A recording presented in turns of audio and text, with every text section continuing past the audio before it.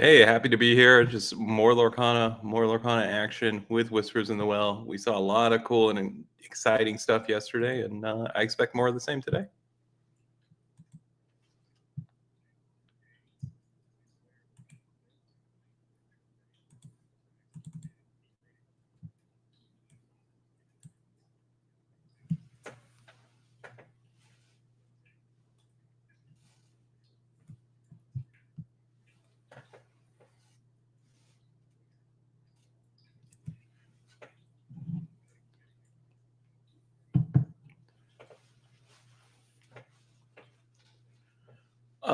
Just the color emerald. Truly, I think it's coming out party with Whispers in the Well. We obviously saw some emerald in the Fabled metagame, but I I think it's time to shine. Okay. Okay. Nice, nice, nice. I think we should be good now. We're having some technical sound issues, but you missed everything I had to say. It wasn't important anyway. Don't worry. So we were just talking about yesterday, kind of recapping some of the events that went down, and now we have returned. Let's see. Was that? We'll see. We'll see. We'll see how I go. We'll see how I go. All right. So it looks like the players are seated at the table and they're getting ready. I do agree with you. I think Emerald coming out and showing how powerful that deck is and how powerful that strategy is. And I was just talking to a few players around the venue about that very same thing. And I just think the Prince Philip malicious, mean, and scary stuff might just be some of the strongest stuff that you can do in this game. And I do think that it would have been nice to see the malicious, mean, and scary be a different color than the Prince Philip, so it can have less range in so many different Emerald decks. Because I think Emerald just got such a boost in this set, but it'll be interesting see how the rest of it goes through. So, looking at these players, man, are the players are in now? Can you see the match, Shane? I can, yeah, Okay. we're all set. Nice, nice, nice. That's good to go. It looks like we have McPhilly. Is this McPhilly? Did he switch it up? And did Betchy switch it up? I think we might have some information incorrect on the colors there, as it seems as if Betchy is playing Sapphire Steel and McPhilly might be playing Amethyst in Steel. I want to say, if that's even McPhilly. Okay. All right. He's had a nice You'd little. have a better look at it than Yeah. I do. I know yesterday when we got to interview our winning player, me not having a sight line on these folks, I was like, oh yeah, I've seen this guy around, and Yeah. interesting experience from my point of view. Having trouble knowing who's who in real life, but I'm sure a number of these players I've seen around. Oh, absolutely. Being on the circuit. And that's kind of one of the cool things about this game as well. You get to kind of recognize people and start making these relationships. And when you're virtual and then you get to meet in real life, it's always really nice to have that happen. So that's another good part. I like it. Another reason that you guys should get out there and play some Lorcana. I think the game is great right now, and it's only going to get better as these sets go on. So McPhilly wins the dice roll, and it's going to go Amethyst this time, putting away the Emerald and Sapphire strategy that they played yesterday. Yeah, switching it up, I like it. There's a lot of good options, and players just wanting to get practice with multiple styles of decks. Are you a fan of that? Would you if you lose a tournament one day and there's a salty run back the next day, would you either fix the deck or would you just completely dump that deck and try a new strat? I think it probably very much depends on how that original event made. You know, if I just missed top cut, and maybe I made a minor mistake here and there that might have cost me, then sure I run it back with the same deck. But you know, if I just get beat up and you know don't survive to tell the tale, I might as well switch it up and try something new. I agree. I And agree. and just to let the viewers know at home for future Collectors Expo, this is a free event that was available to all of our players from yesterday, and a lot of them did come back to run it back. Yeah. So Collectors Expo treating their players well. I like that, man, and I think it takes a lot of gumption because I went to another event last weekend that I think did not perform as well in terms of attendance. I think everything is bigger in Texas, so I just assume that there will be a significant amount more players to show up because I know they have such a strong community here, especially in this region. But maybe it was just something happened, and who knows what went down with the timing and all that kind of stuff. We got Timothy Q questing for two with Tinkerbell on curve. You love to see that for McPhilly, as Betchy now has to try to figure this thing out. But having having an organizer like the Collectors Expo being so generous with these prizing and having trying to put on for the community, I think is very important. As we are going to bolt the Tinkerbell and then take down the Timothy Q Mouse, so that's a great turn for Betchy in response. Yeah, and we see this Captain Hook from Betchy, and we've been seeing a lot of Captain Hook in the Sapphire Steel decks. I've been playing Mulan, but the more I see the Captain Hook in action, I'm wondering if I should make that change. Yeah, Mulan is gone, dude. I've already she's lost her spot. I thought she was doing enough because of the filtering and the fact that she is a princess that you can use for the Cinderella and just some great quality ink later in the game and maybe some filtration to help find yourself late game and early game. You know, it's just a good card. But this Captain Hook, what he's doing for this Sapphire Steel deck, I think he's a slam dunk. Include, I'm putting him in the deck. I agree with you. Now we see Kita here. Kita's like the ultimate backup plan for these Sapphire Steel decks. So we had the 1-drop, we had the ramp on 2, and then we need a 4-drop to really progress our game plan.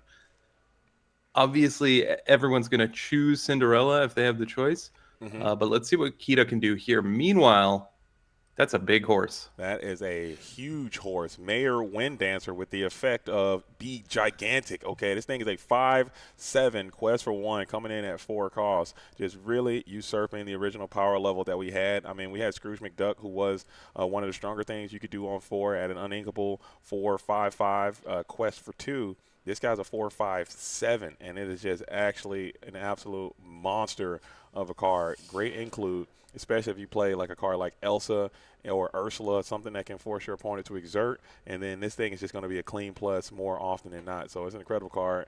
Seeing people add it to the deck. It is that uninkable, and you really have to think about those uninkable cards that you put in your deck. But I think this card might actually be super worth it. Yeah, it comes at a cost, as you mentioned, with that uninkability, but it certainly has the capability of really changing the outlook of the game and how combat's going to work over the next couple turns. Yeah, just being this massive force. Actor turned politician is his sub name. I just realized that is quite hilarious. Hopefully, he has a huge part in this new Zootopia movie that's coming out here soon. I'm already got my tickets.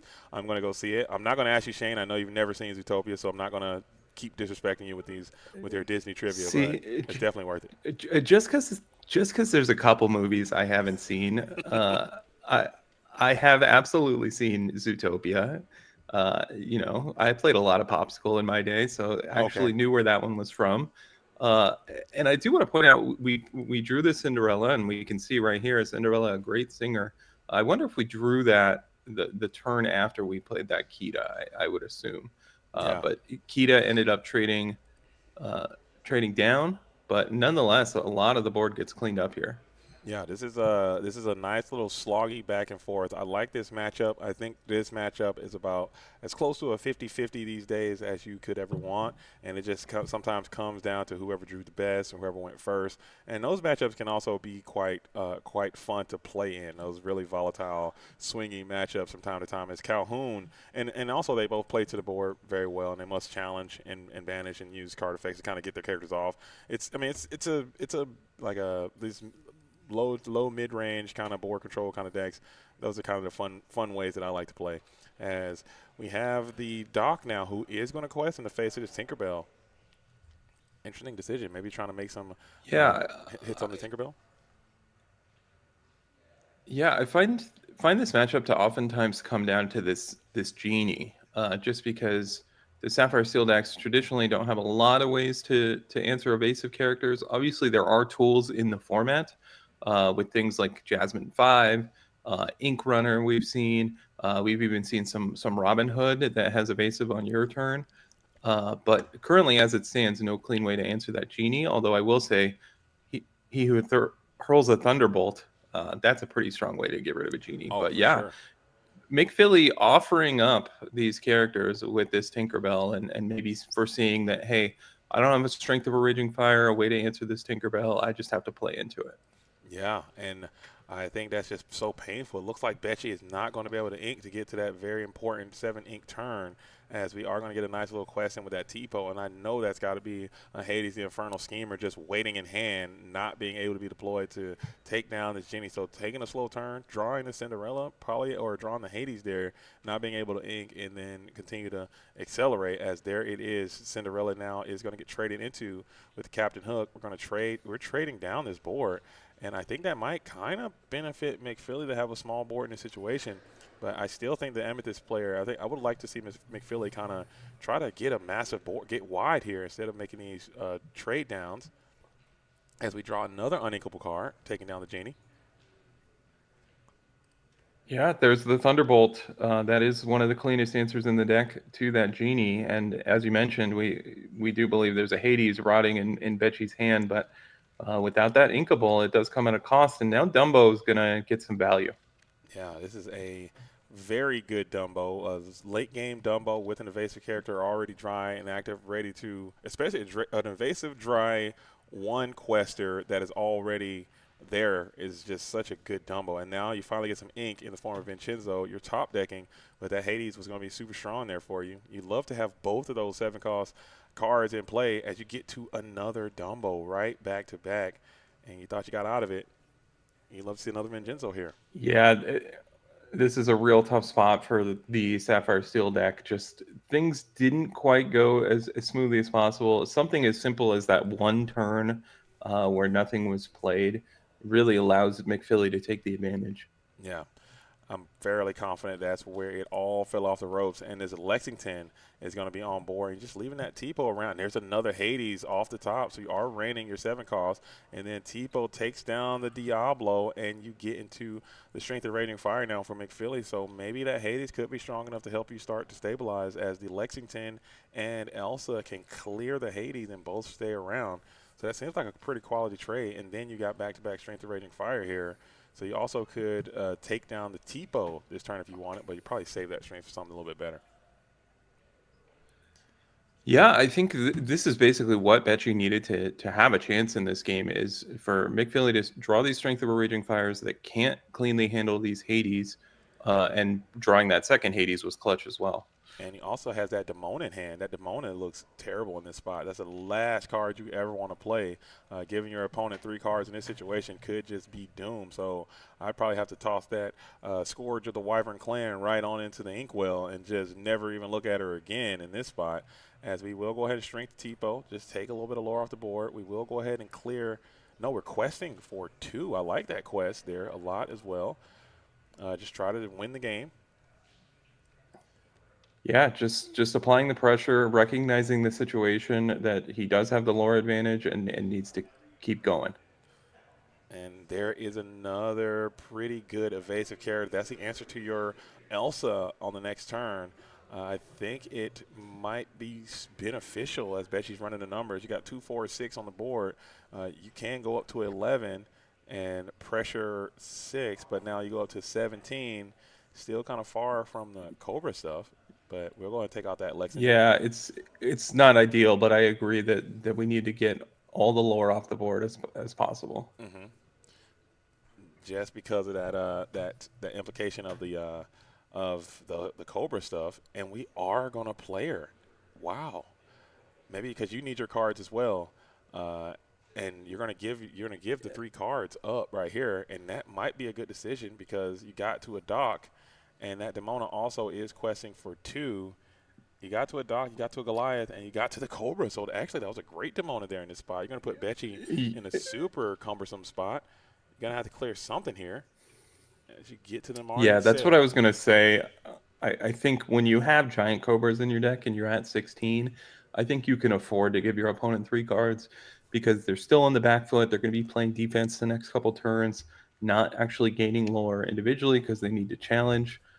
So I actually don't mind the Demona. There is some risks, sure, but if you hit at least 1 Cobra, as we see we did, we are in a strong position to take this one. Oh, absolutely. And it's Tipo off the top. You just absolutely hate to see a Tipo drawn there as as McFeely is going to get it done here in game number one against Sapphire Steel. I believe you were on the draw, and now it's going to be on Betchy to see if you can turn it around. So Betchy's going to have to open a little bit stronger, get some of those optimal starts. You're going to ramp on two, play Cinderella, get to your big cost stuff first, and then you can start raining. And you just can't miss those inking opportunities. Where McFeely, I think you kind of want to run it back the exact same way that you just did, and hopefully I can have very similar results, I believe. Yeah, and I want to go back to that four ink play where we had Kita instead of Cinderella. I think something as simple as if we had Cinderella instead, I think the trajectory of that game looks considerably different. Mm-hmm. Uh, Personally, I'm just not a big fan of Kita, but in Betchy's defense and for the other Kita players out there, there's just not a whole lot of other options for a backup plan to Cinderella. So that's one downside to this Sapphire Steel deck is if you don't hit that Cinderella, things don't always work out for you. Yeah, it's a all in kind of thing. I have been a Kita enjoyer myself. I personally have been playing Kita and Cinderella together for that same reason. Like you said, it's just really not a lot more to be doing with that four ink turn. I know some people have been into the one cost and Pleakley. He was great last set, I think, but I think this set maybe not as much. Maybe you can go back to the Jasmine stuff, but I just don't think that's good enough either. So I'm thinking Kita. I like her. She's warded. She can sing the Bolt. She can help set up the top of your deck so you're not drawing those late game T-Bows and sails and stuff, and put the big boats on the top of your deck. I rock with her, but maybe there could be some better things to put in that spot. Yeah, we saw the Mayor Wind Dancer. That's something that I've considered. Obviously, it plays a very different role. But yeah, Pleakley being a backup option. But sometimes you draw the Pleakley, but you don't have a one cost character or a Tipo. So Mm-hmm. I've made the unfortunate play of just playing Pleakley on three ink, which is never fun. Yeah, and his effect is mandatory. You have to do it, which is kind of a Exactly. strange design. It's a double-edged sword, but I mean, you do what you got to do. But I think when you've done that, when you're that down bad, you do what must be done. And sometimes putting your own Pleakley down into the inkwell with its own ability is going to be that thing. So Betchy now on the play, inking the sudden scare and passing it on over. So I like seeing that card being added. Another card I'm looking at, I think you mentioned earlier, that Ink Runner. I think that's a card I'm really looking at for the Sapphire Steel. Yeah, the barrier for entry of getting into the Sapphire Steel deck is rather high. Obviously, the card quality is quite strong, so it is tough to fit in answers to everything. But Ink Runner is certainly a strong card, and McPhilly kicking things off with a Diablo, and traditionally, unless we see a Tipo, that Diablo is going to gain a few lore. And we had Tipo last time, and we have Tipo again this time. Just like you said, being able to. I've seen Diablos go for 6 or 7 lore by themselves sometimes, just sitting there, just annoyingly questing away. Also, just being that additional body that can help sing Strength of Raging Fires. We get the 2-1 calls on the second ink turn. That's a powerful play coming in from the Sapphire and Steel player with the hook as a backup. We do get to that Cinderella, so you're optimal here, and we'll take down the Diablo in a challenge after he's gained 1 lore. Now you can hook into the Tipo, potentially quest this Diablo. Yeah, if he challenges the Tipo, then the Cinderella potentially can challenge back. And Cinderella's already done a lot of work. And Plan A so far for Betchy. We saw Plan B that wasn't quite good enough in the previous game. We'll see how Plan A does. And yeah, that plan A might need to consist of keeping an answer to some of these evasive threats. Like, I love the inclusion of Tinkerbell in this deck. This Tinkerbell Fast Flyer, I think she does a lot, being a 3-cost character that can quest for 2. Also being evasive, I think that is huge. Use that with a Timothy Q Mouse, which I think is huge. But looking at hand, we have 2 Hades, 2 Genies. And we're going to go right into the Goliath play. So this is an interesting turn of events here from Betchy's perspective, as playing Goliath into purple steel sometimes can just be a huge double-edged sword. But you are on the play. Is it going to be good enough? What is in your experience, Amethyst Steel versus Goliath? Would you do it, and what is the result? In this position, definitely. Yeah. We obviously don't know if Betchy has any additional 6 drops in his hand, if there was any alternative options. But McPhilly going into his 4 ink turn, which traditionally is going to be a place where he wants to play a genie, Genie not very good into that Yeah. Goliath, and we're going to see that here. I think he's going to have to discard 2 cards. That is very true. So this Goliath actually doing some heavy lifting for Betchy here, who is going to be feeling good seeing these cards go to the discard pile. You have some good units in hand, but you really have to think about that. And you kicked out the Yeah, Genie and the Hades looking for a and deal. yeah, look at the Goliath effect. I mean, the other cards in his hand are not quite as strong as Genie and Hades, but getting more cards, which if Hades is played, that's going to be your choice when you have Goliath. Uh, we see Goliath having a huge impact on this already. Absolutely. And now we have the Thunderbolt coming down and the Captain Hook coming to the field of play.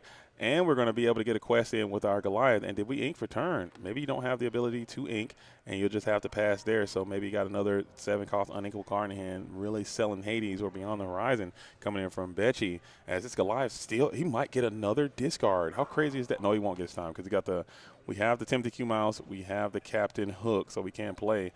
Or we could just go for this Ursula Whisper of Vanessa is going to come on through. Yeah, so maybe trying to get enough challenging part. I don't know. I mean, yeah, we didn't gain any card advantage that turn, but we do have Ursula, which is a big body, to potentially combine with that Tinkerbell to take out the Goliath in the future. But we did know that Betchy had an uninkable in his hand just based on how the previous turn played out. And yeah, look at this. We're just firing on all cylinders, although we're going to want to play some cards off of this beyond to not interact negatively with the Goliath. Oh, for sure. But at least you still have your entire inkwell available to you, and you can really pick the best cards that you can play in this spot. You got that vision of the future coming on through, picking something that you can probably play with this remaining ink. And even if you don't get a draw with Goliath, just put yourself in a spot not to have to be forced to discard. As Pete's game referee is going to be played, and Tipo is going to be ink. Do you have 4 ink? And you do not, so you're just going to draw 1 and pass it on over as you sell the Azrite Sea. So a double inking there, looking quite good. Ursula is getting boosted, and maybe you're going to try to just leg it out from here and just run the race with this Ursula. I don't think she's going to be questing hard enough. Yeah, this has gone as well as you can hope if you're Betchy. Interested to, or I find it interesting to see the Pete Games referee from Betchy's side of the board. Mm-hmm. Obviously, a very strong steel card, but traditionally not a lot of 3 drops except that Pleakley that we discussed in the Sapphire Steel deck because your game plan is 2-4-6. But Right. Pete kind of important in the later game, even though he is 3 costed. Yeah, I think that is an absolute correct point. Seeing Pete kind of fell, is slowly falling out of the metagame a little bit. He just has not been as effective as he once was with a card like Be Prepared, no longer part of our game, and cards that are action based that can, cause significant ramifications. Granted, we have the Strength of Raging Fire, we have the Malicious Mean and Scary, but those are just so sporadic and far between that usually the P's going to either be too late or just maybe stall it one turn, and sometimes it's not going to be enough. As we play another one of these Whisper of Vanessa's is going to come on through, and now are you just going to try to race it out, man? I don't hate that move at all. As you have some evasive threats, you're going to give up this Timothy Q Mouse, and Cheshire Cat can engage, I think, but you don't have the ink well deep enough to boost it and move that damage. Yeah, maybe on future turns, this Cheshire Cat can certainly have an impact. And we did see Mick Philly gain a large boost in ink.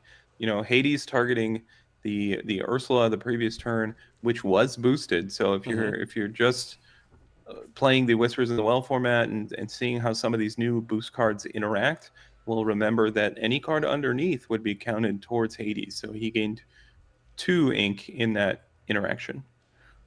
Yeah, and that's such a cool game mechanic. They didn't have to do that. I'm glad that they elected to just add another little level. I'm all in on these whispers. And like I said yesterday, hopefully this is something that is maintained and not just a flash in the pan for whispers in the well, similar to the like different archetypes that we had before. The racers, we had some dual inks, we had some other things that they've kind of brought in. The brooms, different things came into the game and then immediately just left, and we never saw them again.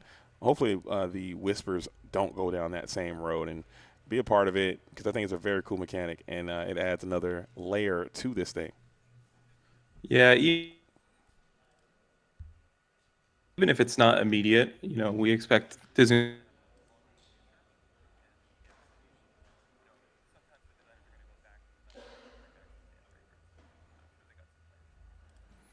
Yeah, that'll be super nice as we do go for a Vincenzo here, and this is looking much better for Becci on the draw this time. As you have everything you want, this Goliath, I'm gonna have to eat my words because this Goliath has put in a tremendous amount of work for you, especially on the draw in this or on the play, excuse me, in this scenario. And you are just your board is super massive, and you have all the advantage you could ever want. McPhilly is kind of stuck in the mud here. Still, I mean, I guess you could. No, you can't really even race anymore with those three quests. That three quests are up. This is looking bad for So, the Amethyst player.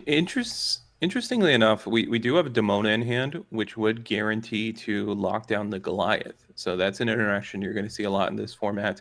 If we could answer something like a two-quester or the Vincenzo even, I think we would win this race with our evasive characters. I'm just not sure we have the tools to do the Demona and remove a character, but we are going to see some new cards. So Yeah. let's see what we get. I wonder if there's a I'll say if there's a world where you can play the Calhoun first, but you're just trying to give yourself the most amount of options possible going into this next turn.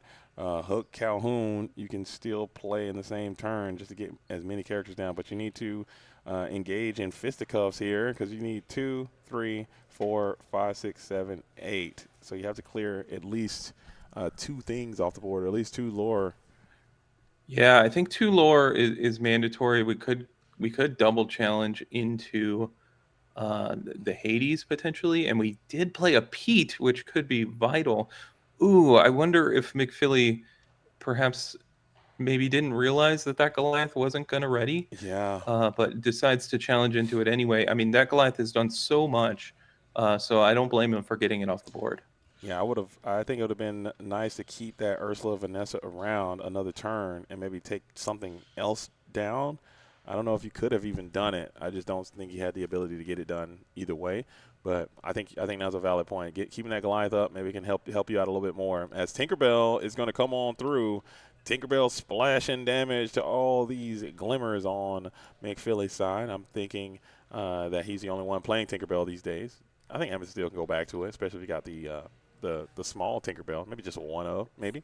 Yeah, I was thinking the same thing actually. I've been looking at a lot of Amethyst Steel decks playing the small Tinkerbell, but no shift, and I think Frank Karsten in the back of my mind's telling me play some one ofs. It's okay. Yeah, I'm a big one of gamer these days. Well, I'm trying to be like Frank Carson, but it just never works. Every time I put a one of in my deck, I'm usually bricking on that one of at the worst opportune moment.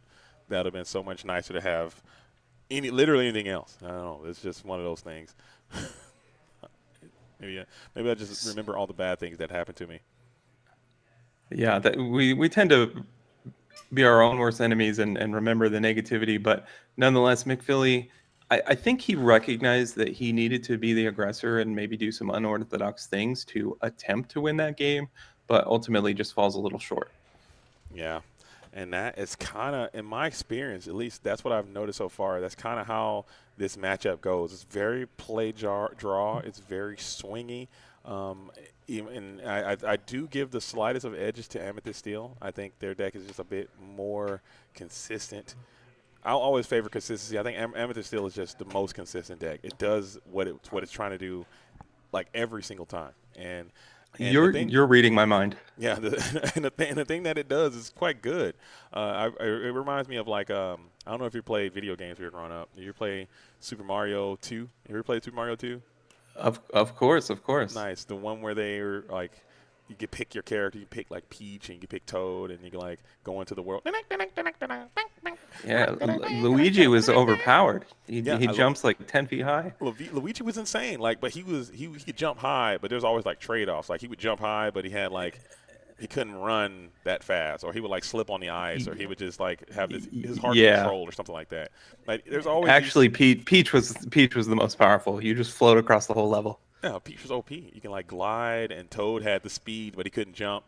Amethyst Steel is basically Mario. Like it can just do everything good enough. Like it can run fast, it can jump high, it can it can pull the roots out pretty quick, and it's just a super balanced deck. It's Mario of Lorcana, whereas Sapphire Steel it's giving like big Luigi energy. Like it can jump high, but it can't start. It has a low turn pull up speed, I guess. It starts slow. If that makes sense, I mean, I sound like a psychopath, man. Please don't listen to me, bro. I don't know what I'm talking about. I think that's a great analogy, and for any of our younger viewers that maybe haven't played Super Mario Brothers 2, there's a lot of ways to play that game. I recommend it.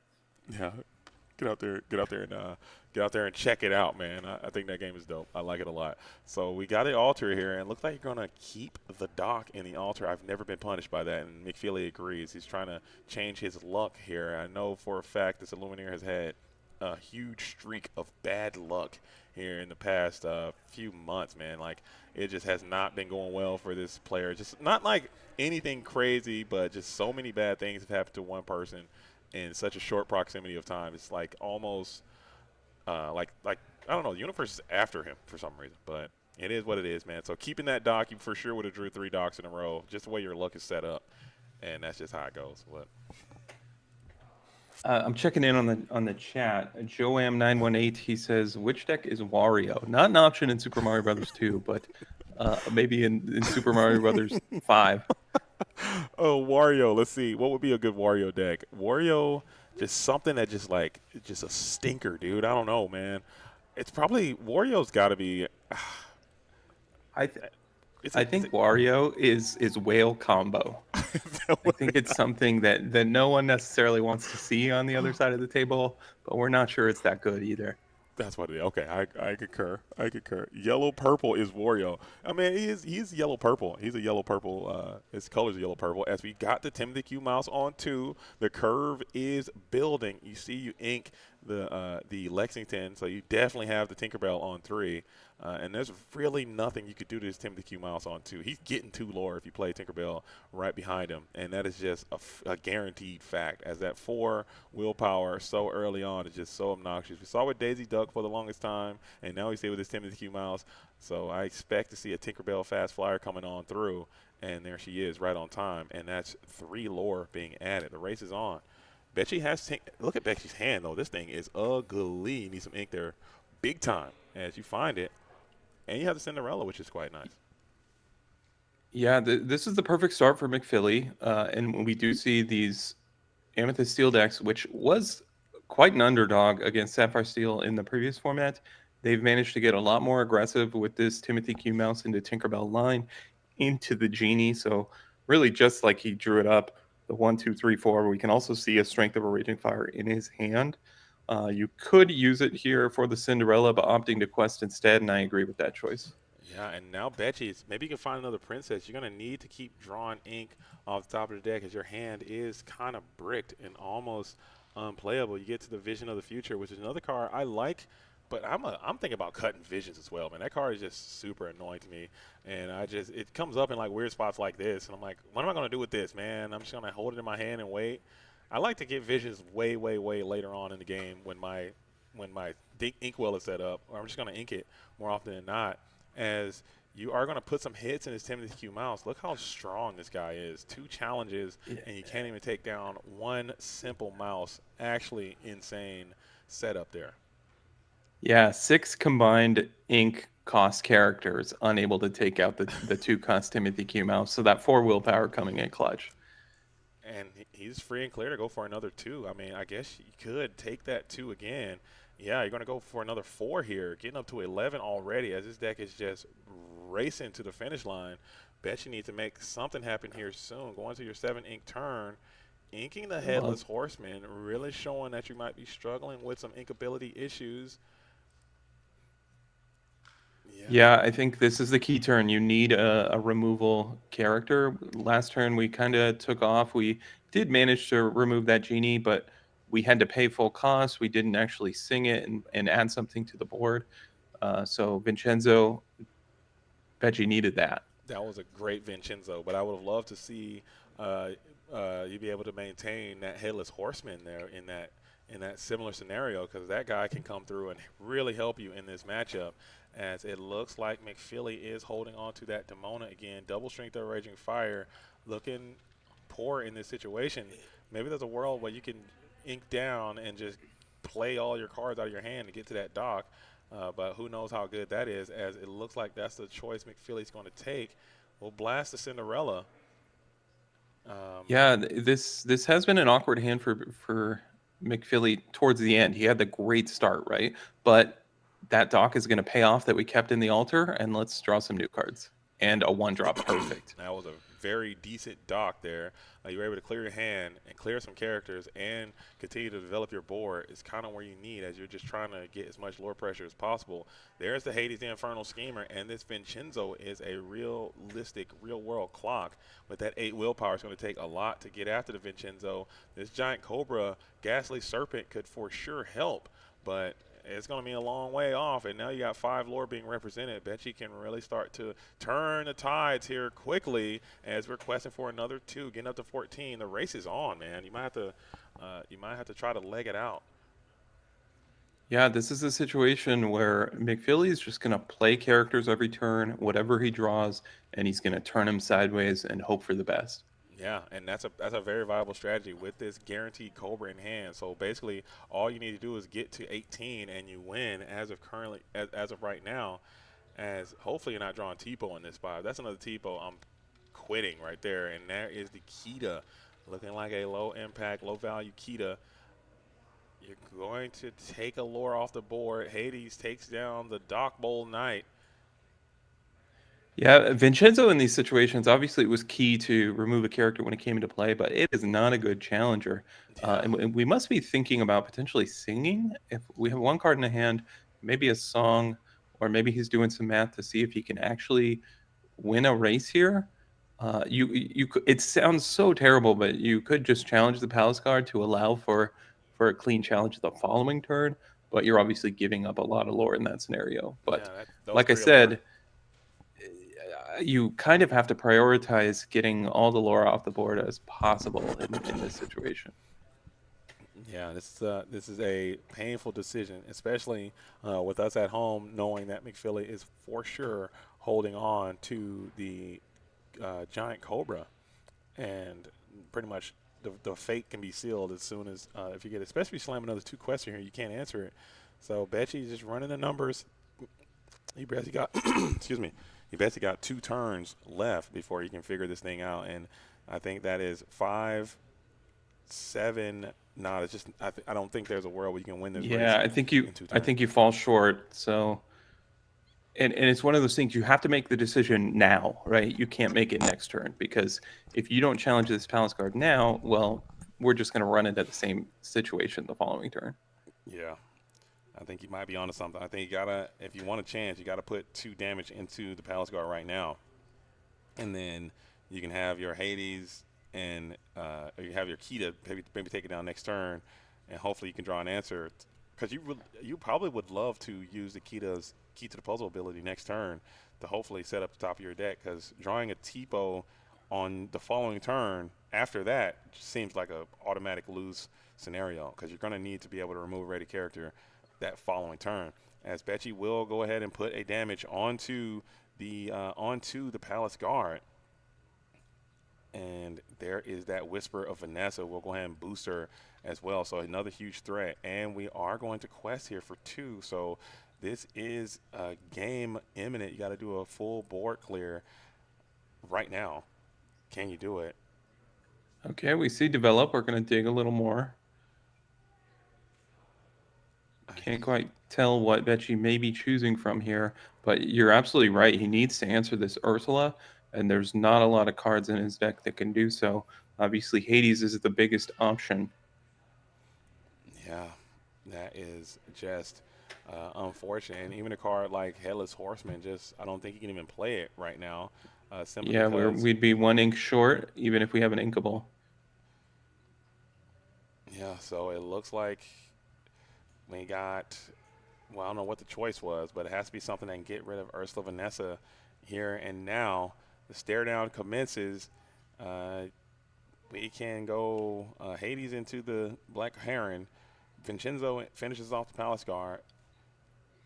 Yeah, and keep in mind Sorry. he doesn't know about the giant cobra, right? So he might think he can survive one more turn in this scenario, but we know that that threat is looming. Yeah, Vanessa has to be answered, and we will go ahead and take out the Palace Guard with the Kita.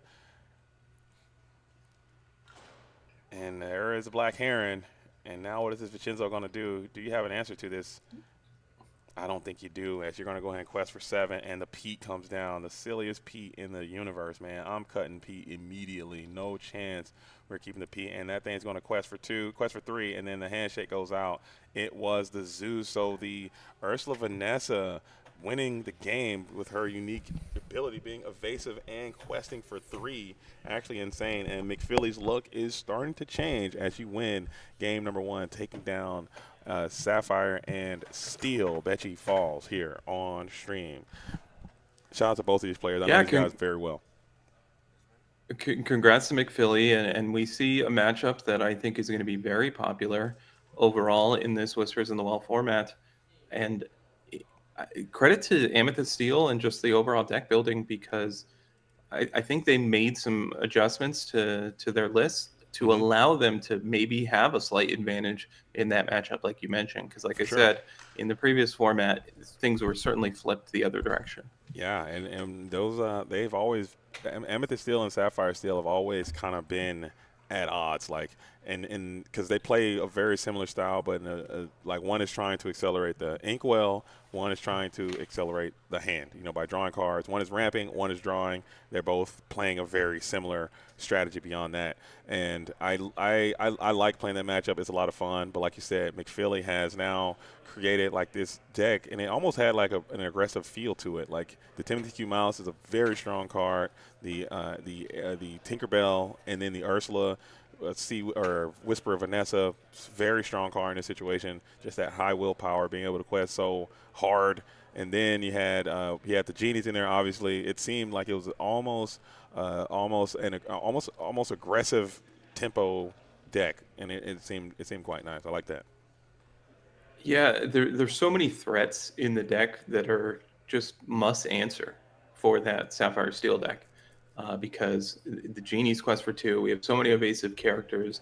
Dumbo needs to go immediately, and then you add Ursula to the mix, Tinkerbell. Like it's just a tough challenge for Sapphire Steel to answer everything. When they're on the play, that's a lot easier, you know, completed. Mm-hmm. However, when they're on the draw, that can be quite difficult. Absolutely. So I want to thank you guys. If you're just joining us, we are coming at you live and direct on the Sunday salty run back event here in Dallas, Texas. Yeehaw! It's me, your boy Cowboy DZ. Greetings and salutations, ma'am, partner. I am joined by Shaner's Edict in beautiful sunny Southern California. He's coming in on the digital version. I'm here on the ground, and it has been a wonderful weekend of Disney Lorcana all over the world. There have just been incredible tournaments that have been happening, and so many people are just falling in love with this Whispers in the Well format, and I'm glad you guys are deciding to spend a little bit of time with us in the heart of Texas. Yeehaw, cowpokes! Something like that. I wrote Yes, that last night. sunny Southern California. We've had more rain here the past couple days than basically the rest of the year combined. But the sun did come out today, so I'm happy Okay. to see it. I will step outside a little later. And get your little suntan on there. Get your game on, huh? Getting ready for your tournament that you're gonna be playing in next weekend, I assume. Yes, absolutely. I got Vegas coming up, SCG Vegas. If you're anywhere near there, I highly, expect a good amount of people. But I don't know. It's interesting to me. I know the first time we met in person was at SCG Con in Portland, Yeah. and Lorcana was kind of off to the side doing its own thing. Attendance not too spectacular. Meanwhile, they have thousands upon thousands of players to play other games, and I think they're very prominent and known in other communities. And I look forward to Star City Games becoming a more prominent part of the Lorcana community, because personally, I think they run very well events. or I they run I events very I well. would Excuse agree me. with you, and I'm starting to the sense that I'm getting, and I could be wrong on this because we have had conflicting things, but I'm just starting to feel like maybe the Lorcana community isn't into like the money tournament situation. It just doesn't. Maybe it just doesn't fit the vibe because I know Yu-Gi-Oh had a big scene on that. I'm certain Magic the Gathering like, hey, we're going to host this 10K tournament, this 5K tournament, and people will come out and participate in those. Whereas I think Lorcana might be in a position where I think people play for other things. Like they want prize cards, they want promos, they want unique mats or something, and maybe not the cash aspect of it. So I don't know, man. I've seen both, but on the same token of that, you have Charlie's, you had other tournaments like that are very successful, and very popular. PPG can host very popular tournaments. So I'm not 100% certain. Yeah, maybe I'm old school, but cash is king in my opinion. Yeah. But there are some promo prize cards available in that CCQ. You have to do quite well. I think it might be just first and second place that get a Hmm. prize card. But with that said, I wouldn't be surprised if there were some prize cards available on the prize wall, because we've Yeah. seen that in the past for the PPG CCQ that we had in Denver. They had some prize cards available on their prize wall. So I don't know if that's 100% guaranteed for all CCQs, but I'd have to imagine they're going to have some because Yeah. they're going to have at least a couple to give out to the top finishers. Yeah, I think that is absolutely correct, man. But we're checking out the chat. We got Judge Phil in the building. Shout out to Judge Phil. Says, "Tell Shane I said hi. Tell JD I said hi." Says Judge Phil. So Judge Phil says hi. Shane, thoughts? Hi, Phil. Hi. Phil Hi. is very high on the totem pole of the Lorcana community, in my Yes, opinion. absolute, complete, irreplaceable asset. I think the marketing for these events aren't great either. I didn't know about this event until Friday. I agree with that too, because I personally literally just started using social media this year. Like I am not a social media guy at all. Like so I have no experience with marketing, 0%. Like so if someone knows how to market and how to publicize, please send me a DM because I would love to learn how to do that, and I maybe can collaborate and maybe get some stuff because I'm always going to these events and I want to help them become more successful. And as I'm starting to build out my own personal platform, that sounds so stupid. What am I even talking about, Shane? I'm 40, dude. I can't be doing this. No, that's exactly what you're doing. There's I'm no shame trying in it. to, and because I think I think you have no idea how important I think these tournaments are. I think these tournaments are the lifeblood of our competitive game, and they are going to be what sustains our community and onward.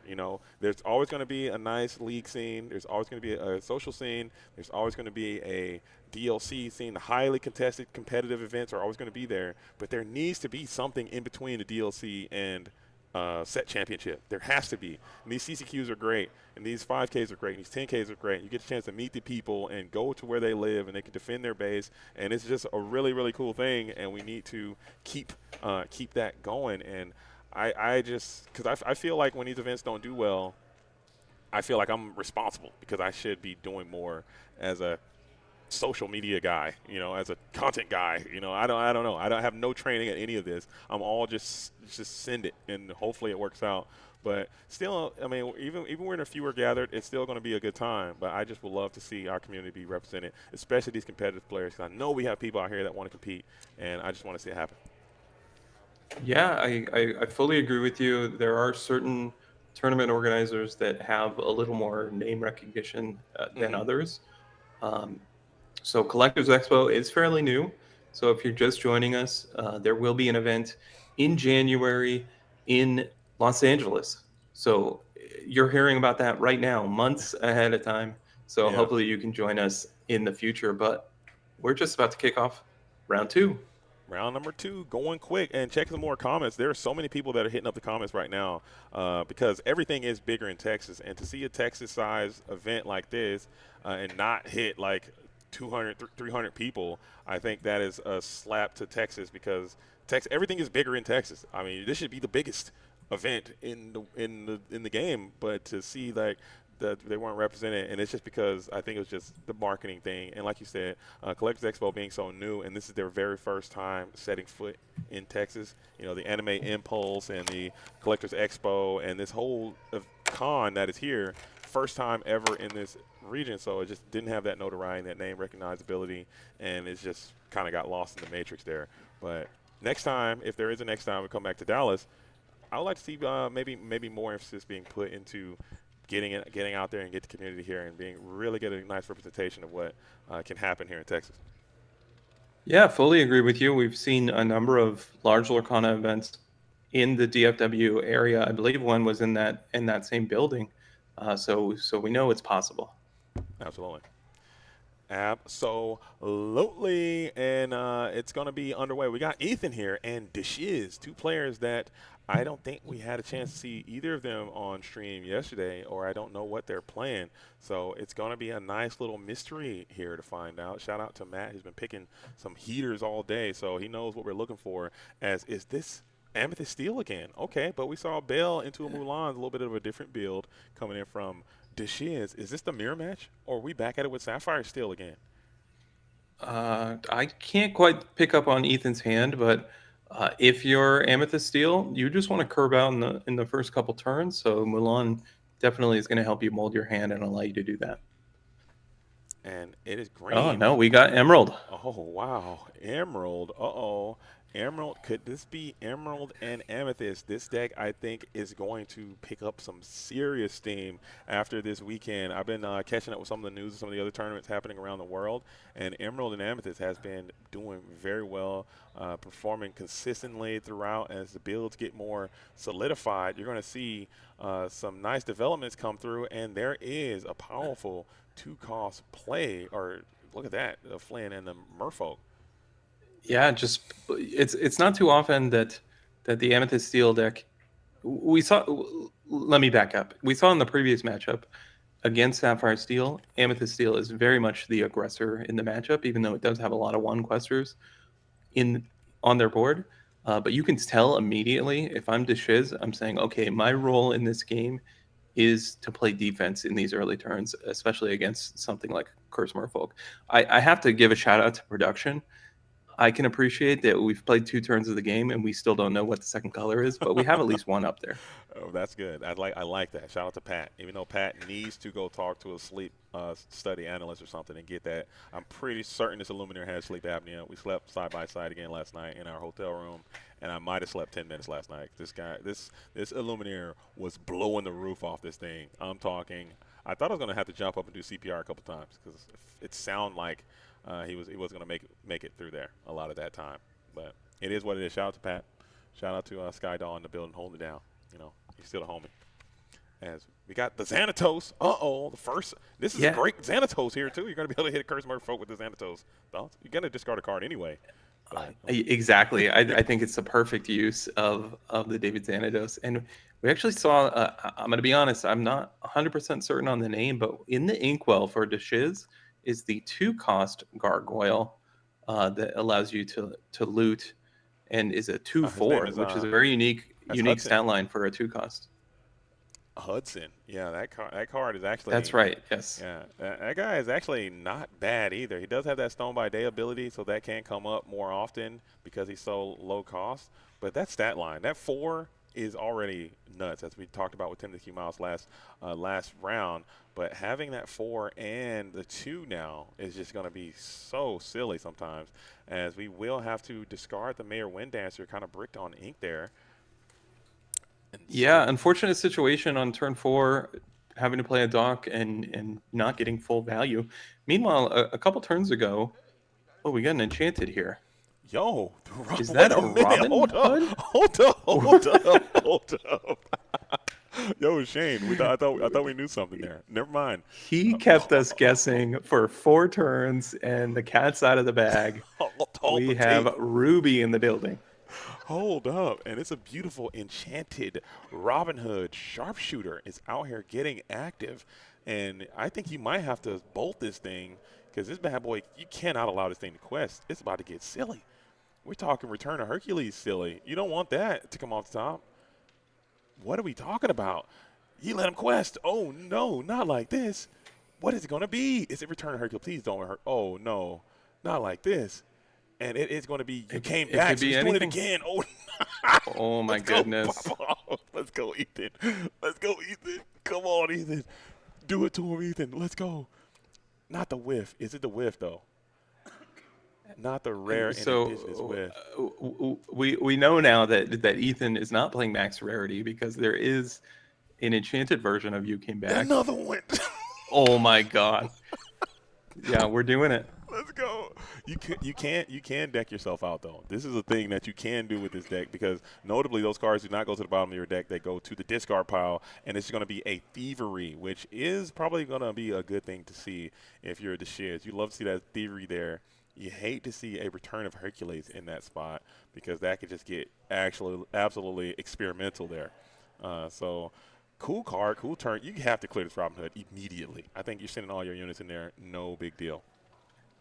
Yeah, what a turn for Ethan, amassing the lore in that sequence. And this is an interesting build. It's applying pressure and also applying pressure to your hand with this Megara and Curse Merfolk combination. So we'll see if the Shiz can get out of this. But I fully agree with you. Gotta step number one is get this Robin Hood off the board. Like, yeah, he must go at all costs. Even though, like you said, next turn you can boost the Megara and get her into like another Curse Merfolk, and the Megara can also act as a pretty notable challenger. Man, that 3-4 stat line is quite impressive coming in Whispering the Well, as we are going to be able to bring the Bell in now to heal our David Xanatos, all while clearing the Merfolk as well. So that is a very nice Bell. Is it time to go back to Belle, the Accomplished Mystic? I know she's kind of falling out of the metagame too, but that looked really, really nice there in that exact scenario. I think Bell is an incredible card here. Uh, it's kind of fighting for a spot in deck list with Cheshire Cat now because Hmm. they do offer similar abilities. But something as simple as four strength compared to the three on the Cheshire Cat makes the difference in a lot of situations, including against this Megara. Absolutely, and also that lore as well. That lore goes a long way with that Belle, the Accomplished Mystic, and I think maybe there's a world where you can play both because that moving damage just seemed quite nice in this exact scenario, keeping your David Xanatos around, even though he could be a target for some rebuttal here, as we will boost our Meg and then get a quest in, and we get a little nice little read. I like that. It's Yeah, probably gonna be a lot of reading it, taking place in this set as well. Because these cards are just, they're so new and they do a lot of different unique things. As we will play, what is that? Get time to go. Time to it's go. Bruh, so he draws cards. based on how much lore they Yeah, have or something, right? I, Yeah, I banish the believe chosen something like character. that. If that character card underneath draw Oh, three, that's oh right. my Yes, god. yes. Dude, I'm loving this, dude. I'm having so much fun with it. I don't know how good that is, okay? But it felt good. I don't know. It probably was bad, actually, but I'm I loving it. mean, drawing three cards is powerful, but we did take a big threat off the board. Although, under normal circumstances, I'm sure it just would have been challenged on the backswing. So Ethan's gonna have to follow this up with something strong, as we saw the Shiz add Mayor Winddancer to the board, and that thing can challenge everything. Yeah, he's gonna absolutely run away with this thing as Ethan is fully immersed into a complete quest off situation. You're trying to just squeeze out the victory here, and is that going to be enough? Playing Goliath in this situation seems good. I mean, he does quest for two, and you're just trying to just outleg your opponent in this exact scenario. You have no cards in hand. Goliath versus Curse Merfolk seems super good, actually. This Flynn Rider, I believe he is just a 3/2 now because he is boosted and he also quests for two. And then that Curse Merfolk is going to quest probably immediately. And now you have to worry So, about so cards like the Pirate's Life as well.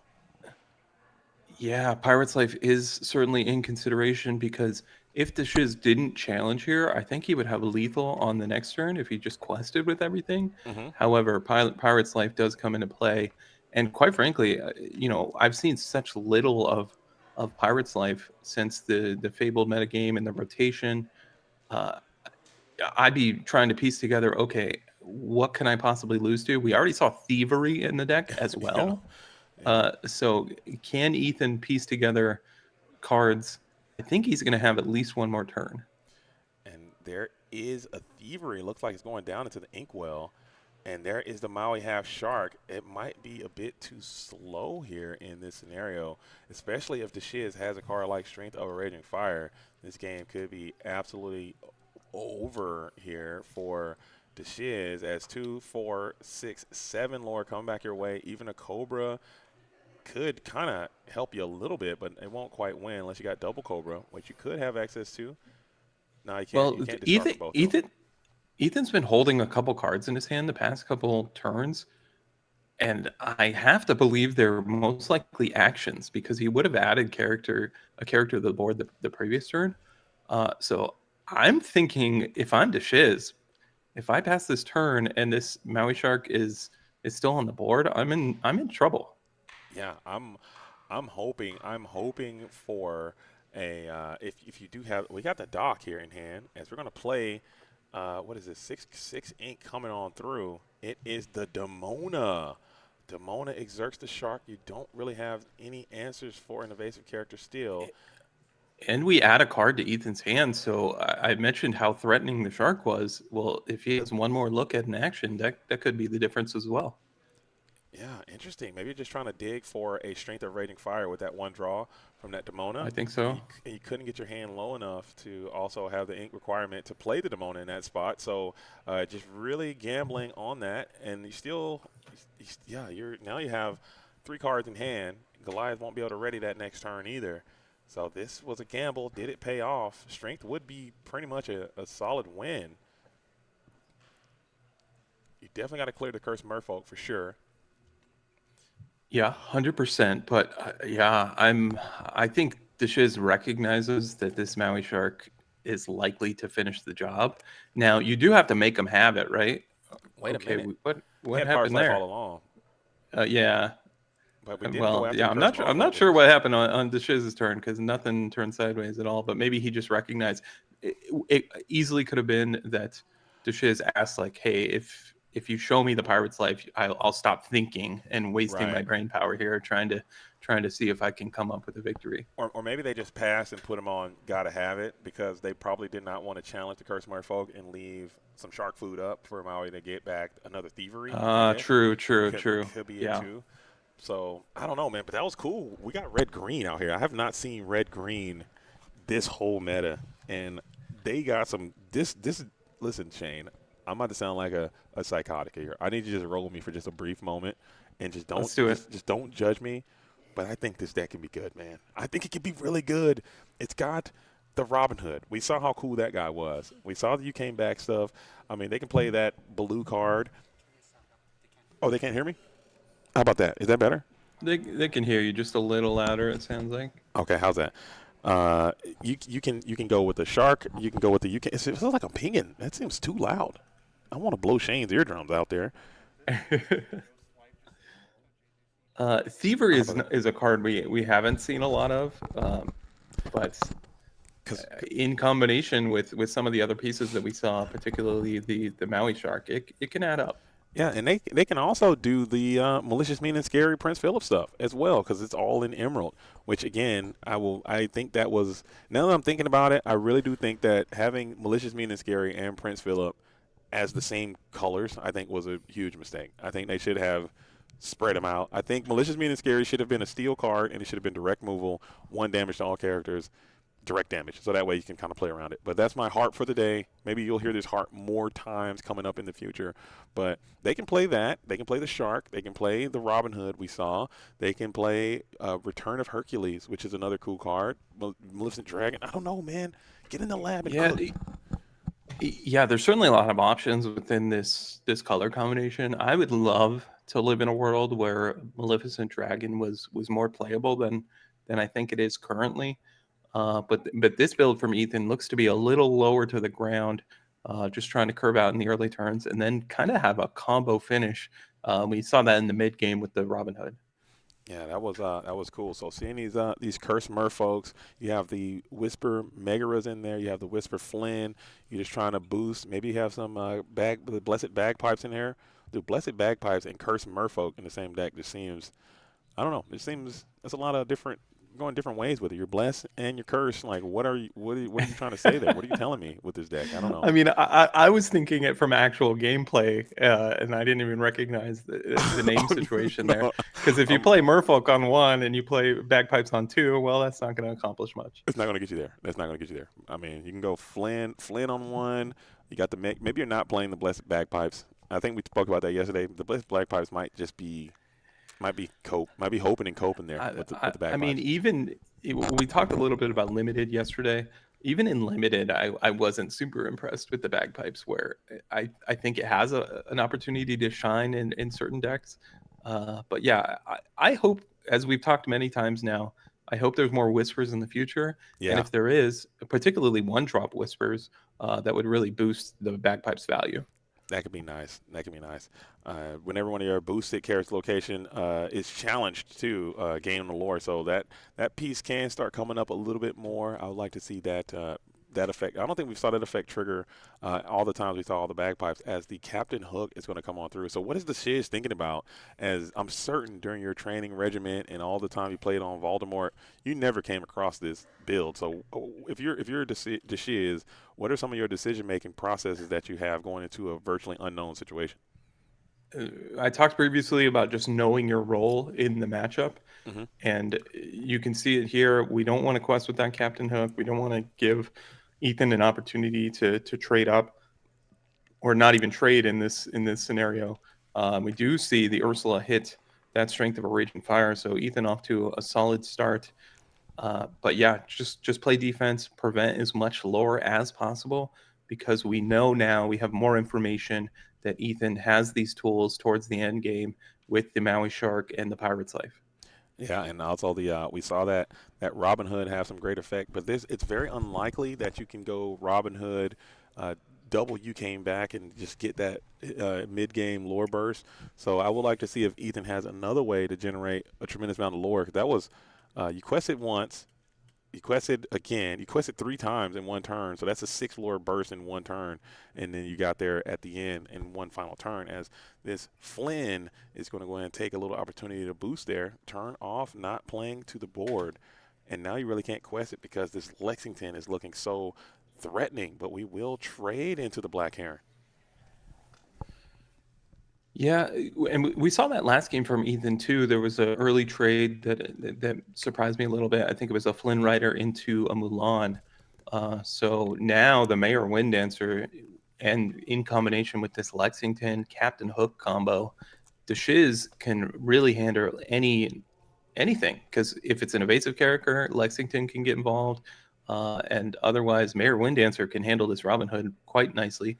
And I do want to give Ethan some credit. I said, hey, he's not playing max rarity. We see the enchanted Robin Hood, but no enchanted you came back. Well, one just went into the Inkwell, I believe. Well, The actually, enchanted that wasn't you came back that was because enchanted Raya Kumarian warrior rider that's right. Kumanarian rider Okay, just went down there. I haven't seen that card in a while, but the same set as the you came back, and they have such a Hmm. distinct enchanted style. That's where my mind went. But of course, you came back uninkable. Yeah, I think I think that card is a sleeper. I'm so Raya pilled. I tried to use Raya so many times, it just never works out. It's like my me trying to push the stone up the mountain is me playing Raya Kita and hoping that it's going to be good, and it never is. But I just never learn. As the Robin Hood is going to go ahead and get the thievery off. You hate to see those thieveries coming off this Robin Hood. If I'm cutting anything, I'm cutting those thieveries right away. As we do have the you came back for the Robin Hood, who will get another quest off. So there is that mid game lore burst that we were talking about. You need something groovy to happen here with one of these actions. And another you came back. I just said you couldn't do it, and he did it again anyway. So Oh that's my another, goodness. Just go, go, go. that's another We're one. doing it again. And let's see, do you have another groovy action to happen? And it's going to be the oh my goodness, the what is that card? Time to go. Time to go. Time to go. We're drawing two cards, but it's Yeah, time to so he's go. going to draw two. Turning Ursula into two cards here has to feel fantastic. Especially off of Robin Hood Quest, man. And we got the time to go, and it is time to draw some more cards. As checking the hand, you would have loved to seen a Dragonfire there, though. I think I take the Dragonfire over the time to go just to clear some of these stats off because it's going to take you maybe at least two cards, maybe even three cards to get to this Mayor Wind Dancer. We got to keep count of how many cards it takes to remove this Mayor Wind Dancer, or how many cards he takes down in this exchange. Because I think it's going to take at least two, unless you can Dragonfire this thing next turn. Yeah, I'm getting a peek at Ethan's hand. Looks like he's considering inking a Pirate's Life here. Um, all right, we Yeah, paid one. I'm not sure what's going on here. Okay, we're inking Pirate's Life. We're going to add to the board. We're going to add the Curse Merfolk. So if I'm Deshiz, I'm taking a mental tally of any thieveries or Pirate's Life that are public information in this game. man. Checking some chat. See, oh, imagine if he played Lilo. Oh my goodness, can you imagine Lilo in this deck and ready the thing? Oh my goodness, bro, we're popping off as the Mayor Wind Dancer comes through, collects one card, and Mayor Wind Dancer comes through. That's one card on the Mayor Wind Dancer there. As we're keeping those mental counts for ourselves, Doc comes on through, and I believe that's going to be a straight up, just a Doc for turn, no effect.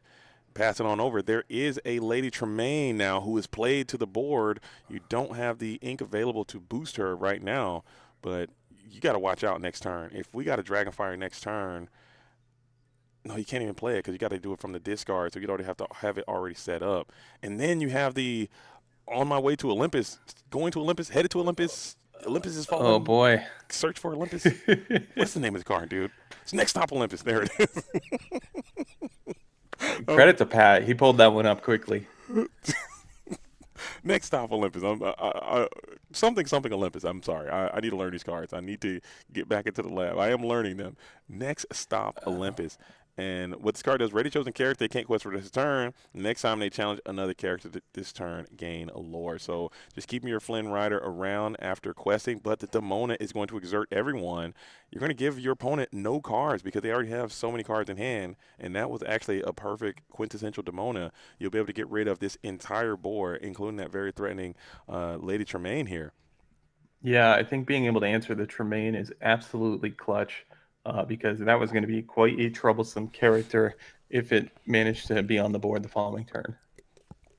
And you also have the Curse of And Merfolk as well, so you'll be able to lose a card from hand to maybe play around potential Demona traps that you may. I mean, it's very unlikely that you will fall into a situation like that, but discarding here isn't even that bad, as you will get a chance to clear this entire board. I think I think I'm going hook there on this challenge there. Keep that Lexington as damage free as possible. As for those keeping count at home, that Lexington should have one damage counter. Right now. Just we can get that memorized as we do play another Lady Tremaine and have to pass. So that's two cards for that Mayor Wind Dancer so far for everyone keeping score. That's a plus. This guy's going. He's taking down two characters already. yeah, and Demona is a very polarizing card because it has such a big impact, right? There's a lot of text on this card compared to the average Lorcana card. Uh, and we've seen some Demonas this weekend that haven't looked all that impressive. That might be the best Demona we've seen. Mm-hmm. Yeah, having a Demona set up where you get to clear their board, you get to draw cards. They don't get to draw any cards, and you have a two quester that will ready that next turn. Seems like a good deal, as we are now free and clear to quest away and trying to catch up here. Is the Shiz, who now has this very, very threatening board. You need something really cool to happen with this Lady Tremaine, and I don't know if you have the actions in your discard to support her unique whisper ability. Well, yeah, look at him. I think we might be looking at some sort of combo finish. Ethan is trying to draw it up. W came back and do a lot. Yeah, so you can What, quest. what does he have cooked up? You can quest. You can boost. You came back. You can quest again. That'll get you up to 15, and Yeah. then maybe you have like some Pirate's Life. If you have, you just need to get more ink in your inkwell, though. I think that's one of the issues that you're kind of running into, and your opponent is threatening 2, 4, 6, 7, 8. They're getting up to 18 next turn. Yeah, he obviously Giant Cobra could be in the mix, but as it stands on the board, Ethan could potentially have one more turn. But I find it very interesting he pulled two You Came Backs to the front. We did see a Pirate's Life in hand, so could that come into play here? Yeah, And is Pirate's there? Life would insulate you from even a giant cobra. Very true. I think it almost might even be worth to. You can't play it because you want to do something with this latest remain, and that's Yeah, something and you don't want it to be challenging. keep in mind we're also incentivized to empty our hand. We have 4 cards in hand against this Goliath. Oh, very true. So tough spot here for Ethan, who's playing a super cool Ruby and Emerald deck. Everyone is kind of rooting for Ethan. I mean, I'm trying to be as unbiased as possible, but if I could see this deck pop off, it would just, even though it's a salty run back, it's not the biggest tournament. It's still a lot of fun. I believe we have 25 players that showed up to Okay, this we're, event. we're gonna we're gonna quest again and play the other You Came Back. So this is 6 lore off this Lady Tremaine. Can we pull Oh, off a is it every victory time you this quest? turn? Yes. What? Oh my. Never mind. I read it wrong.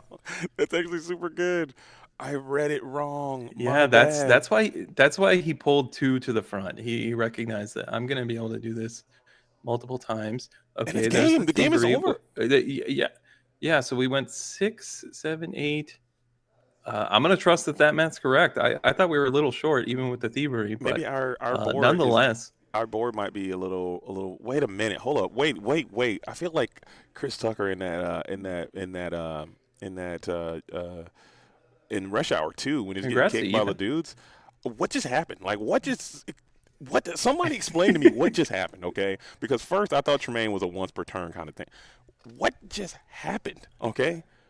What? Listen, I got Ethan on the line before the tournament, and I said, "Hey, can you find a way to break You Came Back and Lady Tremaine? Because I have a couple enchanteds in my collection, and I would like to boost their value." Yo, That's sell, that's sell, what's going sell. on. Sell, buy. We need an interview with Ethan. I might need to interview with Ethan because I just need to know what the hell just went down. Okay, I don't know what just happened, and we got some time to kill. We might have to get Ethan over here to talk about literally what just happened in that match. Okay, shout out to Ethan. There's a lot of Ethan supporters out here, but that was nuts. Okay, so you boost, you quest, you came back to the bottom of the deck.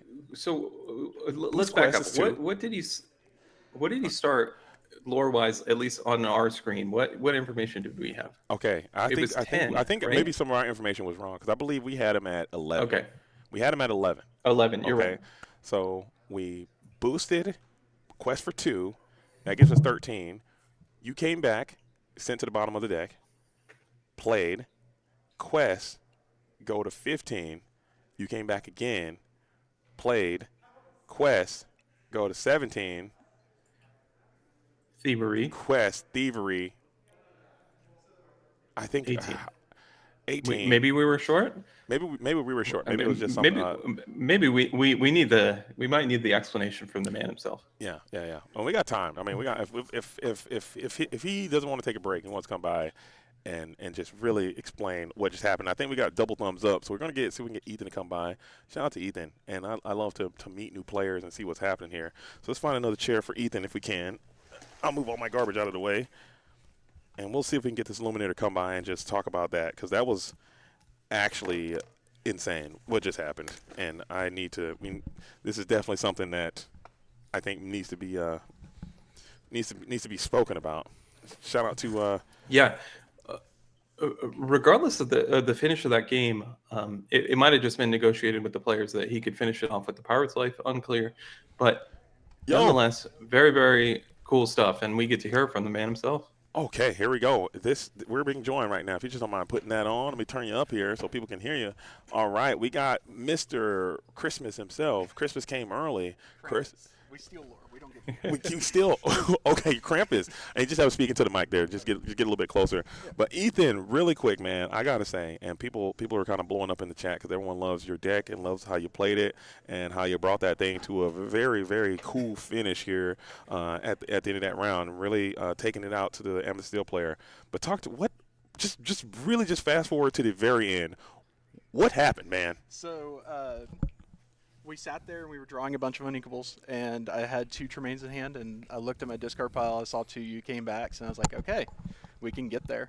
Yeah. And then the Thievery a couple of turns before from the Robin Hood itself was like, okay, so we have 2, 4, 6, 7 Uh-huh. worth of lore in play that we can play with, and I and then it's like, well, if I hit another action, we're good to go, and we just did. Nice, man. So it's like the deck is all luck, but it's super fun. That's kind of how I think that speaks to my play style. I love high roll. I love lucky decks. But you got some questions coming in the chat. Are you playing the card Lilo? The Lilo from Yes. the okay, because that could just really help you do that as well. So I like it a lot, man. What made you come up with this deck? What made you bring this deck? You just wanted to just get lucky and high roll and have some fun, or you just trying to try something new and then break those colors? So I originally started playing a deck very similar to this in set 6 when You Came Back was printed, and I was like, hey. At that time, Robin Hood was kind of my identity. It was my first enchant I ever pulled. And Nice. then I turned around and then pulled another one. I was like, well, okay, This fine. is it. I'm the Robin Hood guy now. Yeah. And so when I saw it, and I was like, oh, that interaction works. And then you start delving into it. It's like, oh, I can play Dragonfire. Oh, I can play You Came Back, or You're Welcome. And it's like, I have removal?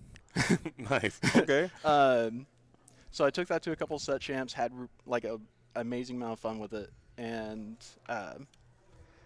as soon as I saw Tremaine, I was like, oh, we're back, because we were consistently getting to like 15 and just never being able to close out games. And it's like, okay, she represents a lot more lore in play now for us. And I've read that Tremaine card like 50 times early on, and I never picked up that it was on quest, and you get to do it every single time. So Tremaine, You Came Back can just loop a ton of times, and you had that Robin Hood activation, which in earlier sets, you as a Robin Hood man, you probably know this better than I do. It was almost impossible to resolve a Robin Hood because they have the Brawl and the Sisu and the Big Sisu and all these kind of things, which is really going after that Robin Hood. But nowadays, it seems like he can get his effect to resolve a lot more often and more consistently. Is that something you kind of picked up too? 100%. Yeah. Like now that Zeus and Brawl are gone, because originally like you would play Robin Hood and he was never a turn 4 card. He was a turn like 6 or 7, and then we try to close out from there. Now like we can go to Cost Ursula, snag their new Zeus. And it's like, if they have strength, they have strength. But we're also playing the Flynn. That's a 3/2, which was kind of like my decision earlier. It's like, if I kill his, I think it was Black Heron, then he doesn't have enough to strength my Hood in the next turn. Nice. So it's just constantly playing chess.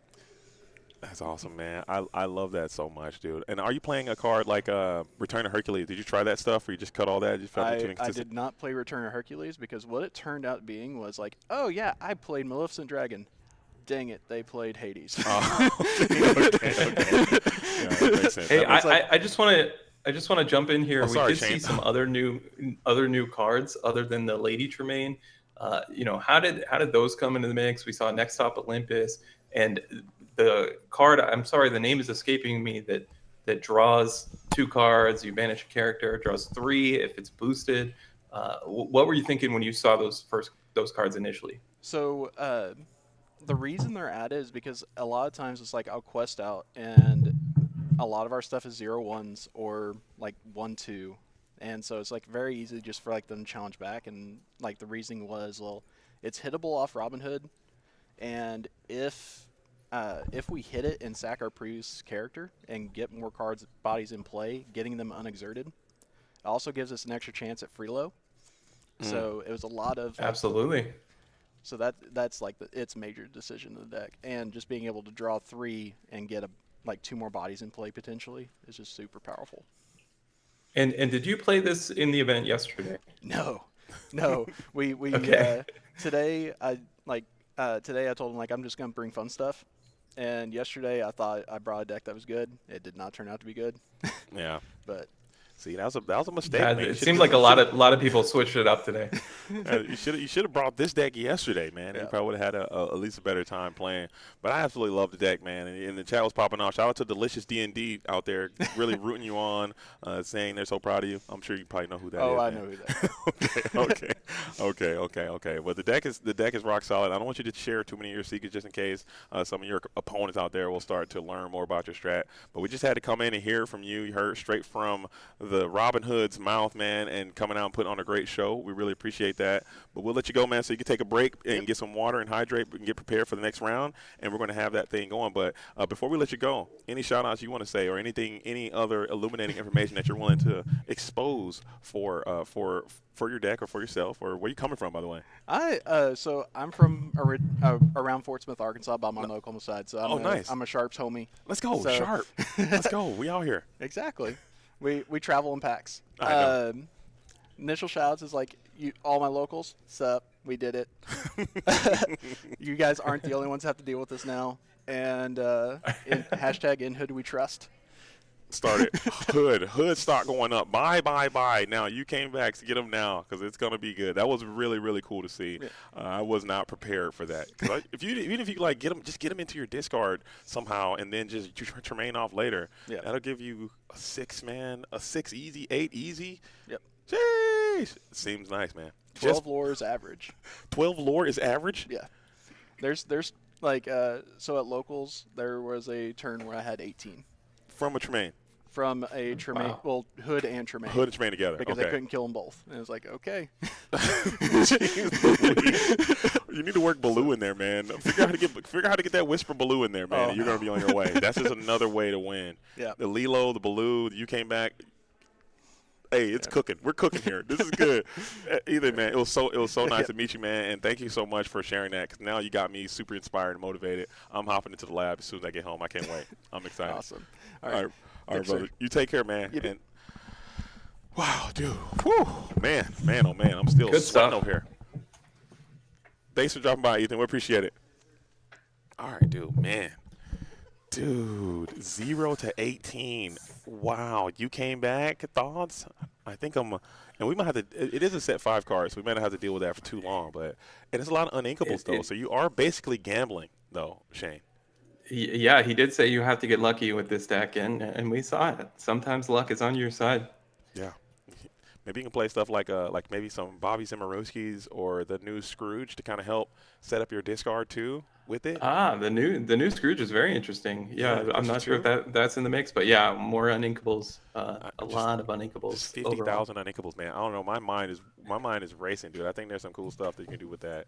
As people, and also just right now where we are in the meta, people just are not going to expect something like that to happen to them. Like, there's no chance his opponent sat down and the Shiz was like, okay, I'm about to play whatever, and I'm about to have a good time. It's gonna be a nice, groovy, chill little situation, and then boom, you get hit with Lady Tremaine for $1 million. Yeah, there's something to be said in Lorcana. A lot of the times, based on the alter process and some of the top decks, basically the early turns of certain matchups become formulaic, and you know exactly what to expect. You know the possibilities. But if you have an opportunity to bring in a rogue deck to a tournament, you are going to have an advantage just based on the fact that your opponents don't have a lot of experience against your strategy. Yeah, I think I'm pretty confident that's what happened here. So we taking back to the chat and the breakdown. Yeah, it was 13 from the 13. You came back 15. You came back 17. Thievery, and then I forget you don't have to pay any ink for that. So you had enough ink to then go for the Pirate's Life because the Lady Tremaine was already boosted the previous turn. So I thought that if you just play Pirate's Life and then the Thievery and just walk out of there. So incredible stuff, man, coming in from that deck. Hopefully they continue to make a deep run. We can get them back on stream here again and see if that thing can continue to pop off. But we still have a few players playing in that round number 2. You guys are not missing any action. As soon as they are complete, we will go ahead and throw another game back up here. So that one did end a bit early. Maybe there's a world we can get another someone starting game 3. I doubt it, but there's a possibility that is something that we can find. Maybe get another interim feature match. That was a pretty quick 2-0. Yeah, if that's possible, that'd be fantastic. We want to get as many games on screen for our viewers at home. But if you're just joining us, we are coming to you live from Collectors Expo in Dallas. There will be an event in Los Angeles in January, at least a 5K on Saturday. Quote me on that, and you got to be there. Be there or be square. And we cannot. Okay, so all the matches are pretty much in game number 3 or at least too long in the 2 to begin to try to move. So there's going to be no chance for that. But yeah, Collectors Expo in January. Hopefully I'm there. I will be there. I will not be square. I'll be in the building holding it down. We will try to keep making these things great. And I know the last Collectors Expo in Anaheim was extremely successful. That one did quite well. Yeah, yes. It was like 230 200 plus people were at that event. Southern California has one of the more robust Disney Lorcana scenes in the world, and definitely in the United States. So I'm not surprised that they really turned out for that one, and I'm pretty sure LA is going to really, really, really exceed expectation in terms of people players showing up. So I'm excited for it. I can't wait. Also, there is a DLC that's going to be happening in Richmond. I think this event is going to be the weekend after that DLC. So maybe there's going to be some DLC fatigue. So who knows? But it's going to be what it is. So I'll be there either way. It should be a good time, and if you mentioned the possible fatigue, but you get to see the DLC first, see the successful deck list, and maybe work from there. Maybe we'll see Red Green Christmas take down No, the it's Richmond Krampus, DLC. dude. These days it's Krampus. He's stealing lore. They're not Oh, giving him. okay. You That's got the fair. Pirate's Life. You got the Thievery. You got that's pretty funny. True. That's pretty funny. Krampus out here. But man, oh man, what a day! What a day! I'm glad that happened. And I think we got another spice ball coming your guys' way. If this is, oh, is this? Oh, this one? Okay. It could happen. I mean, I'll fire it up, man. We got nothing to lose here. I just want to see people cooking their unique stuff. This is a Sunday run back event. It is 11:36 right now in Central Time. If it gets to 4 p.m., I will have to leave. Okay, I have a plane that is leaving. Wheels up is going to be 6 something. I got to be at the airport. Boarding is 5:30 Central Time. So I will have to get out of here. I will have to hit the road. I want to mosey on, partner, and I have to go to the airport dressed like this. So this is how I'm going to leave here. I got my cowboy boots on. Full fit check. Oh, he's going to show off. We got to see the full fit. We got the jeans, we got the belt buckle, and we got the dance. I can't do that dance without hurting myself. Perfect fit chat. You know that JDC is gonna show up with an outfit that is just mandatory, and he fits right in Texas. Okay. Sorry. I had to check the suit, but this is me going to the airport with this on. Yeah, I've never done live commentary on a fit check before, but Yeah. now I got that on my resume. Okay. What I didn't hear it, so I had to run back the VOD. I'll watch it. I mean, you definitely can. You invested a lot more in the outfit that the viewers can see while you're sitting. Mm-hmm. You got the jeans, you got the belt buckle, the cowboy boots. You just went all in. Love it. Yeah. Yesterday we had the bolo tie. I can put the bolo tie back Yeah. on right now as well if you guys need that to happen. But I appreciate that. We've got to represent Texas. I think LA, if I come back there, it's got to be something LA related. I don't know. Maybe put the white tux on. Like we're going to the Oscars or something. I don't know. That's interesting. Yeah, living in Southern California, I don't know that there's like a clear Los Angeles Aesthetic. theme. But yeah, you could go the route of just dressing like you're going to the Oscars. You could go the route of a surfer, perhaps. Yeah, maybe some tie-dye. I don't know. There's a lot of options. There's a lot of types of people in Los Angeles. Maybe some tie-dye. I think could be a vibe too. Putting on the tie-dye. Maybe. I don't know. We can figure something out, man. We'll have it going, man. We'll have a theme. I try to do that whenever I go to these events. Make me feel more like I'm connected to the place that I am. As we're underway, as we are getting it loose, getting busy. We're not missing any action right now. We're just trying to get this thing started. The players are still. It looks like we have one match that is still underway with the judges kind of standing around. You guys know the vibes when people are standing around looking at it. Everyone's kind of milling about, so you guys are not missing anything.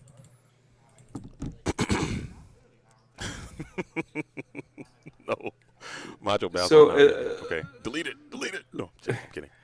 Let me ask you this: is there any live music going on in the background that we can't hear? Can you set the vibe for Collectors Expo? Okay. Because I think we might be underselling just everything that's going on there outside of Lorcana. This experience is a lot different than the last experience because we have our own room this time. So it's better, but it's kind of worse because with my brain, the way my brain works, I love those distractions. I love seeing, a 20-foot Master Chief just randomly walk by and a dragon and a barbarian, walking by. We're not seeing any of that because we have our own isolated room.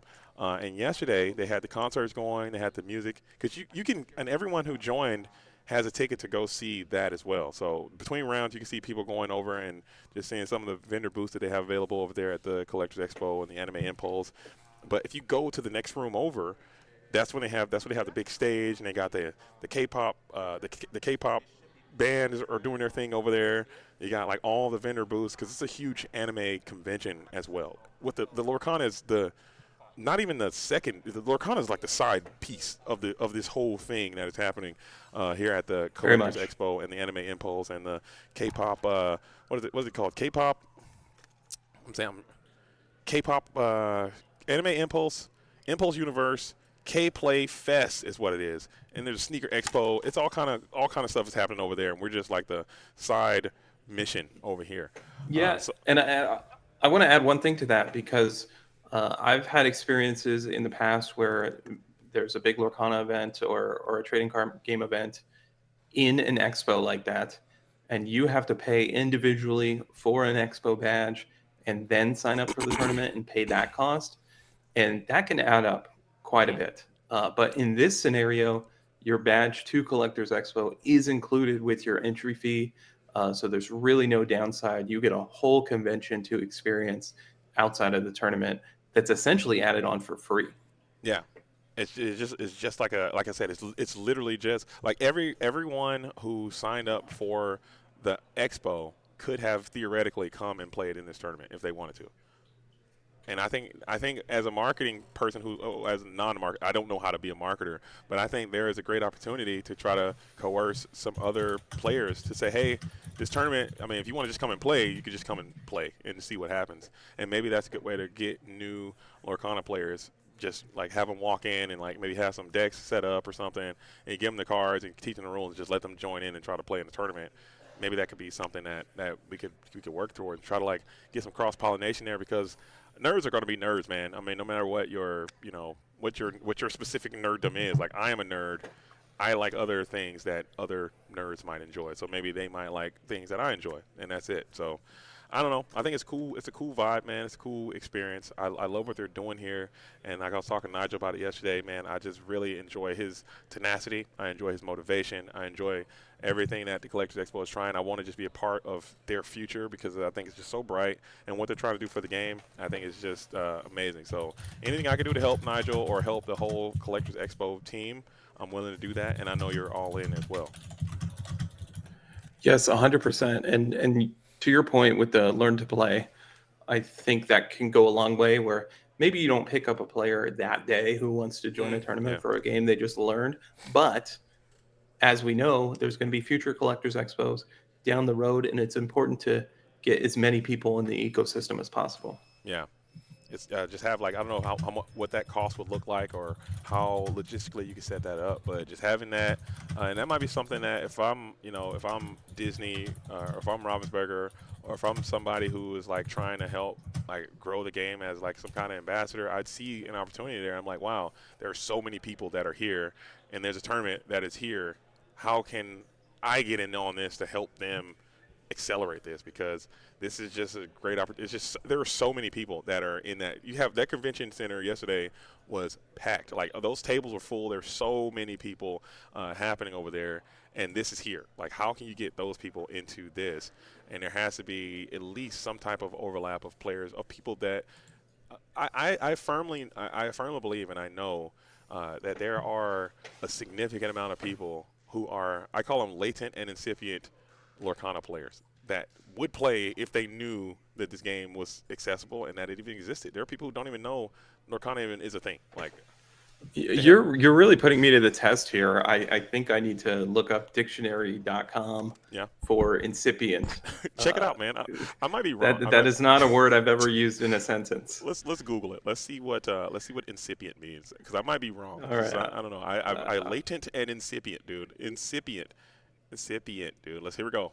Incipient definition. In an initial stage, beginning to happen or develop.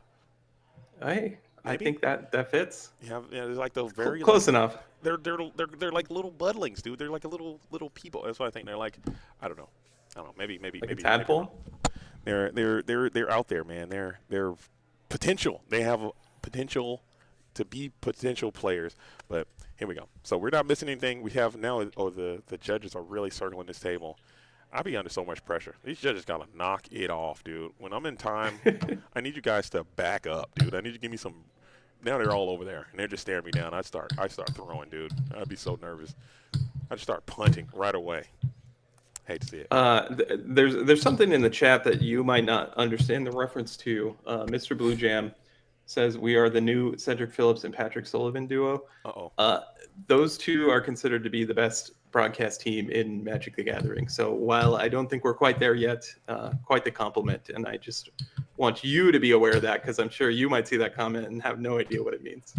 I can support it. I mean, hopefully they're not bad. Okay, I can rock with that. And I do appreciate that. And I know we've had a lot of conversations about the art of doing broadcasts and about the art of commentary, and it's something that I really enjoy. I enjoy telling stories. I enjoy being on the ground. I feel like a news reporter and just introducing these talented players to the world and kind of trying to build this thing. It's something I love. Just I've been gone every weekend this whole year. Like basically not this whole year, but every weekend I'm gone doing this because I really, really love doing it, and I enjoy it so much. And to have people say, "Hey, man, you're good at this. I enjoy it when you do this. You should keep going." It just inspires me so much, and I want to keep doing it, man. So much love to that. I appreciate the compliment. 100%, a huge part of the Lorcana community, and I know you're a family man, and you know I believe your wife came out with you last weekend, so that had She to did. be fun. But yeah, you are stepping away from the home life, and so it comes at a cost, and you're definitely investing a lot into this community, and it doesn't go unnoticed. I know, and I know the community does appreciate it, and my wife maybe not as much because I am gone a lot. But at the same time, you know, I have, you know, I'm used. She's probably used to me being gone a lot too because I was gone a lot for my job as well. So, and the kids, they're old, so they don't really mind too much. But you gotta live. You got one life to live, man. You really have to live your passion. If you have something that you're passionate about, you have to at least try to achieve it because you know you don't have a lot of time. You know, I'm already pushing 40. And if I'm very, very lucky, you'll have, 40 more years, maybe 45 if you're really pushing it, maybe 50 if you're super healthy, and I'm not. So that's not a lot to do the things that you want to do, especially towards the end phase of that. You're going to really start losing a lot of time there on the back end. So you really have to use the time that you have available to do the things that you love to do that makes you incredibly happy, and Disney Lorcana is that thing for me. So I'm ready to go for it. But enough of the sentimental mumbo jumbo. It is time. Round number 3 is coming up, and I think we got another ultimate spice ball coming your guys' way.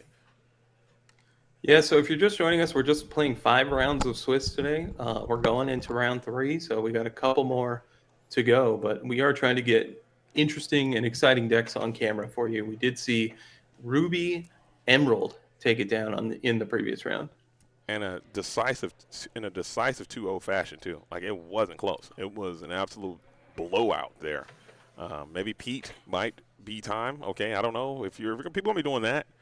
And I don't know if that's something that's going to take off, but it was definitely a very timely rogue pick, and you were hitting on all cylinders. But actually, hey, there's some conversation in the chat about best color in Core Constructed. What would be your go-to? The best color in Core Constructed right now, I think, is going to be. Oh man, I want to say Sapphire so bad, but I think I have to say green. I think Emerald is the best color in Core Constructed, simply because they have a one-sided board wipe that no one else has. They have the ability to clear the entire. I want to say Amethyst as well, because Amethyst can draw so many cards and have such powerful tools. Steel is great. If we had to make a tier list, Steel and Sapphire, it's basically I think every color is in the conversation except for Ruby. But Ruby's on the come up. Amber's down horrendous too. I think Amber's kind of low. I think Ruby would be the lowest at 6, and then I'm putting Amber at 5. I think Amber's a clear 5. Amber's a clear 5, and then 4 is when it starts to get a little tricky. I think 4. Oh man, 4 might have to be Sapphire. Is that crazy? That's insane. 4 has to be crazy. Sapphire. Sapphire is one of the most consistent colors. Is it more than Steel? And it just okay. People are calling for the banning of Cinderella. You're right. Yes. Yeah, 4 has to be Steel. 4 has to be Steel. And then 3, Sapphire's not better than Amethyst. I'm not giving you that. I don't think Sapphire. I think drawing cards and those cards are just so good.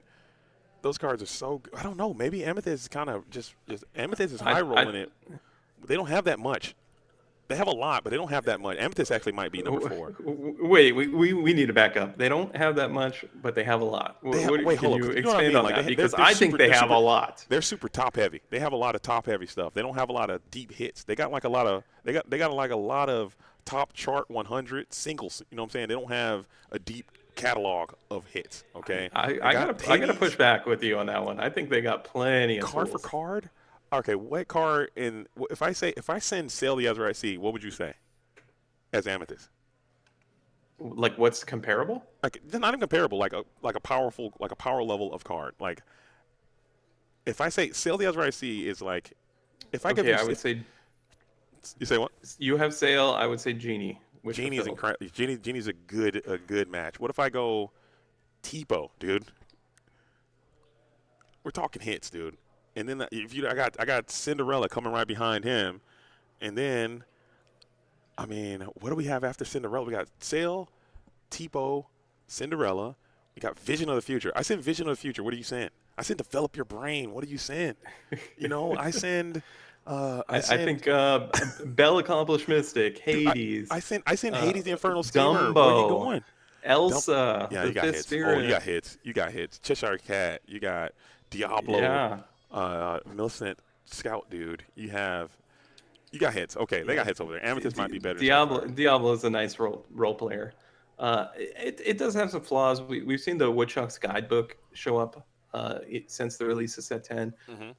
I've been a little underwhelmed with that card personally. So we'll see if it holds a spot long term in some of these decks. I would love to see the return of more items and things like the Tamatoa 6-drop and Scrooge McDuck be playable in Core Constructed. These are cards that dominate and are big parts of Infinity. Yeah. And I'd love to see them more involved in Core. So there are a couple Sapphire decks kind of or Sapphire cards, excuse me, that we know are powerful that are kind of sitting on the sideline right now. Yeah, I think that is a huge part. That's a big issue I had with in the Fabled meta. The fact that there were just so many decks that just weren't getting played. I think having a nice, very playable, competitive item strategy, I think that is a unique identity that Lorcana is now missing, because they spent so much time printing all these item cards and item support cards, and then they just kind of nerfed them and just sent them all into infinity. As we have Lexi back at it again. Oh, we found Lexi, and Chad Rom is going to be holding it down. I believe Chad Rom made a top 8 performance. Is this, the names are mixing up. Is this the second place? No, third place. Chad Rom, I believe. I recognize those Yeah, I names. believe top 4, but we did see each of these players, I believe, on camera at some point yesterday. But we are underway in round 3. We'll get that updated for you on our screen. Yeah, round number 3 coming your guys' way. This is, again, 5 rounds of Swiss today. No top cut. Winner take the lion's share, as it may be. And we saw Lexi playing Ruby and Amethyst yesterday. Maybe we get more of that Ruby Amethyst again, as she was absolutely cooking with Ruby Amethyst. And I believe Charrum was playing the Amethyst and Emerald strategy, I believe, more of that Webby boost version. So we'll see if that matchup, that's another matchup that I just have not seen ever, and we'll be seeing it for the first time right here, if that is indeed what we see. But we know that a lot of these Luminaries have elected to switch their decks going into the next round. And I will report that both of these players are 2-0, and prizes are just based on. I'm getting some notes coming in. Is that may not be Chad Rom. That might be McPhilly then. If that is that McPhilly? No, I believe it's correct on the screen because Okay. I'm looking at the pairings currently in Melee. Okay, so that can't be, because I know McPhilly is husband. You said husband and wife were playing, and I see McPhilly over there, and I know McPhilly is married to Lexi. So never mind. Never mind. Forget I said anything. I thought for a chance. I don't know. Bad notes, but it's all good. It's all good, as we're not missing anything. Yeah, so I'm looking at the overall player pool. There's a few people that Had deep runs in the tournament yesterday that are in this run back event. Rip Lungs is out there on table one, so it was nice to see a lot of these players come back for day two. Mm. Get that actual salty run back. Maybe you can go ahead and get that win, get that first place on. At least go home with a little with your ego intact. Because sometimes a lot of players like to put you know and that's a part of it too. Like you gotta win. If you're a competitive player, you can only go so long without getting a nice win or putting your name as first place on something. And if you keep coming out and having these early exits, you're going to get to the point where you're like, oh man, am I that good? My ego is hurt or whatever. As we do have the Emerald and Amethyst here, so getting a nice top placement or a nice win would be great for that. As we will show the colors and reveal the. Oh man, the music just started back up. The Rafiki. Oh man, it was so quiet there for a moment there. So Lexi, I believe, is the Illuminator we had on camera in round one Yes. yesterday, and I believe she was playing Ruby Amethyst.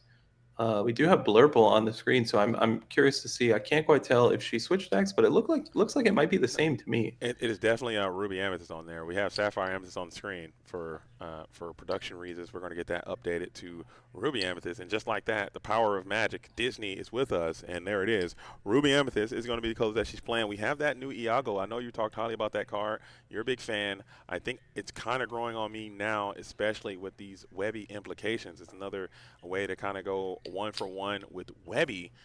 Challenger 5 is actually an insane thing that you can do with this card as we will continue to play Yeah, these whispers out.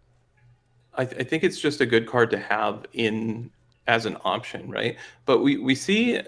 Uh, I apologize, JD. You're going to have to back me up here. The two cost character that's in play did not have a boost character, so just really underwhelming in that scenario. But Yep. nonetheless, it is able to trade with that Iago. Yeah, that Emily Quack Faster going, and we mentioned That's right. that we mentioned that yesterday as well, and that is probably like one of the worst two cost plays you can make these days, is since you don't have that boosted character, as you're gonna have to just send a You're Welcome onto the Iago while boosting the Megara and questing for 3 now. So Emily Quack Faster is a card that would be nice to play a little bit later on, but that 2/2 for 2 just seems so slow and low. It's like not the most ideal thing. As Lexi's going to try to rebuild this board now. Iago and Rafiki to match with this Megara boosted. I'm not sure I've ever seen a board in the history of Lorcana with 4 characters combined 3 strength. and the amount might fool you there, as the Iago shows his weak side is going to be fall into this Elsa here with no damage in return. So it's showing how vulnerable that card can be. But yeah, one character is going to make up for all that 3 strength with all the 4 characters that you talked about, Shane. That's crazy. There's a lot of zeros around Yeah, there. Elsa, a very strong card, and characters with 2 willpower are very vulnerable to that card, and we see it here with Rafiki. But Rafiki going in for a quest. Now that's That an interesting Elsa point. has some free food. Maybe you're just afraid of another potential Elsa, or maybe you're playing around a potential of a Demona, but just giving up this lore and card for free seems high risk for Alexi, and you will take the bait. I don't think that was a bait. I think that's just a clean plus value, and maybe she just wants to burn her hand down as well to kind of set up for your own Demona here as a response. But I'd love to see that the Rafiki into staying ready and then getting into enemy Rafiki could be a nice play there to get your own plus back. But there's that Demona giving up 1 Yeah, card in the so process. we've talked about Demona throughout the weekend. It has some high highs and some low lows. We did get to draw an additional card, but I believe Chad Rom drew an additional card as well. And the exert ability just not accomplishing anything when you don't have any other characters on the board. Yeah, that one was a absolute low Demona. And I'm gonna tell you another thing. And people might again revolt on me when I say this, but I think that card has fallen so down for me. When Demona was first revealed, I was like, oh my goodness, I can't believe they did it. They actually did it. This card is broken. It's about to destroy the game. Demona needs to be banned. It's terrible. Now I see this card actually in play.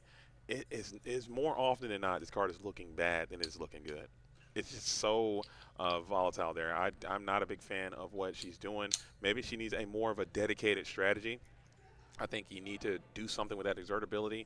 Maybe you have like some big four cost characters like Mayor Windance. We saw how effective that can be. Demona exerts, and then your character can clean up the board or something like that, or maybe some of those other gargoyles. But I just have not been in love with this Demona. Not gonna lie. Meanwhile, Chad Rom is just doing everything he can. We see the other Amethyst legendary come into play with that Hades. And you're absolutely right. When I saw these two cards originally, my instinct was to think Demona was the better of the two. But sometimes you need to play with the actual cards and see them in action to truly evaluate them. But nonetheless, Chad Rom is going to trade two characters into that Demona. He has the advantage, and he just wants to prevent any possibility of Lexi coming back in this one. Oh, for sure. As we got the Headless Horseman there, that Headless Horseman looked like a pretty prime Headless Horseman, being able to take down the Genie in that spot. That two strength coming up quite huge. We have the Cheshire Cat. We're going to be able to boost the Cheshire Cat and send some damage on over to the Elsa as well. And that is a pretty nice situation. And we are going to quest this Cheshire Cat too. So if you want to come after the Cheshire Cat, you will lose at least one Elsa. I don't hate that play at all. But if you got your own Cheshire Cat in response, that is the immediate punish. Yeah, there was a strong turn from Lexi. However, Chad Rom has so many cards in his hand, and is that a Little John sighting? Oh no. We just saw that Little John. We just saw how effective that you came back was in the previous round. This Little John has game-ending implications if you have some type of blessed bagpipe situation coming up next turn, as this thing could be absolutely over for Lexi. Threatening game right now. Dragonfire. Yeah, that genie's gonna dig you deeper, but do we have enough ink to answer the threats on the board? And I do not think you do. There's a Tinkerbell. There is a Demona, and there is a Moana. And I don't think that's going to get it done, as this Little John will go ahead and take over. I mean, I guess you could Genie into the... No, you just don't have enough invasive answers. Genie just came into play. Yeah, that's right. Yeah, you just don't have enough. You don't have enough answers here, and that's going to be a let's get into game number 2 scenario, as we will be packing it up. But cool deck, man. Chad Rom is out here cooking. Lexi's cooking, but I think you just gotta maybe. I don't know. I honestly do not know how to attack this Emerald Amethyst deck. This deck is just bewildering my mind. These whispers are just cooking my brain. I don't know how to line it up right, or what their weaknesses are and how to exploit them. I'm sure they're there and they exist, but it seems like every time someone's playing it, the deck is built in a different way, and it's another way that you need to figure out how to attack it. And I think that's really cool. Cheeky, be prepared being added to the screen. That would answer the Emerald Amethyst deck. You are correct, production. Can you imagine if Be Prepared came back? That'd be so nice. That would change the entire gameplay. I think decks currently don't have to be concerned about something like that. Now, I will say we do have the Prince Philip MMS combo, but nonetheless, everyone was begging for Be Prepared to go. And then when it went away, suddenly people didn't like the metagame. So just something to consider for the health of the game. I think board wipes can be a positive. Yeah, my question to you, though, is if Be Prepared were to come back today, okay, do you think that's enough for Ruby to be playable again? I think it would significantly boost Ruby up the charts. Okay, because right now Ruby is like down Omega horrendous, and I think because I think Blue Red currently, as it stands, Sapphire Ruby has a lot of tools, and I think that could be the one missing piece. Although I will say probably the biggest missing piece is card advantage in those colors. We see so much card advantage in Amethyst. We just talked about our color rankings. I think I have Amethyst at top, and one of the primary reasons for that is just so much card advantage. Even cards that don't have draw a card text on them, right? We saw the Yeah. Elsa Fifth Spirit played in the previous game. That essentially drew a card, right? It got to take out the Iago that cost Lexi a card. So you're up a card in that exchange. So just something to consider when factoring in card advantage. It doesn't always just mean additional cards into your hand. Yeah. I 100% agree, man. And just getting those that's a skill that it takes a long time for TCG players to start picking up and being able to master is understanding the theory of card advantage and how to think of the game in terms of pluses and minuses opposed to the amount of lore that you have on board. Granted, getting to 20 lore is the way to win, but being able to out resource your opponent is a path to victory. Like sometimes they can be at 10 lore, 12 lore, and if they have no cards in hand and not that much ink in the inkwell, and you have 7 cards in your hand and 5 characters on board, you're probably going to be able to win that game still. So it just takes a lot of time for people to figure that out. As you can kind of notice that some of these great players, they're always looking for a way to squeeze as much card advantage and tempo and card economy out of their opponent, and that's the game. Like within the game, hey, if I challenge here, if I quest here, will that lore net me a card, or going 1 for 1 is the standard. You never want to go negative in any of these exchanges. Um, 100%. I think that's something that you can get a better grasp on if you're new to the game. Actually, by playing limited, play a mhm. pre-release event, go to your local store, play some Pack Rush, and you'll quickly realize that a lot of Disney Lorcana just comes down to a resource battle. All right, so Lexi is going to be starting it off. We have that Rafiki is getting loose one more time, coming out early as a turn 1 play. We saw, though, both Luminaries are electing to use those Rafikis as those 1-cost characters. I think this card is pretty neat. Maybe there could be some better. I just hate that. Me personally, we're just talking about card advantage and pluses and minuses. All these guys with the zeros, get them away from me. That's why I didn't like the Iago, because I just don't like the zeros, because they can't get exerted and take anything back in exchange. There's so many Rafikis currently in the metagame. Maybe Bonsai needs to make a comeback. No, that's the opposite. You want no bonsais, because Rafiki clearing bonsai feels very bad for the bonsai player. You're correct. I got it mixed up, but yeah. So no bonsais in the format. Disregard what I said. Strike it from the record. No, Delete no, this Twitch replay.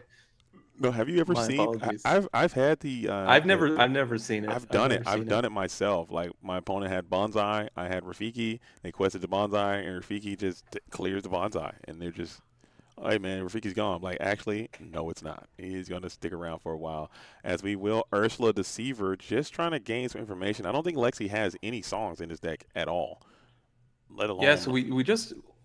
we just talked about card advantage, and anytime this Ursula misses, it's such a huge swing in the opposite player's favor. That Ursula can trade 1 for 1 with one of these Tinkerbells, but generally you want Ursula to get a little more value. Mhm. But that tells me that Chad Rom's hand might not be particularly strong, or just has some higher costed threats in it. Yeah, I think Ursula, and now it's going to be hard to kind of squeeze some incremental value out of this Ursula. You probably have to tag team something, or you could just take this trade, like you said, going 1 for 1. And also another thing that a lot of people look at is the cost that the characters have. So having a character that costs 2, taking out a character that costs 1 in a trade, then you kind of lost on that exchange, because your character costs more than theirs did, and you guys only went 1 for 1. So you, Lexi, currently winning the war of card advantage in this situation, as the Moana is representing another pseudo plus here. Yeah. Last turn, Lexi had the opportunity to quest with both Tinkerbell, just choosing to send one. How do you? I believe, from what I can tell, one is foil, one isn't. I think I would have sent the non-foil if you're going Absolutely, to get it yeah. off the board. Let me keep the shiny card. 1000%. I think Lexi probably feeling similar in that, feeling the opposite to us in that situation, allowing the non-foil to stay and the foil to go. I think I'm for sure going to quest the non-foil first, keeping the foil around. Or what I like to do sometimes is I'll switch them out. Like when one gets banished, hey man, let me just put this one here. I do that sometimes.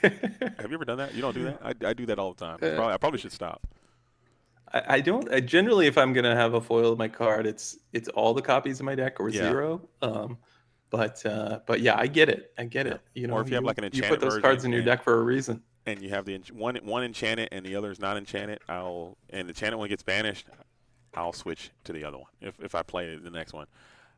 My opponents usually chill with it. I mean, I don't play in like too many huge tournaments, and this horseman's looking great. Everyone has +1 strength now, and we're free and clear to quest. This Yelena looking good to clear this Rafiki as a plus, and then get another trade back. No, you get cleared by the Cheshire, so now you can't really exert the Shalena either because they put damage on the Cheshire for another boost.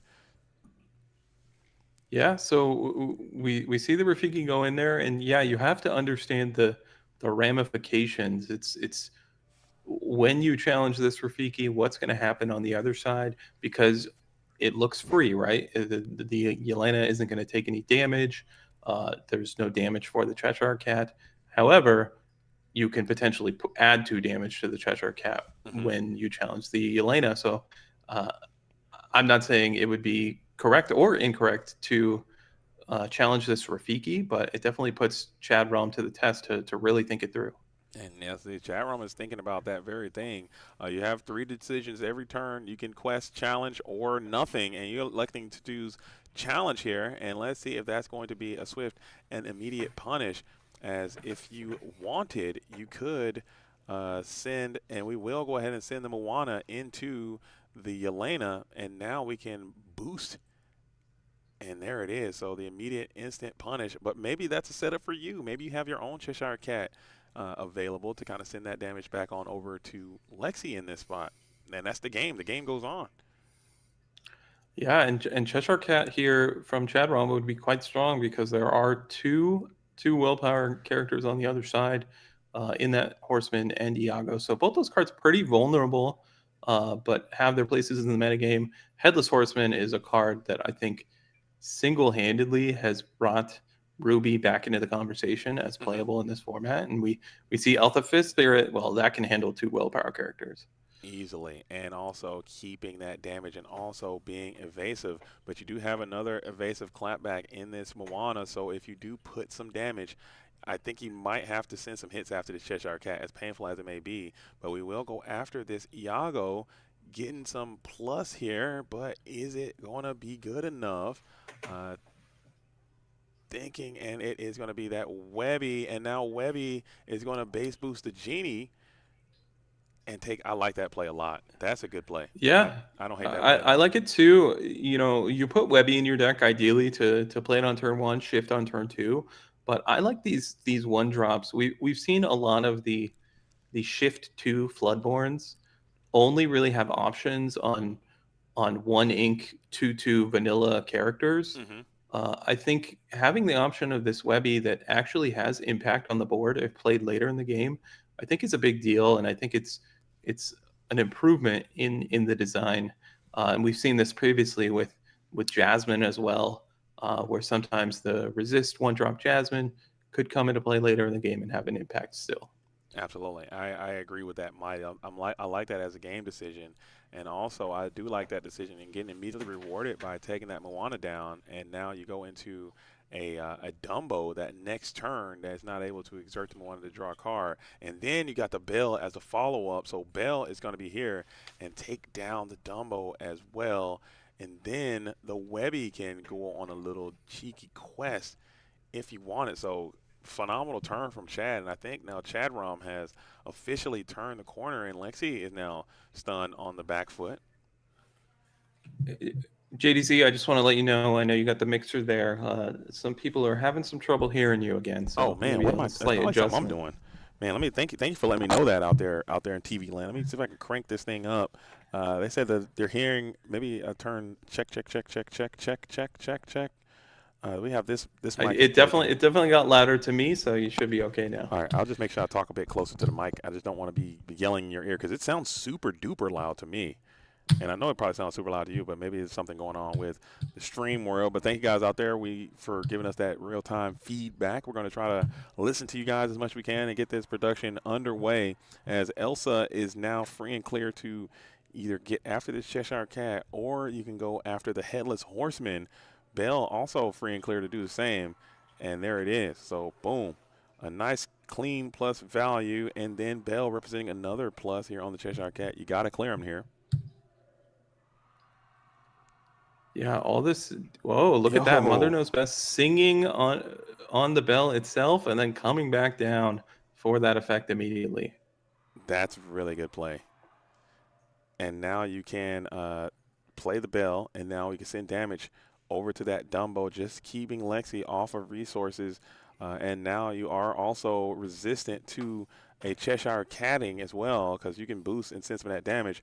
Vanellope is going to be in the deck. What do you think about this Vanellope? Another evasive card coming through after the Dumbo goes down. Feels quite bad. Yeah, I think Vanellope really at its best when you have a Dumbo in play, of course, or to challenge early evasive characters. But at this stage of the game, later in the game, not as threatening. Yeah, I 100% agree with that. And now Lexi is trying to set herself up for a potential Demona off the top, which would be a super nice Demona. And another Elsa is going to come down almost immediately. And thinking about what we want to exert here, and we will like to go after Vanellope Von Schweetz. Yeah, we've seen Elsa, the Fifth Spirit, just be an absolute all-star in this particular matchup because Alexia has so many low willpower characters. 100%. I honestly would have liked to see the Cheshire Cat go down there in that instance, just to just to get it off the board, because this thing is just sending more and more damage each turn. It's an interesting decision, but when you choose to keep the Cheshire Cat on the board, you effectively gave up your Elsa to do that because, of course, the new Elsa could have challenged into the Vanellope, but then some damage counters are hanging around, and that can be a bad time against the Cheshire Cat. So I agree with you. Maybe going the other route, but Chad Rom, he knows what he's doing. He's adding more characters to the board and really looking firmly in position to take this match here in round 3. I agree. The corner has been fully turned. I think Lexi still has, if you have like a Madam M Elephant, will be really nice to kind of send this Cheshire Cat back to your hand to get all those boosted cards back into the fray.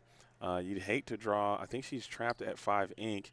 You'd hate to draw like a Maui Half Shark or something like that in this spot. You can't really play, and you really don't want to ink it, as we're going to go ahead and send some of that damage on over to the Elsa, which, again, you saw these bells. You saw those Mother Knows Best. And we'll go ahead and trade up the bell right now with the Moana, just getting her off the board. But another bell here, or you can just clear the Cheshire for free here. I don't even know if I go for the question. I just keep it ready one more time.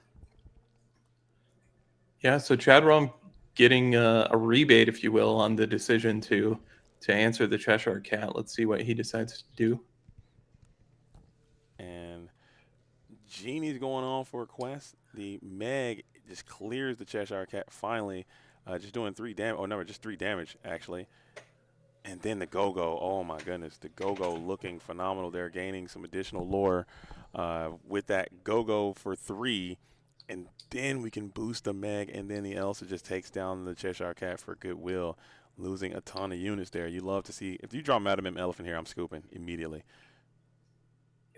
One's in the deck for Lexi. We did see that yesterday, which notably doesn't combine particularly well with this Elsa the Fifth Spirit. But Lexi determining, hey, I got this Hans in my deck for a reason. There might be a little bit of a Nambo, if you will, but nonetheless, Hans still there. Could we see Hans more in the future in Whispers in the Well? I'd like to see more Hans. Let's give him a shot. I think Hans. I think I'm big on the Ruby Hans. I'm also really, really big on the Ruby David Xanatos. I think that card is actually insane. Once someone figures that out, again, I'm not the greatest deck builder, but I'm a nice vibes expert. You know, I love the vibrational frequencies of different cards. Okay, and I consider myself more of like a DJ Khaled. Like I can't really cook. You know what I'm saying? I'm not the greatest player. But if you put me on your record, you know what I'm saying, you're going to have a hit. You know, we the best music. I don't know if you're familiar with DJ Khaled at all. If that's something that you follow there. I am a little bit, but yeah, I can agree with that on my side, just because I am not a good deck builder from scratch, right? Right. But once a metagame is known and a little more established, I can kind of look at the established deck list and tinker around and find some key spots where maybe some slight changes can be made. But yeah, if you tell me, hey, build a Ruby Amethyst deck from scratch, I don't know that I'm going to be the best man for the job. Right, and I think that's one of my weaknesses because again one of the things about knowing or liking the cards a lot is that or seeing these cards and thinking that they all have this potential is that I rate cards way too highly. But a card I'm really liking is David Xanatos. I think he's got a multifaceted approach. He's allowing you to draw some cards and he's allowing characters to rush in. I think it looks cool, and his artwork looks kind of nice too. He's kind of like sitting at the desk, and he's got his hands on the desk. That card is kind of clean, man. I like this David Xanatos a lot, and maybe we can get him into the deck. I think he might perform a bit better than the Hans in that situation that we had there, because I think he might be better than the Hans there because the Elsa stuff, and I think you have is it Queen and King or Queen and Princess? I think kings and queens, yeah. Kings and queen characters can't quite. Okay, so never mind. You're not playing any kings, but you definitely playing those Elsas, and that will be a bit annoying with this Hans. I saw your turn, and opponent has two or more. If your opponent has two or more ready characters and play, gain 2 lore. So if they're trying to stand up, you can just kind of burn out. But they can play around this guy. I don't know about this Hans. It's an interesting card for sure. That secondary ability, I think, has to trigger once or twice for it to be truly valuable.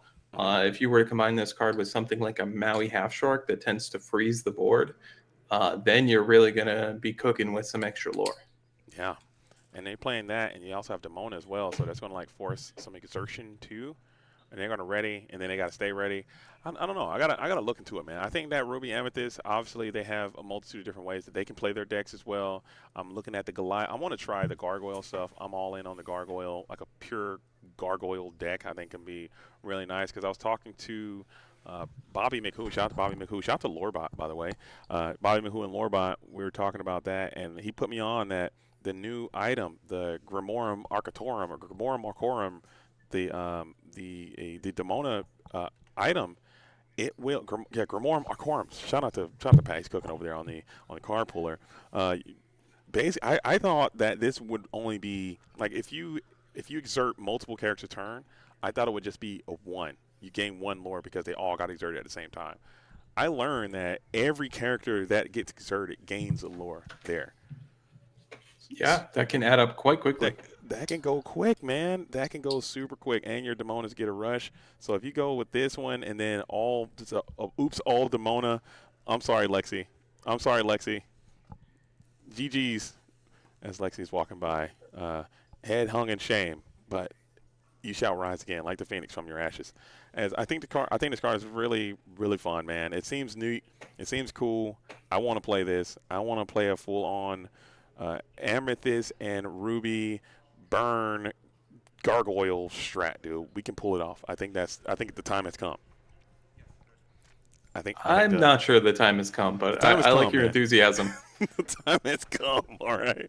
The time has come. We saw Robin Hood pop off. You trying to tell me my Gargoyle deck won't pop off? I got Broadway in the deck, or the Bronx is in the deck. That dude's a 3-cost 6/4, dude. What are we talking about? My time is now, dude. We got Tinkerbell. We can exert. I got Elsa. We can exert. I got Demonas. We're rushing. I love Rush. This might be my deck. I think I'm gonna play this deck.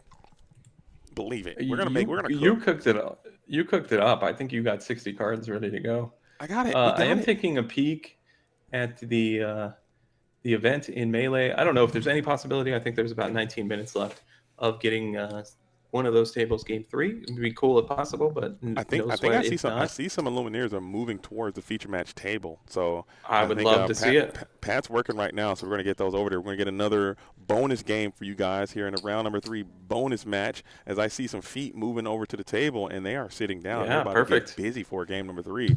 Like that, love to see it. Yeah, I was just throwing it into the ether, but Pat is ahead of the game. He was tracking down some players for us. So you love to see it. So if you're just joining us, we are coming to you live from Collectors Expo in Dallas. This is round 3 of 5 today. And be sure to watch our replay from yesterday. We had a lot of strong players, a lot of good decks, and some good stuff to watch in that replay.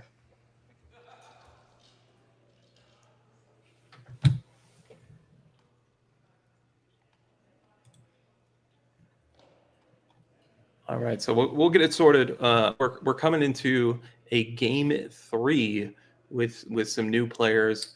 We do see the TDK shirt. I believe that may be our winner from yesterday. Dennis, I believe is his name.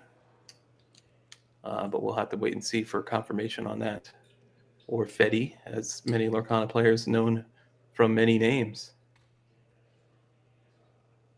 JDZ might have stepped away, unclear if he's in the building. But we're going to get you one additional game here in round 3.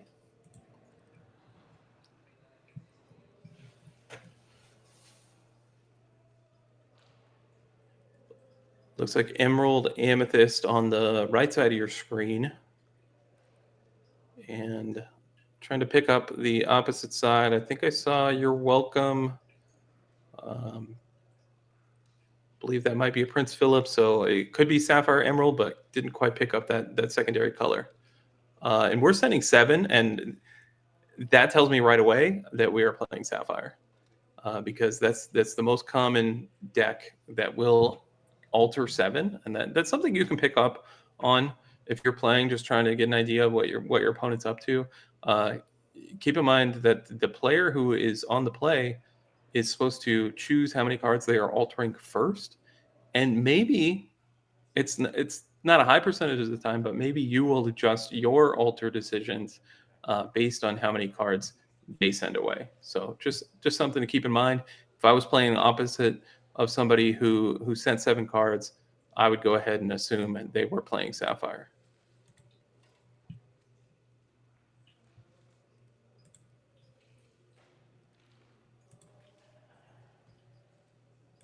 And we're going to kick things off. Apologies, that is not Fetty on the right side of your screen, but just a member of the same team. And we get things started with the Curse Merfolk. And when you put Curse Merfolk in your deck, this is exactly when you want to see it on turn 1. We see that Merlin peeking out in the hand. So it looks to be an aggressive Amethyst Emerald strategy here on the right side of your screen. And the big Prince Philip coming down into the inkwell. This is not when you want to see it in the early game. You want to see it come down later in the game to clear the board. But that Merlin comes down. Curse Merfolk is going to quest for 2, and we are on the board. So we're just clearing up production to get this emergency, well, not emergency, but this bonus game here in round 3. We have Jacob on the left side of your screen. And as I expected, a Sapphire deck, Sapphire Emerald, and Tipo coming into play on turn 2, adding that additional ink. And we'll see what Jacob can follow up with it. But Tipo, an excellent challenger in the future for this Curse Merfolk. Oh, sorry about that. We have some technical issues. Something went down with our name tracker. We're trying to get those names back updated. I think it's an OBS related situation. We're having network issues all day, and we apologize for that. But we're back now, and we're going to make it happen. Thanks for holding Perfect. down. You know, I look like a vanished character on the screen, but you actually did vanish on the broadcast. So, but happy to have you back. My bad. Thank you for holding it down as we are underway here. Round number 3 still. This is a game number 3. I want to say, as Emerald and Sapphire doing what they do best. Donald Duck, the perfect gentleman, is going to be up and active, and the Tipo challenges the Curse Merfolk there. We got to discard. Yeah, now you have to make a decision. What are we going to discard? And Donald Duck, it can challenge too. I mean, it's going to draw some cards, but that Merlin, and you kind of don't mind it. What are you going to do? Boost the Merlin, and then, if it combines with the Tipo. But Magara could challenge the Tipo. I keep getting confused with this Merlin, thinking it's a a 0-2 for some reason. Yeah, I think But it's of course, because that 3 willpower is key. there was that there was another Merlin, the dual ink Merlin. He was a 0-2. I think that's why you had to think of that, as Merlin now is going to be able to quest for 2, and the Blessed Bagpipes are piping away, adding that boost underneath the Merlin. So, like you said, you're just kind of opening up some Clarabelle lines as well for Jacob here, who, if you do draw those cards with the Merlin, and then you can potentially You're Welcome or something, you can then potentially throw down a Clarabelle later on, and you're going to get a ton of value from it. It's a double-edged sword kind of situation, but you're only at that 5 ink, and you don't have a Clarabelle shift line available. Maybe we needed to go back to Baymax, dude. Huh? No chance, right? I've seen so many more Blessed Bagpipes than I expected to see this weekend, but I think that was one of the better ones.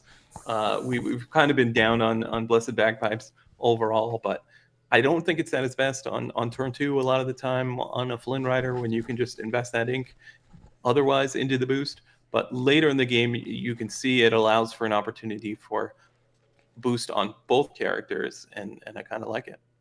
And I do concur with you. And so far, we've seen some good Blessed Bagpipes, a few bad. We have not seen one good Emily Quackfaster, though. 0% return in those Emilys. I'm cutting. I play Blessed Bagpipes before I play the Quackfaster. What about you? I actually am going to disagree with you, because in the scenario where you play Flynn Rider on 1, I'd rather just add a character and add a lore to the board. But at this point in the game, the thing is, we haven't really seen the Blessed Bagpipe's secondary ability come into play at all. Yeah. But I appreciate all the players, not just the players playing these boost strategies, but all the players this weekend that decided to dig into the full roster of cards available in Whispers of the Well and are really trying some cool stuff.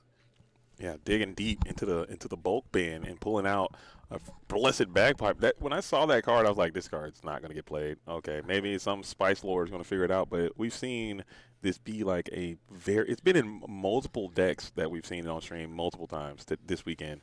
And I think it's not gonna go away. Maybe you do both, Emily Quackfaster and Blessed Bagpipes, and just go all in on a full true to life boost strategy. As it looks like the Ursula Deceiver is going to come on in, hit this Malicious Mean right now, and you're goaded. You don't have it, but you do have that Clarabelle that we talked about earlier, and Clarabelle will be able to come to the field next turn. How valuable she's going to be, still to be determined. And the Family Fishing Pole, we're cooking right here. Hey, Family Fishing Pole, we got 12 lore on the board already. That's going to threaten a few more. And Aaron might be up to something. This is game 3 of round 3. And yeah, we got a reader. I don't blame him. Family Fishing Pole. This item comes into play exerted. Banish this item. Return chosen character of yours to your hand and gains 2 lore. So that also synergizes well with these Whisper characters if they are boosted. So you could, in theory, boost again. Even though you don't get any additional ability, you still are allowed to boost your characters multiple times, and then you can Family Fishing Pole, add it back to your hand, get some pluses there, and then also gain some lore after questing with this Merlin. So I think you might have to just challenge this Merlin, as ugly as that may sound, to get him off the board before you get Fishing Pole. But I think you can get Fishing Pole no matter what, and I don't think there's anything you really can do to stop it. Unless you can go one cost Clarabelle. Fishing Pole also allows you to... you're going to return a character to your hand, but maybe not more importantly, but as part of the package, it allows you to replay that character ready after getting some lore with the quest. So we're in a position where we just need to finish the game as quickly as possible, and Pole's going to do a good job at helping that. But now we see the interaction with you're about to get bagpiped twice. The bagpipe's about to win. What were you saying? That's 2 triggers on bagpipe. Can you pull a bagpipe again? I think every time it's challenged, not banished. Challenged. And that's 2 challenges. So that should be 2 lore off the bagpipes. You've just been piped. Thoughts? Did you change? Have you changed your mind? Okay. My mind is fully changed. I think it won the game straight up. Yep, that's it. You've just been piped by the Blessed Bagpipes, man. You've actually been piped. And now you got the Family Fishing Pole, and you could, in theory, boost this Flynn Rider, quest a Flynn Rider, bounce it with the Flynn Rider, and the game is over. So I'm trying to think what is the decision here. Definitely going to boost that Flame Rider. Quest for 3, and then Yeah, Family our lore Fishing Pole total out of must here. not be right because we had 17. Yeah, Uh-oh. it's got to be something incorrect there. All right, we do apologize to the viewers at home, but yeah, I agree with you. I thought this game was over. Yeah, it might be something. Something has happened to the situation as we bring out the Webby. We're having some issues with our connectivity and Lorebot, I believe, as we have the Olaf as well. Yo, this deck is popping off. I need to see this list, dude. This thing's got Olaf. You're just bouncing your stuff back to your hand. Family Fishing Pole is there. Webby is there. There's no chance you're at 19 and not trigger Family Fishing Pole to win. Come on, there's no Well, way. we saw Jacob draw so many cards on the previous turn, so he has a lot of options to choose from. Do we have enough ink to play a large Prince Philip? I don't believe so, because we played the Clarabelle the previous turn. We can ink and go up to 8. But from my point of view, that looks to be just about the only way you could come back in this game. Yeah. But nonetheless, we're going on a vision of the future. Yeah, I think you need. Yeah, I think you need to get. You need to go full combo here in order to survive. I think we're getting a lore update.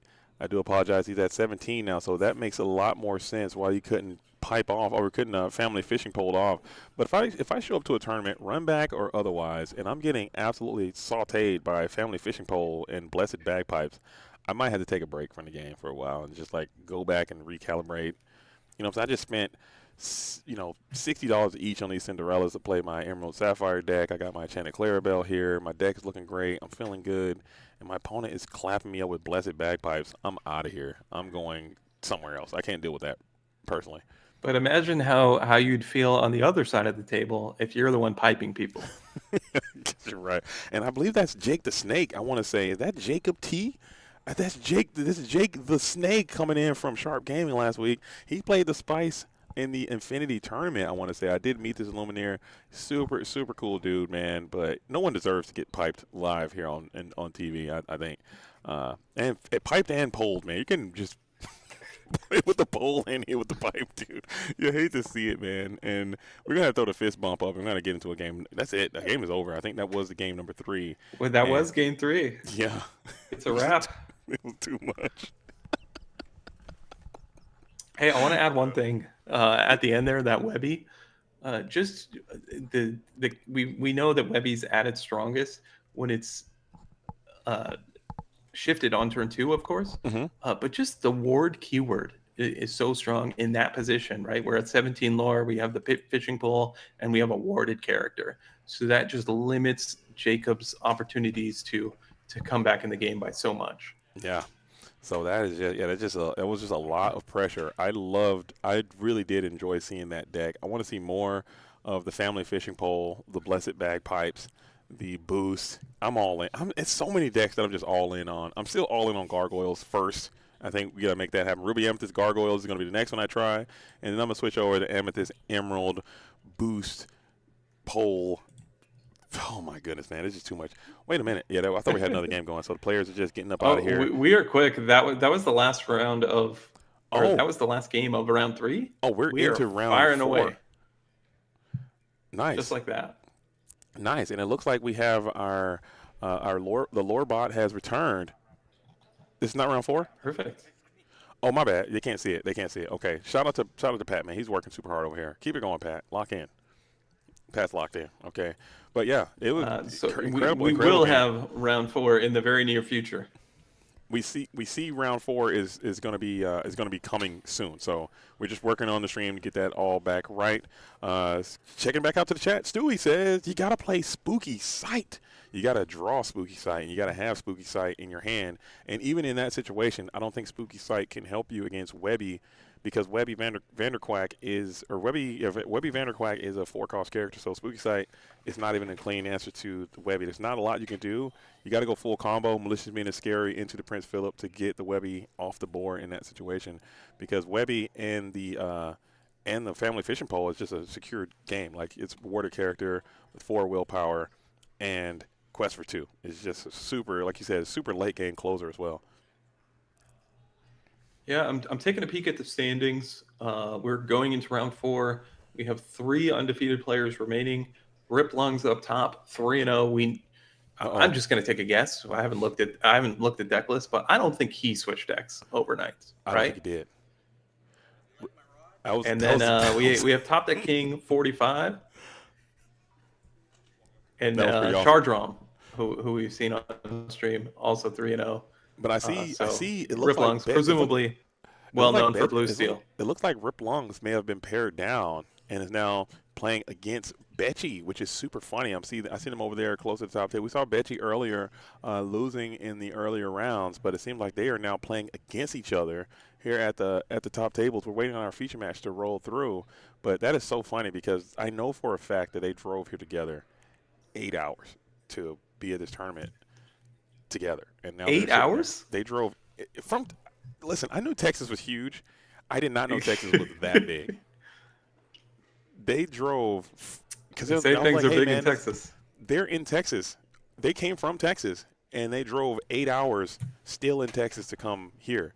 And I mean, I'm not going to pretend like I know the most about geography, especially Texas geography. And I know Texas is big, but that is insane. Like 8 hours and you're still in the same state is kind of wild. And I think they came from more of the. You can do that in California too. Yeah, probably more in California, I would assume, because you can go like top to bottom, and that is pretty wild to say the least. And it looks like we have our feature match is going to be coming on to the forefront. It looks like we got the top deck is coming back. Is this more charred crom? What happened to? Oh man, we got more chart. We got not. Because I think he's got his third feature match of the day. If we can get okay, I'll let him cook, man. I'll let them do what they're going to do. And I lied. I see that we do have Fetty here. Is back in the salty run back. It's kind of kicking it over there at the top tables again. It looks like, and maybe we can get him to come on through one more time. Yeah, we got limited chances, but we do want to get as many players on stream as possible. We're going into round 4 of this 5-round tournament. No cut today. I know that's a little unique. Most tournaments do have some sort of top cut situation, but on a Sunday, everyone wants to get home a little early if possible. Mm-hmm. And yes, that is correct. If you're just joining us, I'm reading some of the chat now. I see we got Tiny Toemate in the building. Shout out Tiny Toemate finding the program. Yes, we are in Texas due to the attire. I mean, that's why that's why I'm wearing the glass and the hat. What's up? So one of the contestants just went to the restroom, so you guys got a few more minutes. Okay. All right, go for it. Yeah, we got this, man. We got this. We are in Dallas. We are in Dallas, Texas, right now for the Collectors Expo 5K event, and that was yesterday. Shout out to Fetty who won that event, and now we're back at it with the salty run back. Just a I don't know what the prize pool is, but there is some prize. I think it's like a 2K or something like that. But the winner is going to be the person that finishes first in Swiss, and it's going to be a split going down the rest. So thank you guys all for being here and rocking with us. We do appreciate it. See, we're being put to the test geography-wise. Birdie Lorcana says Brownsville, Texas represent. That could be 1 hour away from DFW, or it could be 8 hours, and I am not sure. And there you go. I know it's got to be closer to the west. I want to say, all right. So we're in Dallas. I know you got Dallas, Houston, Austin. They're all in the super mega triangle here on the eastern portion, northeastern. I would say eastern central portion. Okay, and then if you go a little bit more south and west, you get to Galveston is on the eastern southern coast near the water. And then you got Corpus Christi and San Antonio, which is more west. And then you got Waco, which is way west, almost in New Mexico. I sound like an idiot, dude. Oh my goodness. And you got El Paso, which I know is on the border. And then you have so Birdie Lorcana does mention it's 8 hours away. So somehow in my 2 guesses I got it right. But and says Rip Lungs is my neighbor. So okay, Rip Lungs clearly from this same area. Of all those cities you mentioned, at least the major ones, I've been to Houston. I've been to the DFW area. I've been to Austin. Had a great time. I've never been to San Antonio, and I've always wanted to experience that. The Riverwalk down there in San Antonio, I've heard some good things about. So maybe one day. I hear of major card tournaments in some of those other major cities, which is a lot of the reasons I've been there in the past. But Yeah. I don't know. Can we get DLC San Antonio? That's my request. I know Ravensburger's listening right now. Let's try it. I like that. Like I said, I've been to Austin before. Austin is a lovely city. I've been to Dallas, obviously, Dallas-Fort Worth area. This is a really cool town, really cool spot. I've been to Houston as well. I've been to Amarillo, Texas, which I think is Amarillo felt the most Texas to me. I would say they really lean into the Texas aesthetic there. I've also been to El Paso, Texas. I've been to what is the other place? There's another spot I went to a while ago, but I can't remember off the top of my head. But yeah, Texas is cool, man. I thought about moving to Texas for a while. It seems like a really happening spot. The weather's nice. Definitely some different environments out there and a lot to choose from. Someone in the chat asks, have you tried the barbecue? So clearly they weren't in the broadcast yesterday. Yeah. Yeah, I can regale my barbecue story from yesterday. I went to a place called what was it called? Not Terry Black's barbecue here in Dallas, and I did have the barbecue. It was delicious. However, I do feel, and I talked to a couple other people as well, myself, Pat, and there were other individuals. We all got scammed. Like, they're running it's an elaborate scam that they're doing at Terry Black's. I want to write a full op-ed and send it to the Dallas Star or some kind of Dallas news publication and really run a study and send in people in there that look like tourists and then send people in there that look like true Texas people. And I'm telling you, they're scamming the non-Texas people 100%. Because I went in there and asked for a beef rib, man, and he knew exactly what he was doing when he put 10 pounds of meat on my plate. Like, who was eating 10 pounds of meat, dude?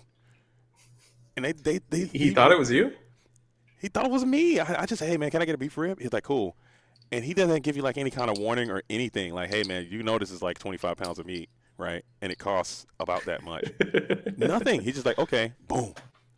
And now they got Hey, you got what you asked for. You got exactly what you asked for. And maybe that's my fault, being a noob. But I wasn't ready for that. I need a seatbelt. I need a safety. I need some training wheels. I need some bumper. I'm a tourist, man. I need hey, man. Hey, by the way, do you know you're about to get 45 pounds of meat when you ask for this? Oh, for real? Okay, let me get a normal size portion, please. This is Texas. I have seen that experience. One of my local game stores has a pizza shop next to it that we frequent often, and their portions are quite large. And I remember going there with a friend of mine once, and I believe he ordered like a calzone, and he was warned, like, just so you know, because I think he ordered a calzone and something else. Yeah. And so he got a warning, like, just so you know, the calzone zone is going to be pretty big. Or maybe, yeah, and that's what you should do. You should give like some type of warning there. And I feel like maybe they did it so many times, but people, everything's bigger in Texas. You say it all the time. And maybe they just got tired of giving the warning. They're probably like, hey, no one's listening to the warning anyway, so we might as well just give them what they asked for, and if they just deal with it. Because once they slap it on the plate and serve it to you, there's no turning back. Like, there's no, all right, I want to send this back and get less, because one, you look dumb for not like reading and understanding what you're getting, and two, like, you look weak because this guy can't handle what he ordered. Like, go back, yeah, the Yankee, get on out of town and go on back up there, Northern Yankee or something like that. I don't want that image either. I want to look like I'm tough to be able to, getting kicked out of the salty spittoon over here trying to eat 45 pounds of meat or whatever. So whatever. I think this might just be an American culture issue, because the most consistent thing I've heard from people from Europe or Asia or other places coming to America is they always seem to be consistently surprised by the portion size. So could you imagine a tourist from one of those places having this experience? Shane, I'm an American, and I've lived in America my entire life, and I'm from the South too, so I understand. Like, yeah, we got giant portions. This was humongous. Like, it was ridiculously huge. Like, there was no way they could have ever known that this was. But I sucked it up. We drove on. We got it done. I actually ate the whole thing, by the way. I got it done. It took me a couple days, but we got through that. And it was See, I mean, it was breakfast, lunch, and dinner. Who knew? There you go. It was a whole 4-course meal in one dish, and it was absolutely worth it. As we are going to go with the Tempo Go-Go versus the Tempo Flynn Rider out here, as Go-Go the Tomago, the darting dynamo, getting loose and active. The blessed bagpipes. Now pipes are looking pretty good. The pipes are good here as we got pipes on 2 with the Flynn. Still Yeah, look. I will say we've talked about this exact scenario, right? With the Flynn on 1, bagpipes on 2, when you could just spend the 2 ink, but when you know the Flynn is going to get challenged, it looks a little better. So yeah, we get that additional lore. So we talked earlier about that secondary ability of bagpipes really needing to matter for it to be a strong card, and we've seen it the past couple rounds. Nice. Okay, I concur, man. And another note, man, we've seen this blessed bagpipes get played a ton. This card has been read so many times. This is probably the most read card I've ever seen doing any broadcast ever. I, Everyone is reading this I mean, card, and I I love it. believe this is I believe this is Aquila. Yeah, I'm surprised Chard Realm didn't have to read that one, but yeah, unique card 2/5 for just 3, but it has the ability to just sink your ink and really challenge just about anything. And it's almost like a pseudo boost character of its own. You just pay your extra ink to kind of boost your own character to take down whatever. So now you can't really exert this Cheshire Cat. You really can't exert anything with that 2/5 with a whole plethora of ink in your inkwell to be used. So that card is actually seems pretty solid in this deck for sure. As now Genie's going to be on 4. Chart Rum now, thinking of 4-turn play, maybe you can match wits and put your own Genie out, but you do fall victim to the Elsa line as the Elsa Genie combo still seems quite strong, Zane being on the play. Yeah, we're once again witnessing that. Sure, these two players are playing the same color combination, but ultimately having wildly different decks. When you dig into the boost cards, that's going to dedicate a lot of space in your 60, and it looks like Zane has gone in a different direction. Yeah, he's playing like more. It seemed like he's just playing more of a curve tempo situation. Zane is a great player. Like I said, he was on a feature match the other day, yesterday, coming all the way in from the Arkansas Syndicate of Illuminaries. They came in massive numbers here in this event. Still doing well. Has some great success in those tournaments. Now trying to keep some of that energy going here as we got the Webby Wars are waging. Say that 5 times fast as we got both players are rocking Webby Vanderquack on the board, seeing who's going to get Yeah, value from the other. Webby stocks, in my opinion, are moving on up. However, this isn't the particular matchup where it shines. But I mentioned in the previous round, sometimes just a warded character, regardless of what else is on the card text-wise, can be just what the doctor ordered. Yeah, and we are going to break serve first with the Elsa. Elsa can exert the Genie, and you can take down this Genie here and then send more hits back over to the Genie with with the boost next turn, but you don't have the ink available to do that now. So you're just afraid to leave floating damage, and then the boost can come back to haunt you. So here it is, Elsa now thinking of what you want to do. Yeah, we have really only 2 options, right? We can choose the Aquila or the Webby, but we do go after that Webby, and generally, as we've talked before, you want to take your opportunities to gain card advantage when you can. Exactly. And that was the cleanest plus you ever seen in your life. And you really don't have a nice rebuttal there unless you have your own Elsa or a way to move some damage. Maybe Cheshire Cat here with the ability to boost could be a pretty dynamic play that you can make. Checking old Zane's hand, the young Illumineer looking like he's got a Mother Knows Best over there floating around. I see that there is another Whisper, and it looks like I can't quite make out the last card, but tight decision here to be made as you really can't engage with anything. You'd love to have a Bell or a potential way to send some of that damage from your side to clear this Elsa so you can get back to questing with your Genie. Yeah, definitely a few options. Thinking it through, these Webbies kind of in a standoff against each other, and the Cheshire Cat in particular really complicates board states when they're full of characters. Yeah, and honestly, you can't. I don't even think you can quest your Genie anymore if you don't have an answer to this Elsa, and it looks like you do not. It looks like there is a another Whisper, might be a Meg or another Flynn, a Webby Vanderquack, and a Mother Knows Best in hand.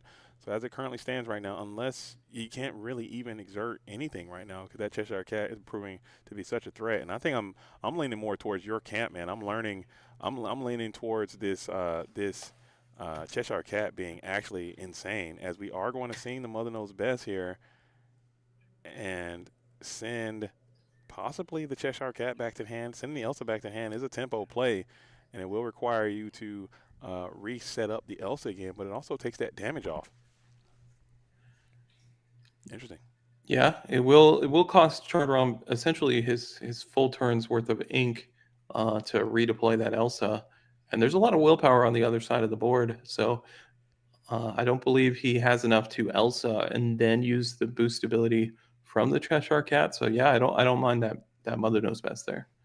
Yeah, and just clearing that Flam before he can boost as well, and only taking one damage back. But yeah, that tempo play seemed quite nice. You do have the ability to get after your opponent's Webby, and I think you'll take it here.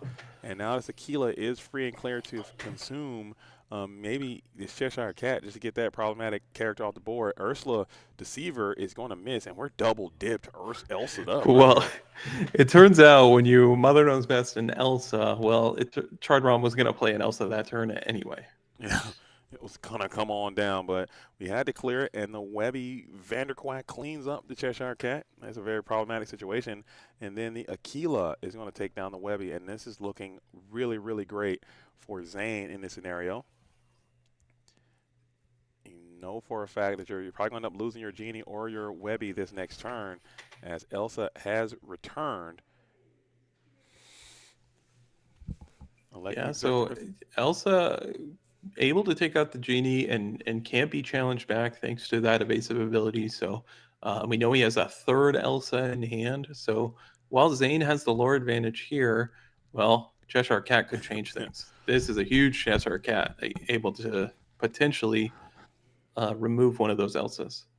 Yeah, and you are going to probably elect to clear your Webby. Will boost our Cheshire Cat, and I think I'm clearing this. Maybe even get that stuff off the Aquila too. That Aquila just turning into a battering ram when it's able to be able to challenge something again. And now all the momentum is leading towards Zane, who's questing for 4. One Elsa, and you know your hand is another Elsa, and the Webby, and you're gonna get it. Yeah, we got some Webby value. Don't That's forget crazy. that. That's nuts. I love it. Yeah. So Chardrom can Elsa here take out the cat. Well, do you want to take out the cat when Elsa would be, with that 2 damage Yeah, I'm would be removed? very true, man. This is another very, very tight spot. I personally, is there a line you can take to clear up the Webby and the Aquila this turn? That will make the Cheshire a little bit more null and void. You may not be able to, if you can kind of resist yourself against that damage. Yeah, I kind of see the vision here with this Aquila. That high willpower is certainly playing a significant role in its value right now when combined with this Cheshire Cat. That seems good, right? Like I'm trying to find the downside to this. Like, why are more people not doing this? Because that Aquila is kind of growing on me too. I guess you could take the clean plus on the Aquila right now and just get rid of it, and then your Cheshire Cat, you can come after him in a different day. Yeah, a really tough spot. We could go after the cat as an additional option. We really have all the options on the table, right? We can remove one character. It's just a matter of which character we want to go for, and we do opt for that Cheshire Cat. Okay, and I think that's a very fair choice. And the Lewis is coming out, so Zane is kind of cooking here, man. This deck is looking like another spice ball, another way to play this Emerald and Amethyst strategy. We've seen this thing played in so many different ways in one tournament. It's basically 4 to 5 different decks that we've seen so far, and they all are unique and they all have their own strengths. But we have not seen one quite like what Zane is playing. It seems like a straight up tempo build. You just play good high value cards and try to out-resource your opponent, and that's a very good way to play sometimes, as the Elsa now is going to be able to hit the Aquila, and then we can boost this Cheshire Cat finally to get some damage off of our Never mind, and that's gonna be game anyway. If the Yeah, Lords just that's all it took. Yeah, and Webby even gaining some extra value on a couple of those quests, uh, proving to be valuable even in this mirror against a non-Sapphire deck. yeah, this is just I think Emerald Amethyst. I mean, this is something that I think a lot of the content creators and podcasters and YouTubers and all they're going to talk about. They should be talking about this deck and these colors and how they are going to be plaguing this metagame going into the rest of this set because it seems like they have just so many tools, man. And people are getting out of the mind of like, okay, you got to do it this way. You got to let's get in the lab and let's go right. Let's tear it all back down. Let's go back to the studs and let's rebuild something new and get creative with it. And I like to see what Zane's doing here, but I also like Charge Rom's deck. We saw Randall's deck the other day, which is more like a super aggressive version. We saw like some over-the-top versions with the Prince Philip, Malicious Meaning, Scary combo stuff. So there's definitely a lot to explore here in these colors. And we even saw the version that we had last round with the fishing poles and the bagpipes and stuff. There's stuff to do here, and I don't know who's going to come out on top as the best way to play these colors. Yeah, we saw it in game one when you're playing a mirror match in the color identity sense, but one player has built their deck for a little bit of a longer game. A lot of time they will have that advantage unless the more aggressive deck can really go underneath them. But we'll have to wait and see how this plays out the rest of the match. So here it is, man. Here it is. The whispers, the boost, and I'm here for it. I mean, I don't know if that was an idea that the game designers had when they made the whispers strategy, like whispers in the well. Having the whispers being a prolific part of the metagame, I think is humongous, man. I think that's so cool. Like when we had the illusions drop, the illusions never really. There was never really like a true to life meta relevant illusion strategy. Like some illusions were played the Galaxy Server. Hey man, I've played some Treasure Guardians in my day. I tried it. I thought it was quite good. I'm talking. I went full in on the illusion deck, and I was actually beating people with it, and it was not that bad, but it just wasn't good enough to compete. I will say I expected the Jafar that ended up being the set champs promo. When I originally saw the set, I expected that card to be like a metagame staple, and so you're absolutely right. The illusions didn't quite live up to the hype. Yeah, and the Scarabs card, I thought that card was cool. I thought it was great design, and I played it. It was a lot of fun, but it just never got there. Where now I think there will be, at least it seems to me, there will be a meta relevant whisper strategy that exists. As we got the Webby on too, we're shifting and questing. So that is a pretty good Webby, but like you said earlier in this matchup, is it that good? Probably not. If you still have a water character that quests too with 4 willpower, so that could probably just get you some lore at the beginning. But on the play, not the best here. Yeah, it's still going to be pretty good. I expect this Webby to gain a good amount of lore before Zane can potentially take it out. And this Flynn Rider doesn't really have a good opportunity one way or the other. It can't challenge effectively into the Webby, but it also can't quest when facing down the Webby. Yeah, this Webby's just doing too much, man. Shift Webby seems it's getting up there and like one of the most annoying things you're gonna have to deal with. It's gonna be like Diablo levels of annoyance. Like, oh my goodness, again, he got it again. Please don't shit. Oh my Shift Webby. Why? It's gonna have that type of energy. I can feel it already. It's already starting to happen. Because there's just nothing you can do. You just got to stare at this thing. As the Yelena is going to come on through quest number 2 as well. So the Webby with another pretty free quest. And if you are going to waste your turn boosting the Flynn and sending Flynn and Gogo into Webby, give me that all day. I mean, I'll take that. 100%. But yeah, opting to just add to the board and pass. I'm trying to think of maybe that Gogo. I'm trying to think of what risk was at play if you quest with the Go-Go, but nonetheless deciding to hang back, and then that Ursula hitting that another Mother Knows Best. Ursula managing to grab a card in not a turn 2 situation is always a plus as well. Mm-hmm. So getting some, and you spoke about that earlier, just getting some additional value, getting that plus value from this Ursula Deceiver, and inking another one now. Really, and those beautiful D23 Ursulas as well. And then you get the Blessed Bagpipes down, which has another little hidden boost there, because guess what? The Blessed Bagpipes Works with Floodborn characters too. I'm Yeah, fine. and notably, it's still going to take two characters to take out the Webby with Cheshire Cat in play because you can't move the damage onto the Webby with that ward ability. Yo, we're cooking, man. This Blessed Bagpipes is looking. It's growing on me, man. I think you might have to join my team on this one. Blessed Bagpipes might be better than Vanderquack unless you get the boost from your Webby other Webby. betrayed her sister. Webby Yeah, the Betrayer. That's in the next set. You heard it here first. Spoiler alert. Yeah, you guys got it. We're gonna keep the Webbies going. Hopefully, get more Ducktales cards as we are going to bring out another Cheshire Cat, and we're staring down this Yelena and the Ursula, and we have this evasive Gogo Tomago who can quest pretty freely here without fear of reprisals, unless there is an Elsa Fifth Spirit coming on through.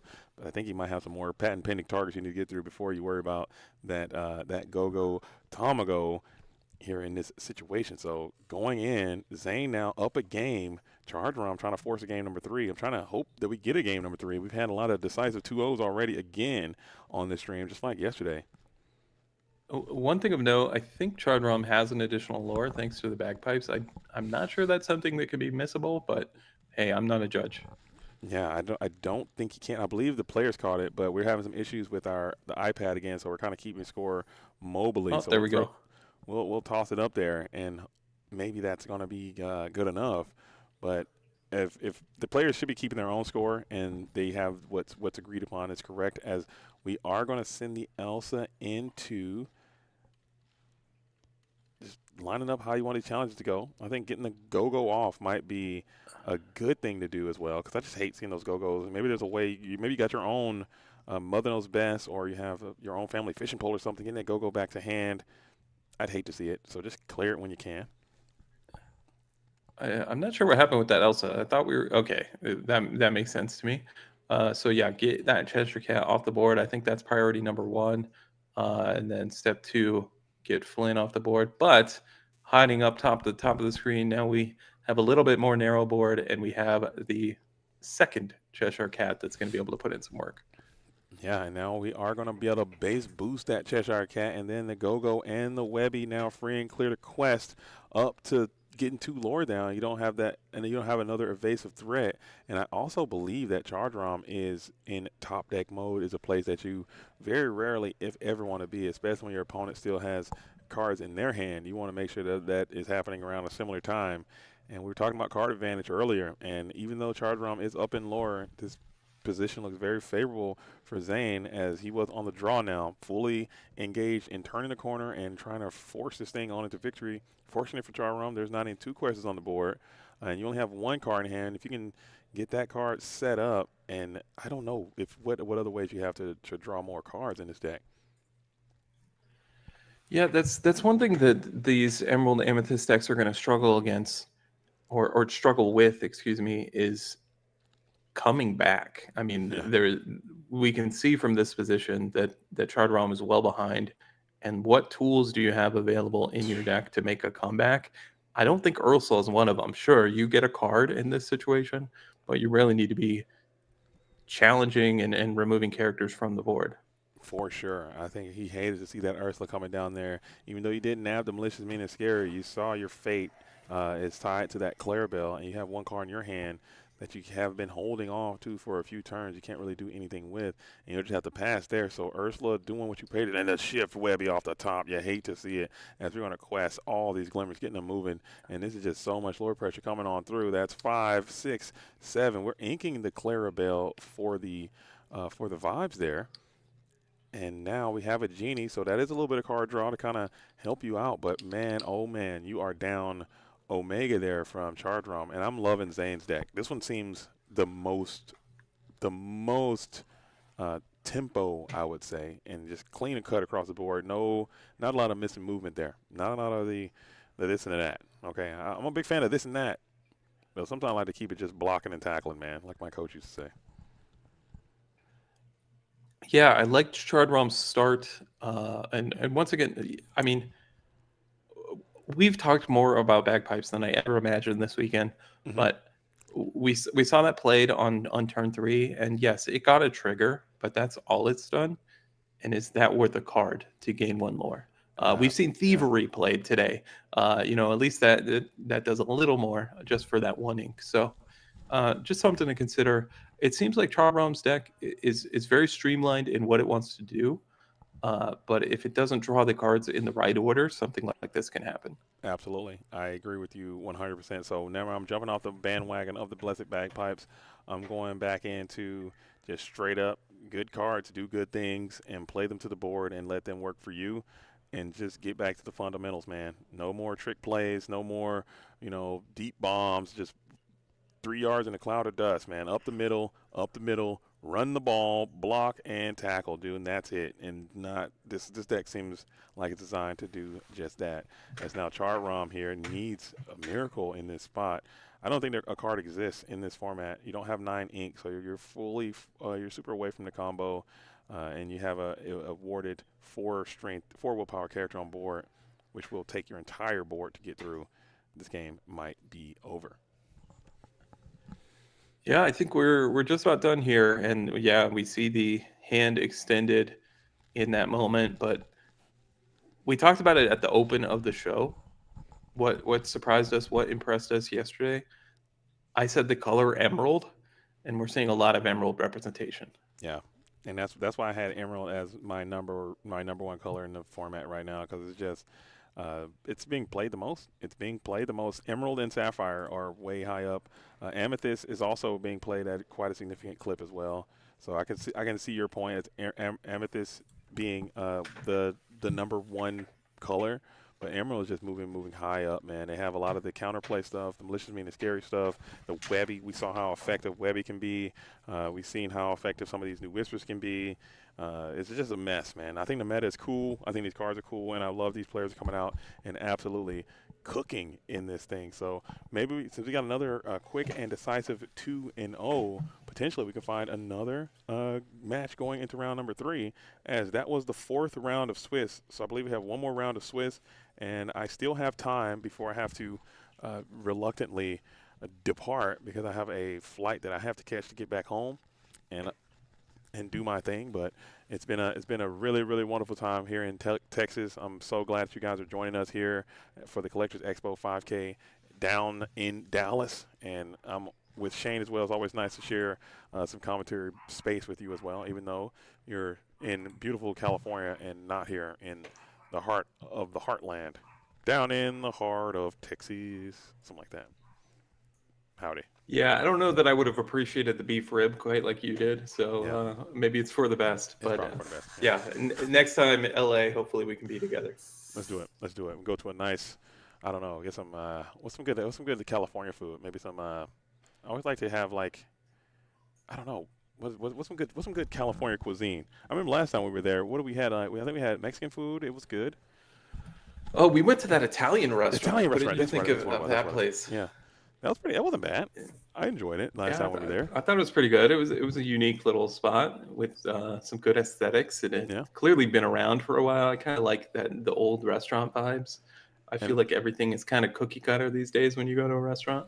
and it's almost worth it too for me when I go to those, because whenever I eat Italian food, man, a little personal information, I get like the baddest heartburn / acid reflux you've ever seen. All the time. It's just something that I've suffered with, and I still go in there and eat it. And then I just remember eating it like dying, because I was just thinking about this acid reflux. And See, I didn't get this backstory. I think when I was arranging this dinner, I'm like, "How do you feel about Italian?" And you're like, "All good." I'm Like, gonna do it. I'm gonna do it. let's do it. I suffer. I will suffer in silence, dude. I will suffer. I will suffer in silence for the vibe, man. And that is just what I'm designed to do.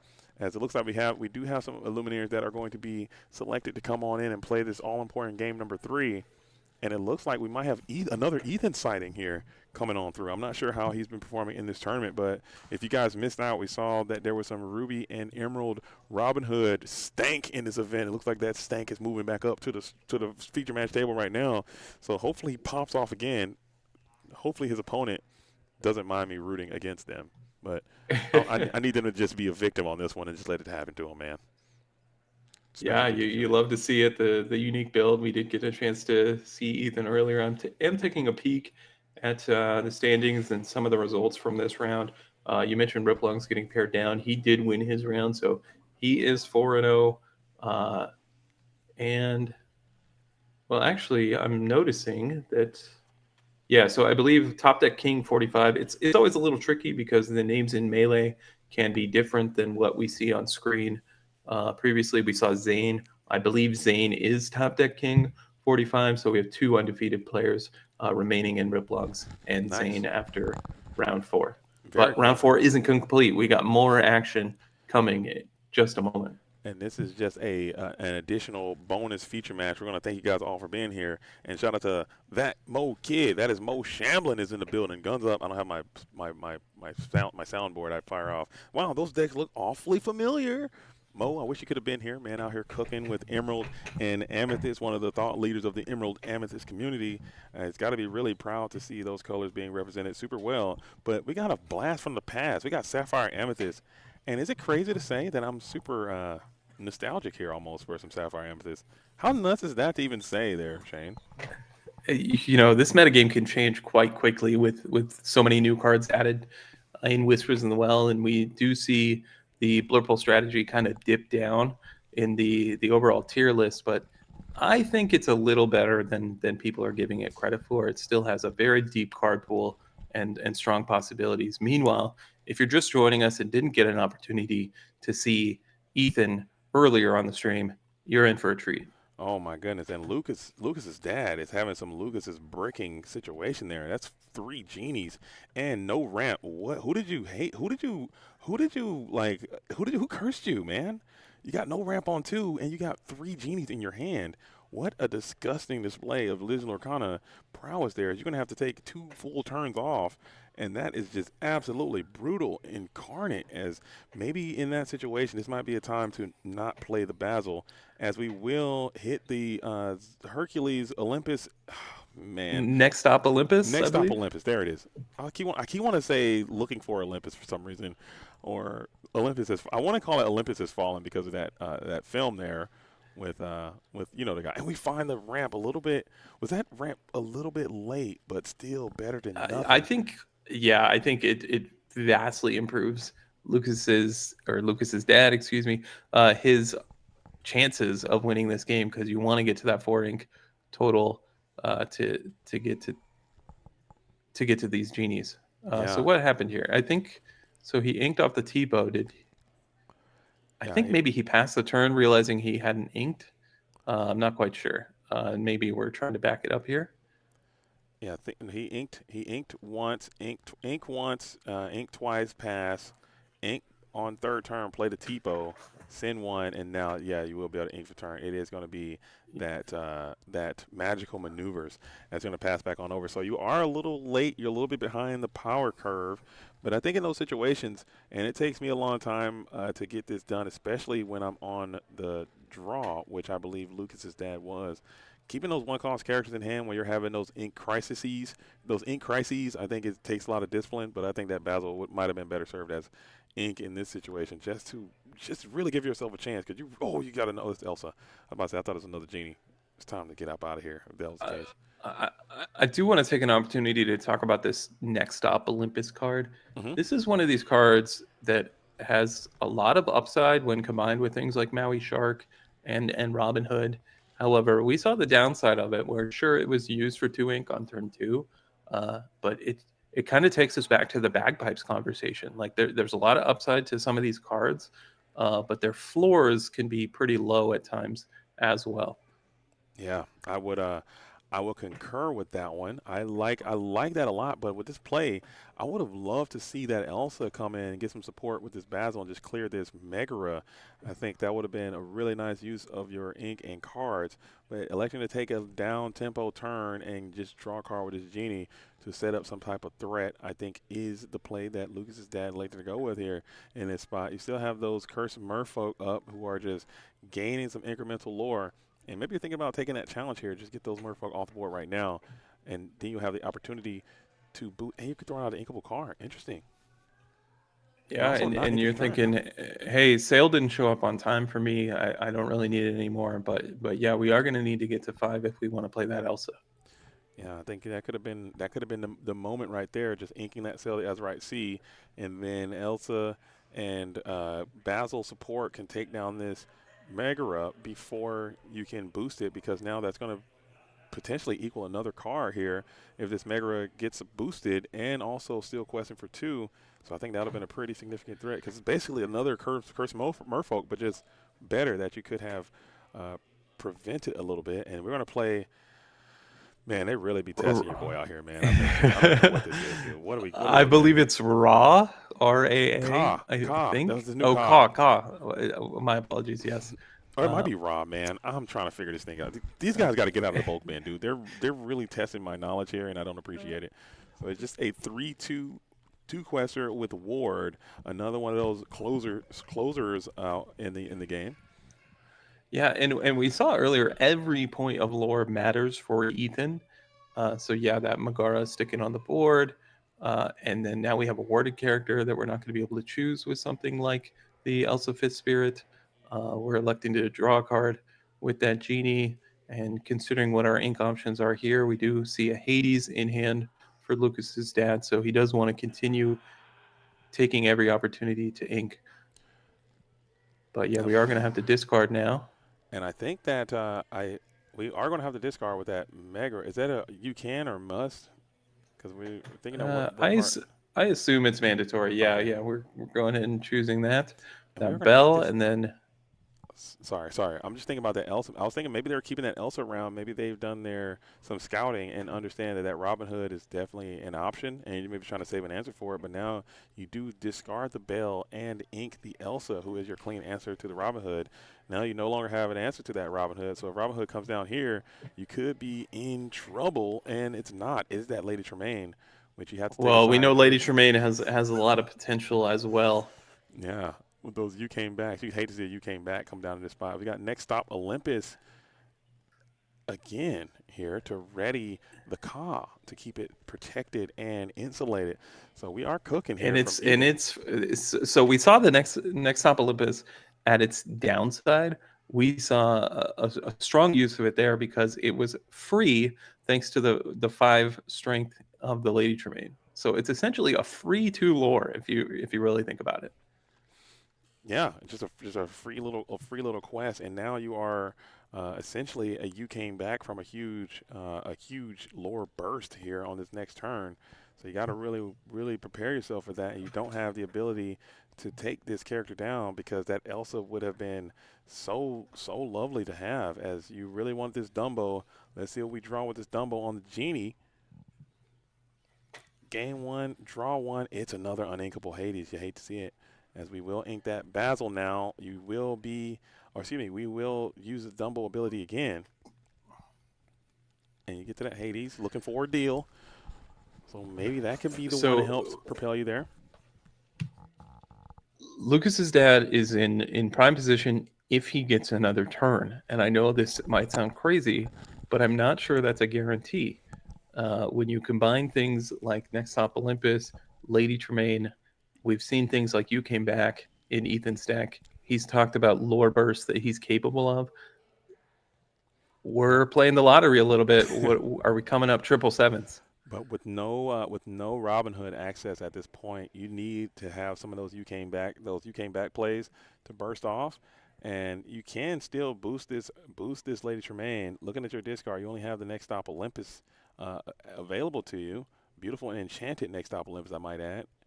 Looking pretty cool. You can kind of fire off some lore right now, as you can quest the Ka, quest the Tremaine, and then next stop Olympus, one of them back, but you can't quest again after you do it. But you can maybe challenge at least 2 of these characters potentially, clearing some of the lore off the board from Lucas's dad's perspective, unless you have the You Came Back in hand that we just can't see. And we will go ahead and boost up Lady Tremaine. Requesting item coming through for free. It is that next stop Olympus, and we're going to play it. Ready that Tremaine now. Yeah, maybe just keep the Tremaine protected for one more turn, and then we see the Robin Hood. So I think next turn might be the explosive turn. See what happens. Although we do know that Lucas's dad has Hades available at the ready for this Robin Hood. Absolutely. Hades the Infernal Schemer for sure is going to be inbound next turn unless Lucas's dad wants to take some time off to develop some more Dumbo plays. You can do that, but I think this Robin Hood is just such a tremendous threat. Like, you have to dispose of him almost immediately. I think if he quests, you can literally lose the game next turn, and that is just Yeah, not. it's interesting weighing the Tremaine versus the Robin Hood, because Tremaine's playing from the discard pile. Robin Hood is just spinning the wheel on top of the deck. I'm not quite sure what Ethan has remaining in the discard. I think at least one more You Came Back, but opting for the Robin Hood, and I like that decision. And Yeah. all of a sudden, Lucas's dad, pushing his lore total. So could he be on the verge of victory on the following turn? Yeah, jumping way ahead on the Lord. That was a huge quest coming through with those genies, being able to crawl out of this very precarious situation, missing ramp on 2, breaking with those genies. That Dumbo, preserving that Dumbo proved to be a very great heads-up move coming in from Lucas's dad, being able to fight your way out of that situation, draw a ton of cards, gain some lore. It's definitely a lot higher than 6, I want to say. I'm not sure exactly what the lore total is. Certainly. But yeah, but we're higher than 6, as we will boost the Tremaine again. Do you have to boost her every time to do that, or is it just a once she's boosted? I'm wondering the same thing. I think we're both going to have to reread Lady Tremaine.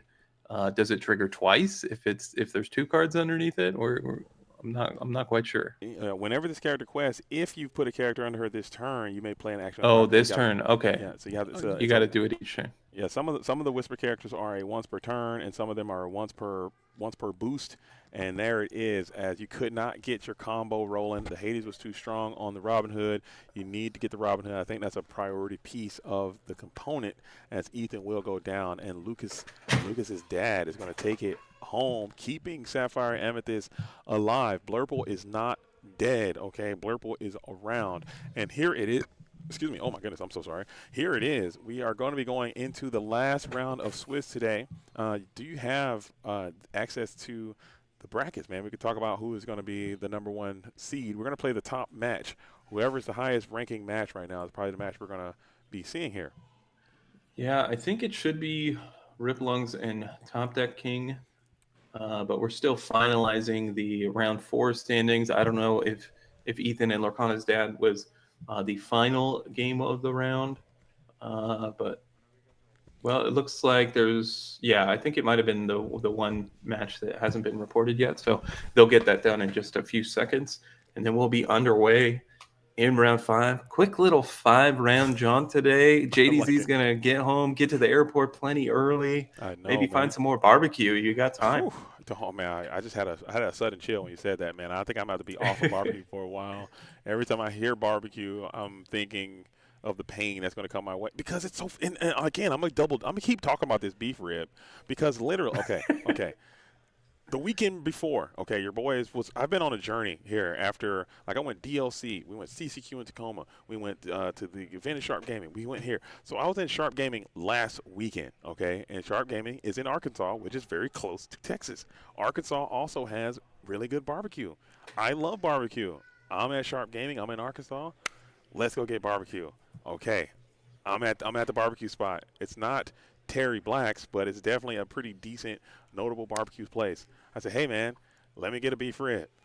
You know what they gave me? A normal size, like, thing. Like, No consistency. It was a normal thing, because I eat beef ribs all the time. Okay, I get brisket or I get beef rib, and it's a normal amount that a normal human being should be eating. Okay, I think I'm telling you, it's a scam. It's got to be a scam. And I'm telling you, if I walk in there like this and I go, howdy partner, let me get that old beef rib there, I guarantee you they give me a normal size for a normal human. But yeah. I walked in there in you know, traveler mode, you know, as an expat, as a gaijin mode, as a tourist man, and they're gonna run up the beef rib on me, man. It was really good though. I highly recommend. You think they have separate beef ribs available in the back? One for the locals, one for the tourists? Yes, 1000% yes. I think, or they might have another lingo where someone's like, give me something else that's not called the beef rib. Let's do it. This is it. Round 5 has been paired. Round 5 has been table- paired. table- We're going to play table 1 for the winner. The winner of this is going to be first place. Okay, the winner of this wins it all. The loser of this probably still is going to rank very highly in the that's Rip Longs there, playing Sapphire and Steel. Is he wearing newspaper pants? What's happening there on those pants? I am getting just a peek. Okay, you guys can't see it yet. Yeah, I can't quite tell what's going on there. We got to see what's happening there. I have seen those pants. I have seen them walking around the venue. But Create, a.k.a. Adrian, a.k.a. Rip Longs, is in the building, holding it down, trying to do something great for the Sapphire and Steel community. I know that he is a great Sapphire and Steel player, as we're going to be playing against Top Deck 45, a.k.a. Zane, coming in, the young wonderkin, who is another phenomenal player on the rise, looking to make his name in Disney Lorcana as well. So both two Illuminaires trying to get somewhere in the game. Create, a.k.a. Rip Longs, he notoriously loves to crash out. Is one of his favorite things to do, allegedly. I'm not making this up. I do have a screenshot saying that I love to crash out, and he can be somewhat volatile sometimes online, but I know he's got a great heart, man. He means well. He just wants to be the best. He wants to be great, and he puts in a lot of work into this thing, man. So I'll always try to champion that kind of behavior, man. So, but Zane is here, young versus Rip. Let's see who's going to win. Sapphire Steel versus Emerald and Amethyst. I hate this matchup for Sapphire Steel, honestly. I do too. And we've talked a lot about there being a CCQ next week in Las Vegas. As someone who's played a lot of Sapphire Steel, this is my biggest fear right now. The rise of Emerald Amethyst, to the point where maybe I'll play Emerald Amethyst. Yeah, I got time to sort it out. I'm with you, man. I'm thinking about jumping ship, or at least you have to. I think it's time for Sapphire Steel to return to the base. I think you have to return to the drawing board and come up with a new strategy. Maybe the super ramp boat method may not be it, because you really don't have any answers to Webby until very late. And by the time that sets up, you're just going to be super cooked, man. So I don't like this matchup, but you might have a better matchup versus Zane's particular build here, simply because Zane, at least from what we saw, had cards like Aquila. You had cards like Lewis, the alligator. You have. You're not playing the super all-in on Webby version, or all-in on the combo version, or all-in on the Whisper version. It's more of a tempo, good card, do good thing version. So maybe that is going to be what it is. So shout out to these.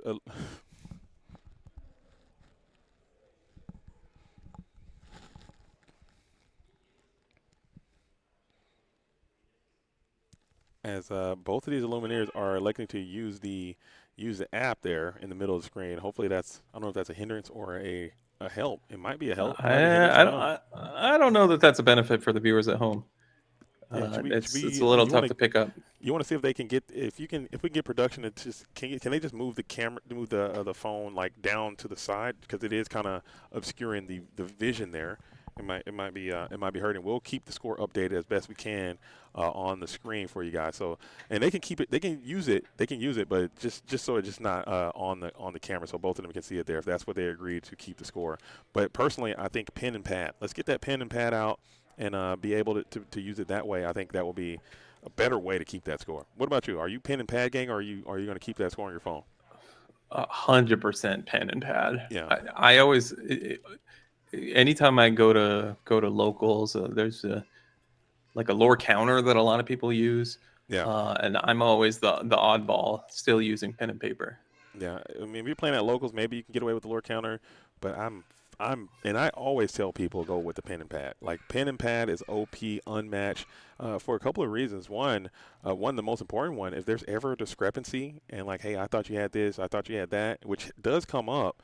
Like, you accidentally bump the lore tracker and it goes in between score and you guys lose count or something, and one person has pen and pad and the other person doesn't, they're always going to side with the pen and pad person, because you can have like a little story to tell, like, hey, he quested here, he did this, he did that, and it's just a much more clean, orderly way to do it. And I see people doing the stick figures, and just put a 0 and a 1 and let's keep the score normal. Let's put numbers, man. We're not making little box houses and that kind of stuff.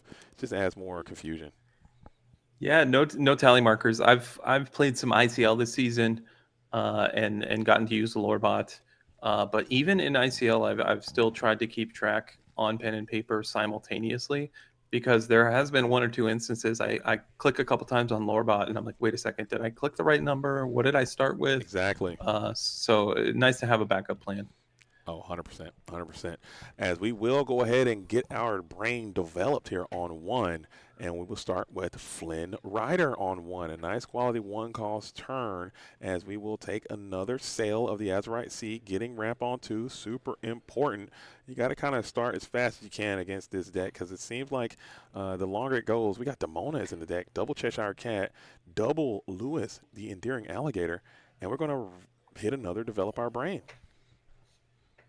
Yeah, create, doing everything he wants to do in the early stages of the game.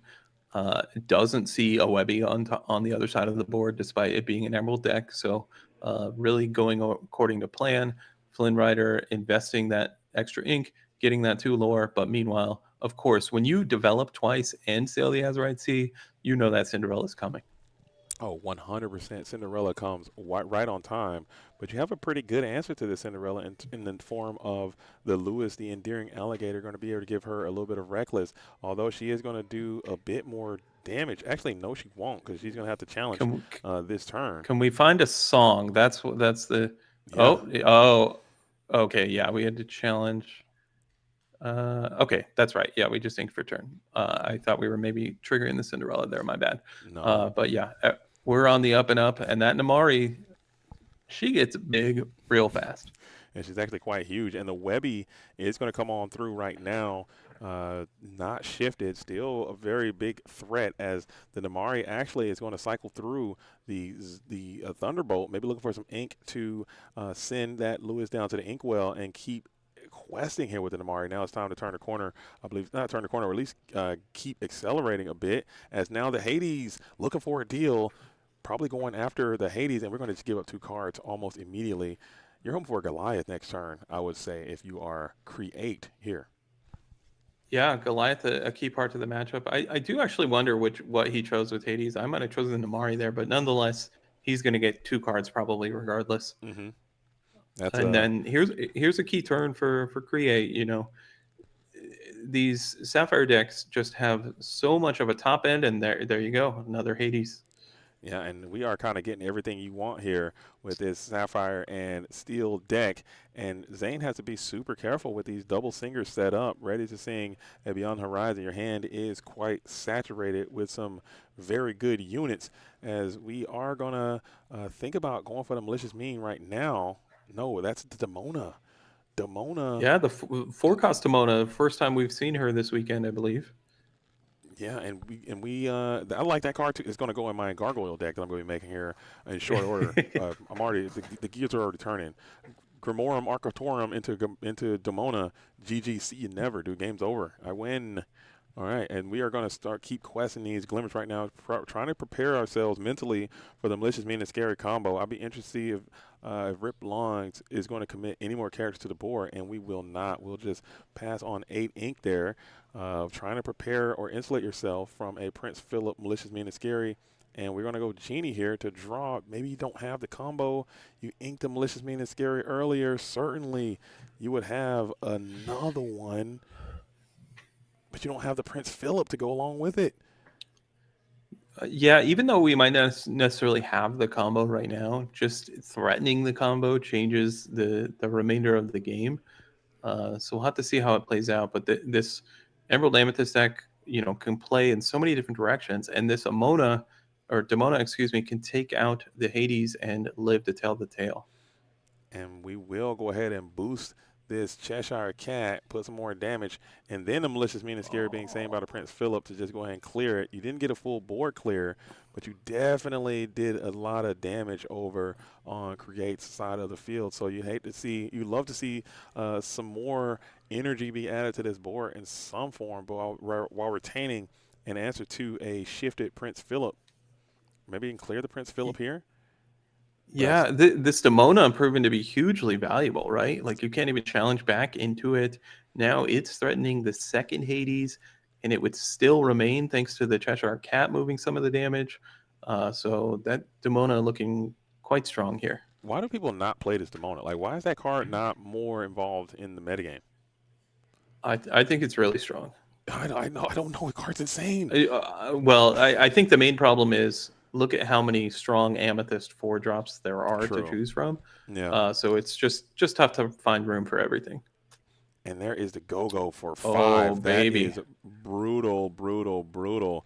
As the Demona is going to be able to serve up, or you're going to be able to serve up some damage with that Cheshire Cat. And then the Demona can just dunk on the Hades as well to clear it off the board. And then we will play another Demona, and we are starting to quest these glimmers, leaving that. You could potentially just leave that Hades alone just in case you set yourself up for another top deck go-go and you just win the game. And you're going to put Rip Lungs in a position, or Create in a position where he needs to be able to get rid of your own Hades. You can do it relatively easily, but it's going to cost you 2 lore. Yeah, so actually opting to just quest with the Demona, I like it. We have so much lore pressure already, getting that additional lore. And really, I mean, the Namari can go into the Demona, but what is this? Hades going to do? The Cheshire Cat is threatening. Everything on the other side of the board is threatening. And I believe Zane plays Mother Knows Best. So Mother Knows Best on it. Go could be game ending. A lot of opportunities to finish the game here in short order. Yeah, I think no matter what decision you make, it's going to have to involve Hades the Infernal Schemer being sent to the discard pile. And the way that Zane has set this board up, you don't even have a favorable trade. You're going to have to just tribute to Hades. And Pack he it up. realizes that, and that's a pack up, shuffle up, and that is a brutal loss that you had to take there simply because you went first, you ramped on 2, you played Cinderella, you did literally everything your deck is designed to do, like everything, and you still had 100%. you had 100%. nothing you could have done there. Yeah. I mean, you couldn't have said it better. He did everything he designed his deck to do. And Zane didn't even have the best possible start, right? We didn't see Webby show up until later in the game. So this is why I fear this matchup. And if you get to the late game, Zane doesn't really run out of gas, and he has the Philip combo. So really powerful stuff. Obviously, every deck has good matchups and bad matchups. But in this particular case, I think the Emerald Amethyst deck is certainly ahead. I agree. I think there is, like, they got you in the early game. I think the early game is a little bit better. They catch you up in the mid game with the Hades, and now you have that new Demona, Betrayer of the Clan, is in the deck. It seems like it can really help you in that mid game, and then they can finish you off in the late game with the warded characters and the Prince Philip, Malicious Mean and Scary combo. So they just got you on all the echelons, man. They can draw cards better than you. They can ramp with you with this Webby now. It seems like they just have. It seems almost like the perfect counter, I would say. And they also have characters with huge willpower, and they can resist your stats, man. Like, so your action-based removal really isn't gonna really do too much against my 6 willpower characters that I have.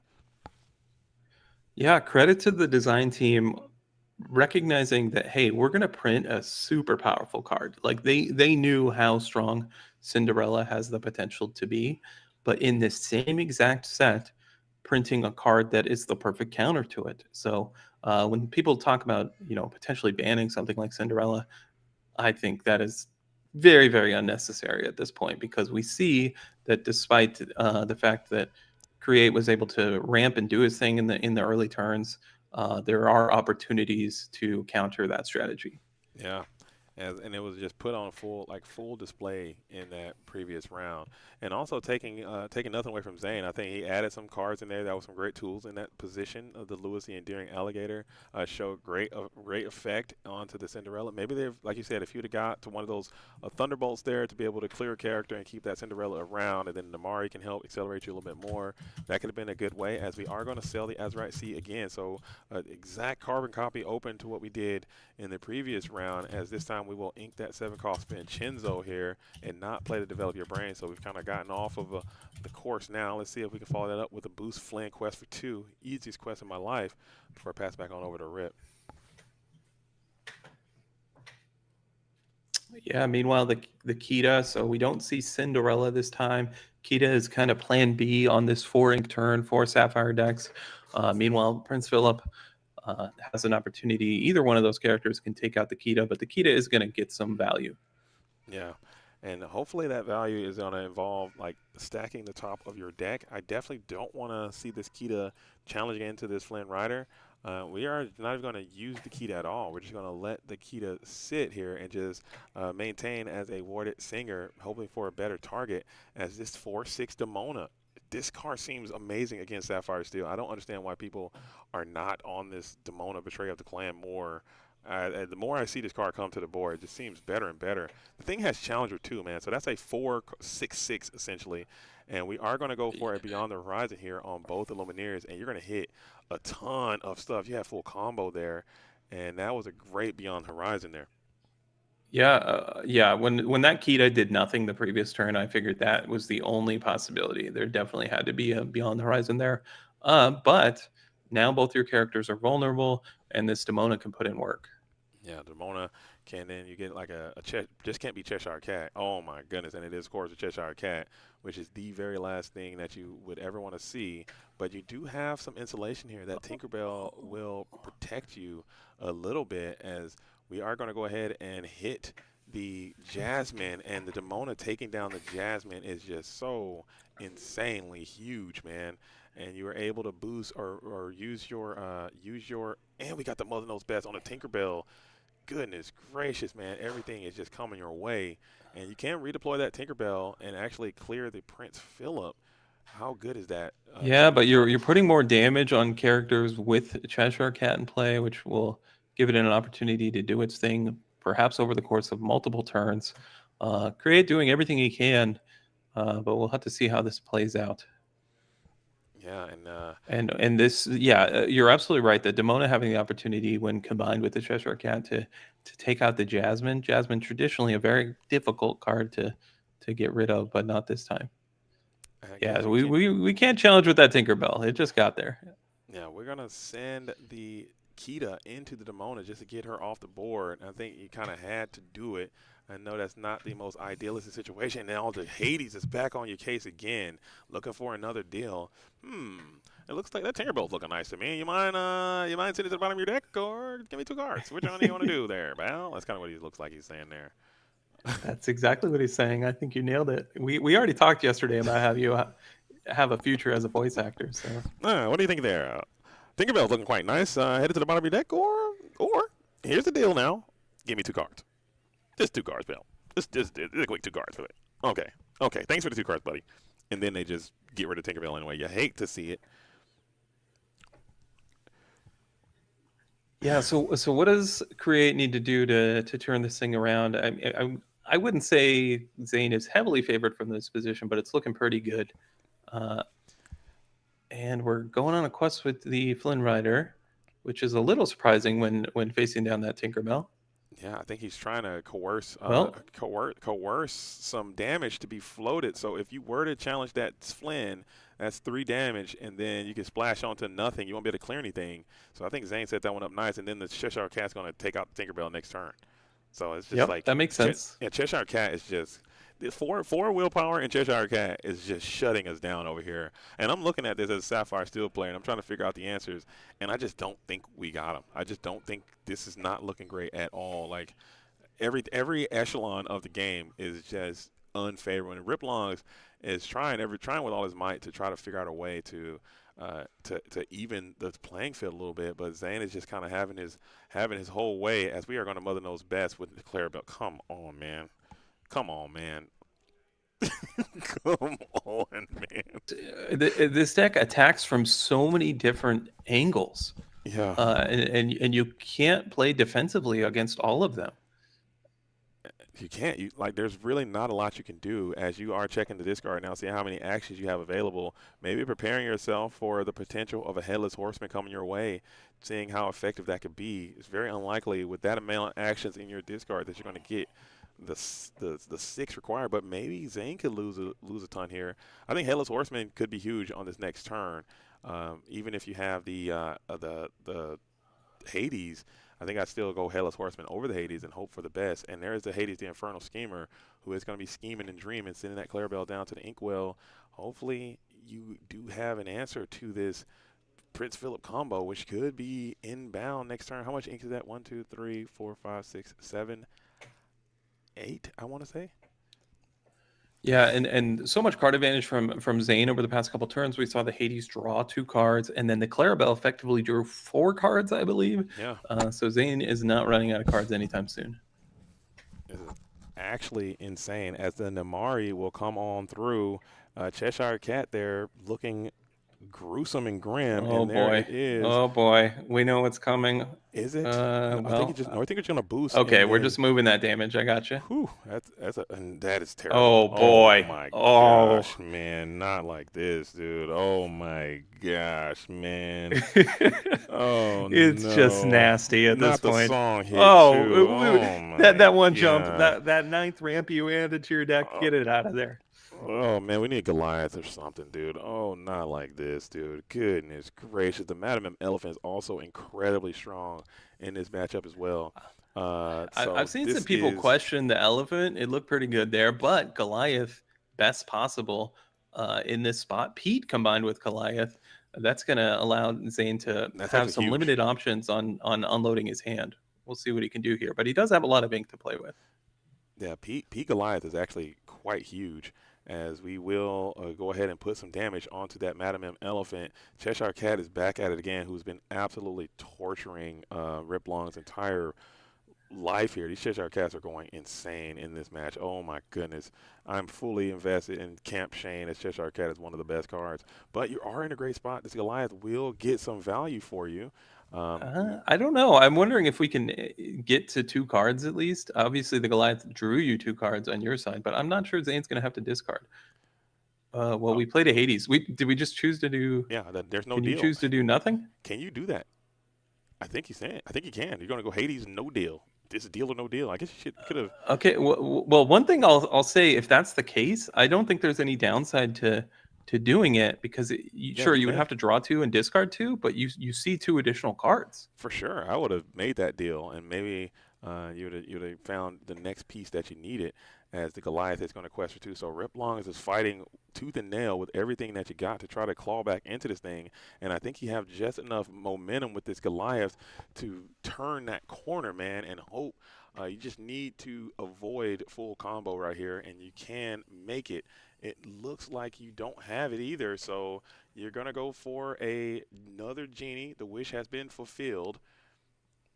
Hold up. Rip ain't heard no bell. He's fighting with everything he got, man. I like the tenacity, man. I like the never give up attitude.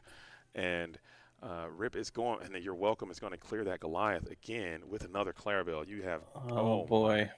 Oh. It just never ends. It never ends. I've played this matchup, and this is how it goes. Every time you think you have an opportunity to maybe claw back in the game, they just have these ridiculous turns. Yeah, this is, and look how wide this board is now. It is just so wide, and now Clarabelle is going to be able to refill your hand, and that go Tamago, and we saw the Prince Philip as well. Oh no, so go, and with the Cheshire Cat plus Go Tamago seems to be like another awesome match, and or not awesome combination, as the Hades the Infernal Schemer is going to come on through. Zeus Bolt, or the Hurtle's Thunderbolt is going to come on down and take out the genie, and this was a pretty great turn, but now we saw that Go is looming. That's 3 lore right there, and we are going to take it almost immediately. Getting up to Zane moving quickly here. You know, he has plenty of cards to work with. He has tools. What's one more? Another Go. Oh, not like this. Just, you do not run out of gas in this deck. And we will have another Go in reserve. So if you want it, you could just quest this Hades, the Infernal Hades, looking for a deal right now. As they're just getting the lore total accurate. Again, pen and paper is king. Go Tamago is going to get another 3, and the handshake goes up. He's seen enough. Oh man, that is brutal, man. Yeah, I'm gonna have to cut Sapphire Steel, man. We got to go back to the lab, dude. Oh my goodness, that was just a dismantling, man. Sorry, Rip Longs, man. Sorry, Create. And again, I know he's a great player, and he's all in on Sapphire Steel, and I'm certain he's gonna do some research, man. Get back into the lab, see if you can find something to make this matchup a little bit more tenable, because that thing seemed just long in the tooth, man. It seemed like an uphill. Like, they had you multiple ways, man. They diagnosed you, and they were just ripping them apart, man. It was just really hard for the Sapphire Steel player there. Taking nothing away from Hey, Zane. He's a great player, too. yeah, congrats to Zane, 5-0 in this 5-round tournament. One thing that's unique, we talked a lot about yesterday about intentional draws and how each of us feel about them. When you have a just Swiss tournament without top eight, well, that eliminates intentional draws, right? Yeah. We saw table one play here in the final round, so that creates some excitement as well. So, sure, maybe there's not a top cut, but Zane, our winner here today on the Salty Run Back tournament. I love it, man. Maybe that's the future. Maybe you just have a very more rounds of Swiss, less top cut. Maybe just the future of the game, or maybe have a really small top cut, like a ton of Swiss rounds and then a top 4, and that's it, and just be done with it. I don't know. That could be a way to go. But we're gonna see if we can get our run back winner over here to do a really quick interview. If they can. If not, we can start to wrap the show up, man. And again, from the bottom of my heart, I want to thank you guys all for being here at the Collectors Expo 5K Salty Run Back weekend. If not, we're gonna go ahead and depart. So we're gonna see. All right, so we're just getting some information to see if the event is going to be happening. Let's see. Are we going to just play another game? Play another one? Might as well. I mean, or we can. We can probably. Let's get one more, if you want, whatever you guys want to do. Oh, what's that? Yeah. I mean, do you want to? Yeah. That'd probably be ready to start to wrap it, man. And okay. Yeah, we'll wrap it so we got the winner, and that'll get it done, man. But dude, what a day. What a tournament. A nice, clean, easy Swiss 5-piece. And we're probably going to start to wrap up the show here. I don't know where Nigel is. I haven't seen Nigel. But we got Pat, and we have our winner. I see them over there. We're about to start to shut it down. I don't know if you want to come through and say anything. If Nigel can hear me, I don't know if he wants to come by and say goodbye or anything. But it's been a really great weekend. I think there's a lesson to be learned here for overreactions at the start of metagames. We've seen a lot of hot takes on Cinderella. There's a lot of expectations with the Prince Philip combo that Sapphire Emerald would be at the top tables. We have seen some of that this weekend, but turns out Clarabelle and the Philip combo, you can combine the two in a non-Sapphire deck, as we saw there in the final round with Amethyst. So I think there's so much room to explore. We saw You Came Back combo today. We got to see Ruby Amethyst a little bit. Ruby making a bit of a comeback. I think Headless Horseman is one of the key cards in Ruby strategies going forward. So I really like what we've seen over the course of the weekend, and there's a lot more time to go. All right, my fellow Illumineers, I'm joined again. I got Nigel's in the building. You guys might have to slide over some, Shane, or get in there. I got it. Here we go. There we go. I'm trying to maneuver over We're here. gonna bring Nigel back in one more time, just as we were about to close down the tournament here. It was a great weekend. We all had a wonderful time. Everyone in the chat seemed to enjoy themselves. All the players had a great time. For me to you, I just want to say thank you so much for your hard work and your effort, man. And I just want to bring you in to kind of help close the show out, man. So anything you want to say, any illuminating thoughts from your perspective for this weekend, and what are some of the things we can look forward to for the future? Oh yeah, for sure. First shout out to Cheshire Cat on screen right now. Let's go. What's up, Shane? Yeah, Cat? I needed to bring him in. This is the final moment for his appearance, but he's a little shy right now, but he's I love there. that. Does he quest for 2? No, you undersold that cat, man. That cat is a unit, dude. Just one. Amazing. But yeah, first off, I just want to thank everybody for joining us today, whether you're watching at home, from your office. I know some of my coworkers are watching from booth vending over there, or you're here in the room. Just want to thank everybody for being a part of this. It's really fun putting on events like this. I know for our Orange County event, decided hey, let's bring this show on the road, and I really want to continue to do so. So first off, it's about the community. As long as you guys are down to clown, Yeah. we're down to put on the clown show. So, yeah. First off, I'd just like to thank that. JD, thank you for coming out. Shane, thank you for remotely doing this from California. I know it's really early for you some of these mornings to hop on, so really appreciate that. Yeah. Happy to do it. It's been a pleasure. Again, shout out to all the players from yesterday and today for showing up and showing out, bringing us some really cool decks. I might play some of the decks next week if I decide to suicide trip myself to Vegas on Friday. Yeah, It might happen. am I gonna see you out there? That's a good question. It might happen, and just watching people play Lorcana and really enjoying this new format gets me really excited for the next 3 months of competitive play.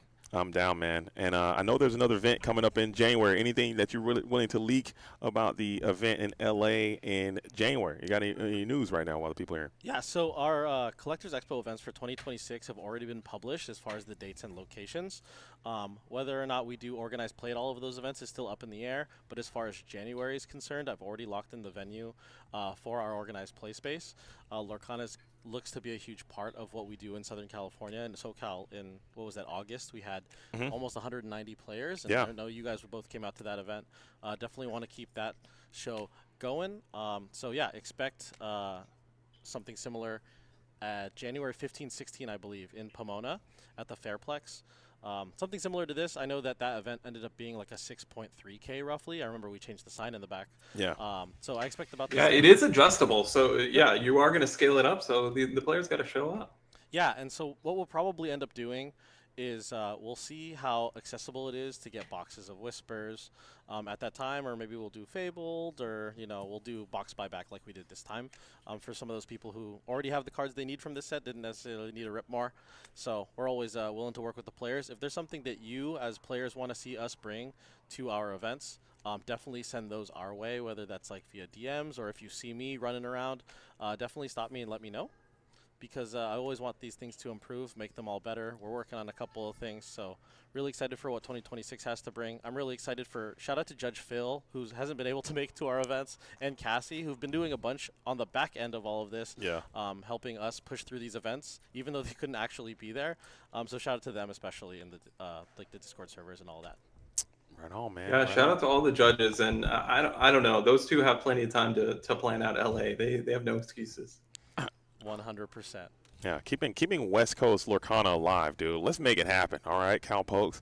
But Nigel, again, from me to you, man, thank you for everything you do for the 100%. community, and the hard work is definitely recognized, and everyone had a great time. So, my fellow Lumineers, with that being said, I think we're going to go ahead and wrap up the show. I want to thank you guys all for being here. There will be more Lorcana happening. There are more events, so get out there and support these third-party tournaments because they are the lifeblood that keep this game around and thriving. So, if you want the game to stick around, make sure you get out there and support. And as always, I'm JDZ Quest. You guys can find me on Twitch, on YouTube, JDZ Quest, everywhere on social media. Hit me up if you guys want to see more of me as well. It was a wonderful weekend, and with that, we're going to set the raid and get up out of here. Until next time, my fellow Lumineers, peace. Later.